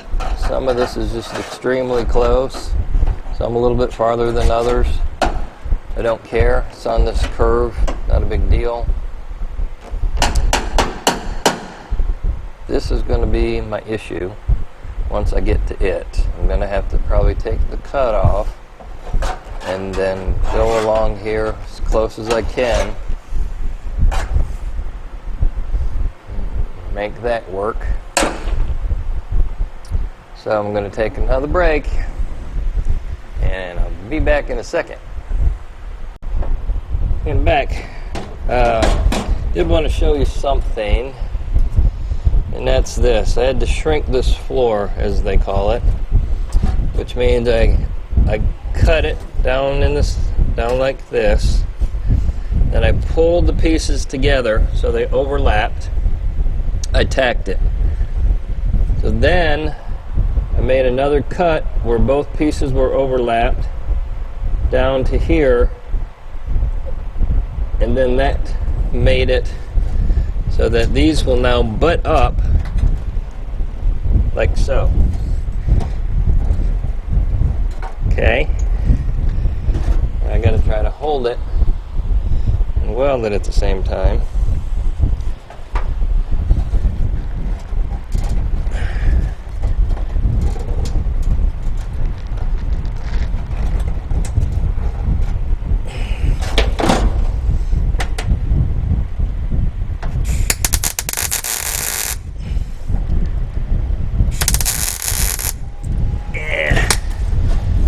Hot on the back side. Okay.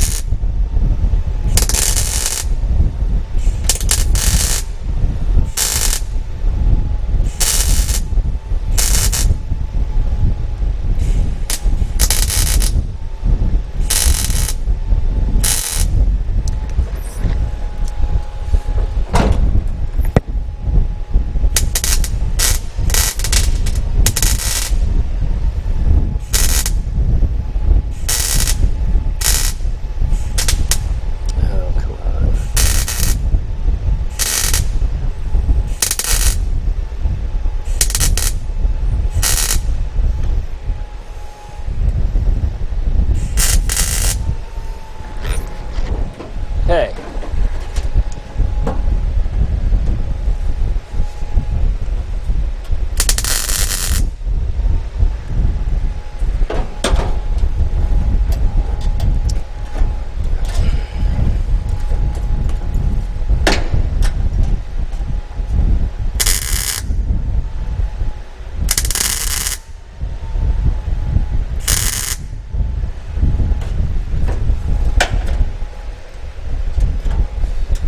All right.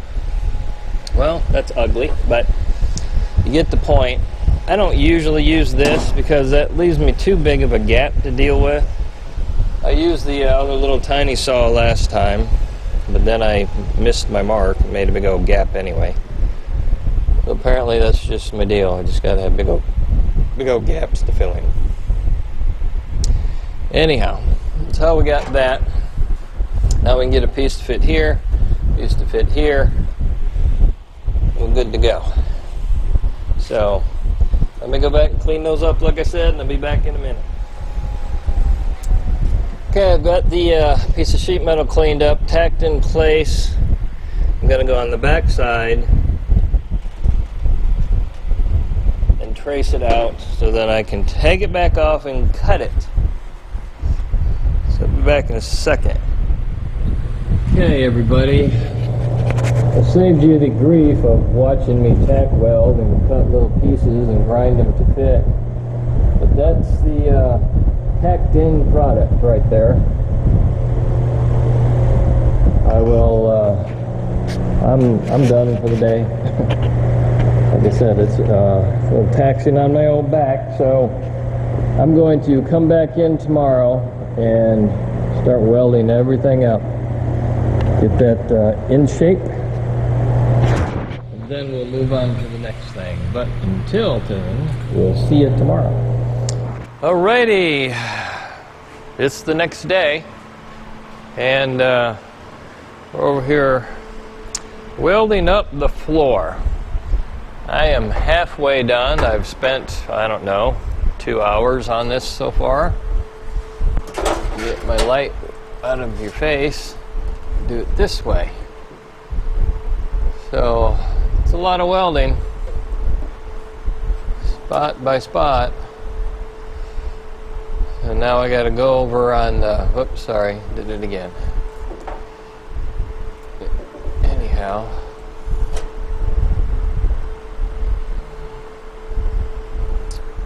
got to go over on the other side and do that. So that'll be another couple hours.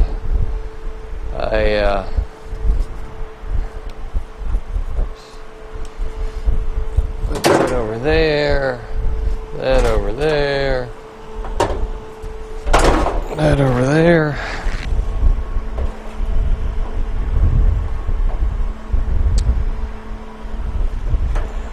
So, ran out of wire on the big welder, so we had to go back to the old True Blue. That's okay. She's working just as well. Notice a little bit, and I'm sure it's just my adjustments, my wire feed. This one isn't plug and play like this one. This one has a digital dash. Basically, you put your wire feed in, and or not wire feed, your metal thickness, and it sets the heat for you. And you can adjust it up and down a little bit. Where this one's just the old-fashioned dials, and you got to figure it out. Which, you know, it's similar. You know, you got to figure it out, because you might put 20 gauge metal in, and you've got 20 gauge metal, but it's too hot. So you got to hit the button and go to 22 and adjust your heat that way. And you can do it that way, or you can just simply push the heat up and down, wire feed up and down within parameters. But anyhow, that's this. Here's this side, what we have to weld up now.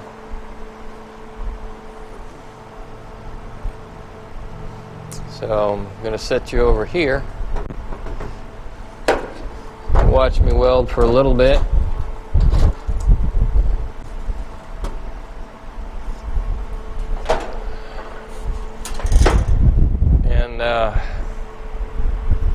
I'm not going to make you watch for 2.5 hours,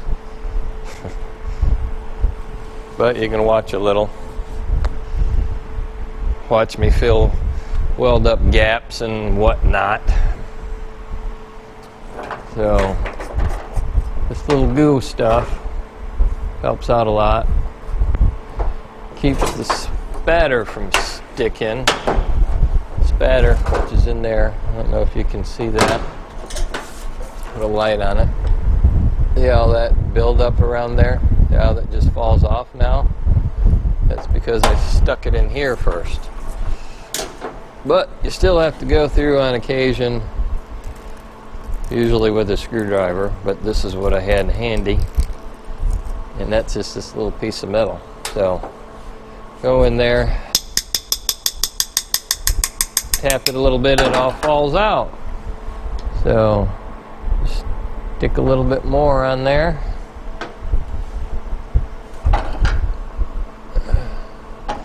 And you don't have to do it with your finger. If you saw me, I just went like that.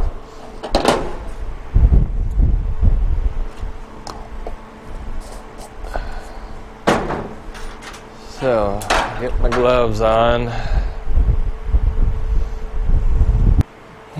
Climbing back in.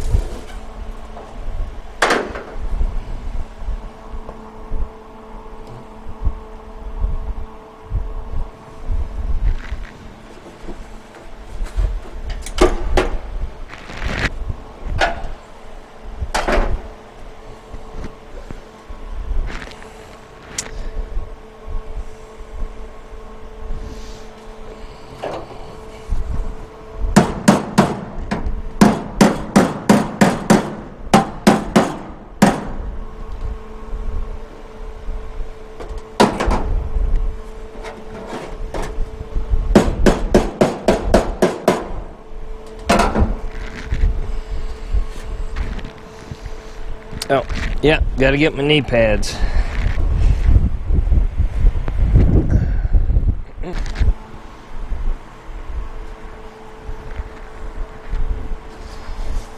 Okay, ready to go.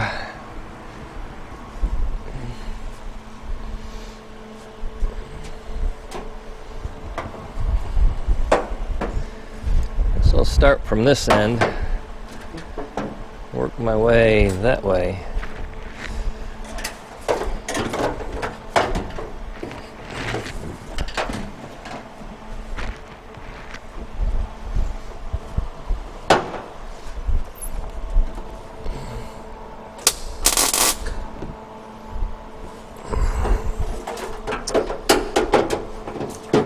It's nice to have light.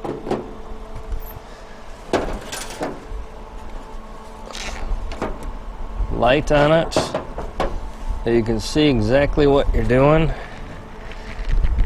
And I need to get up in here. Need to calm that down.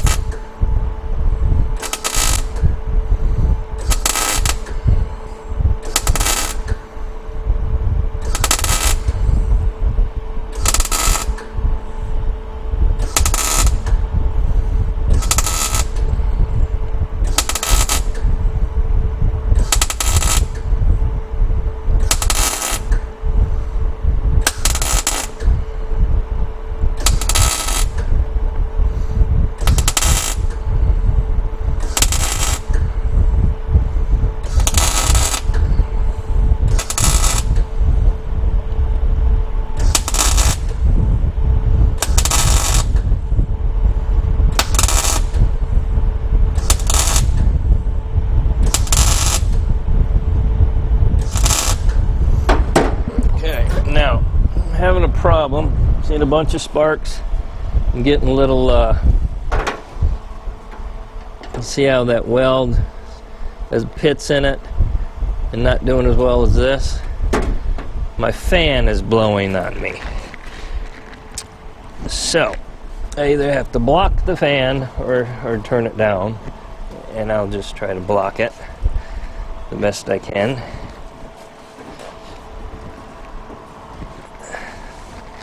Not very comfortable, but it is what it is.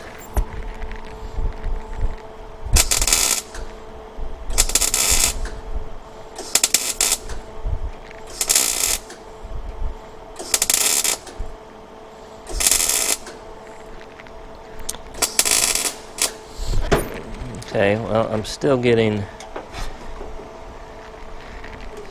not welding all that great.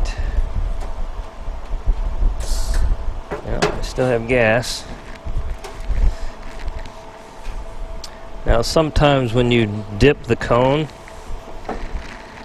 as that burns off, kind of messes it up a little bit, but it shouldn't be by now.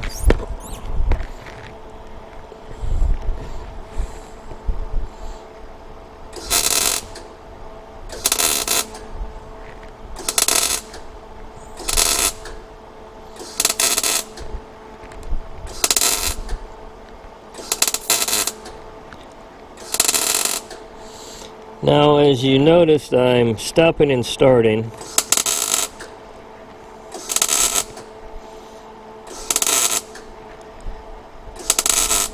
It's because the metal is so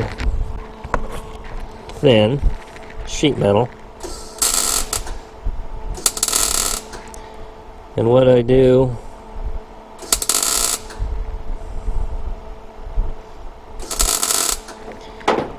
is make a puddle, then stop, let the puddle cool, which means basically the red goes away or close to it, and then hit it back on top of it again about halfway up. So you can kind of see, and this is a poor example, but how they're kind of just stacked on, the little spot welds are stacked on top of each other. You can see that one maybe. Oh, it's stacked on top of it.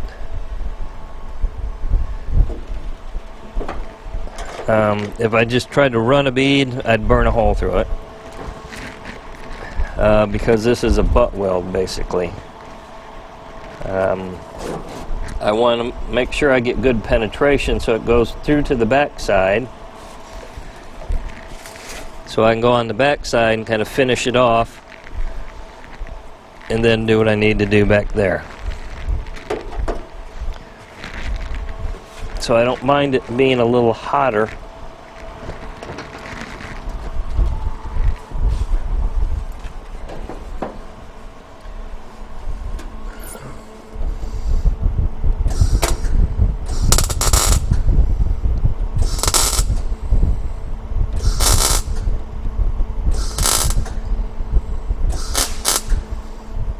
Now, turn my gun.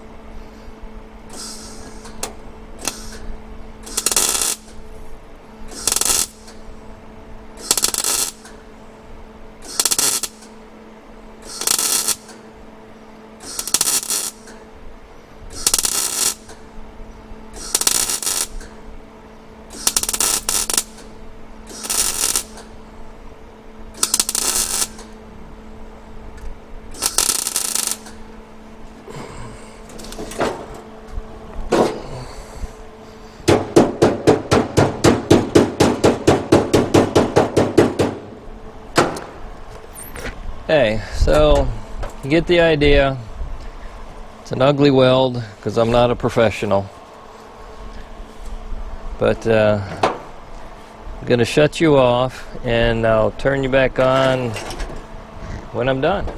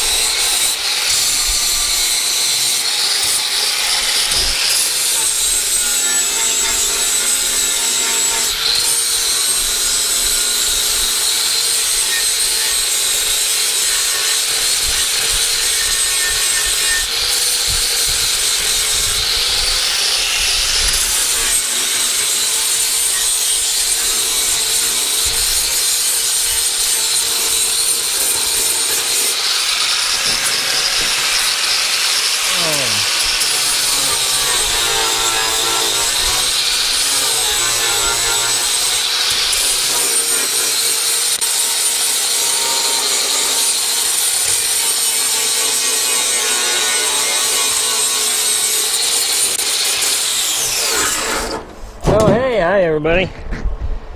Well, there's another pair of gloves going. Yeah, right there, right on the knuckle, every time.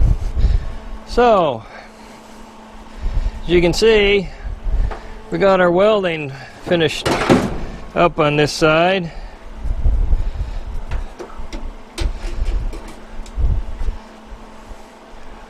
Looks all right. Used to look like that. Now that we've got it ground down, it looks like that. So,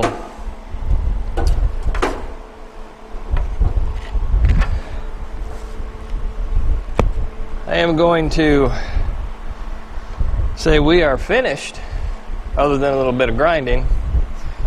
So that's it for the tubs. We raise that up. I'm going to have clearance from my drive shaft. And we will see you on the next video.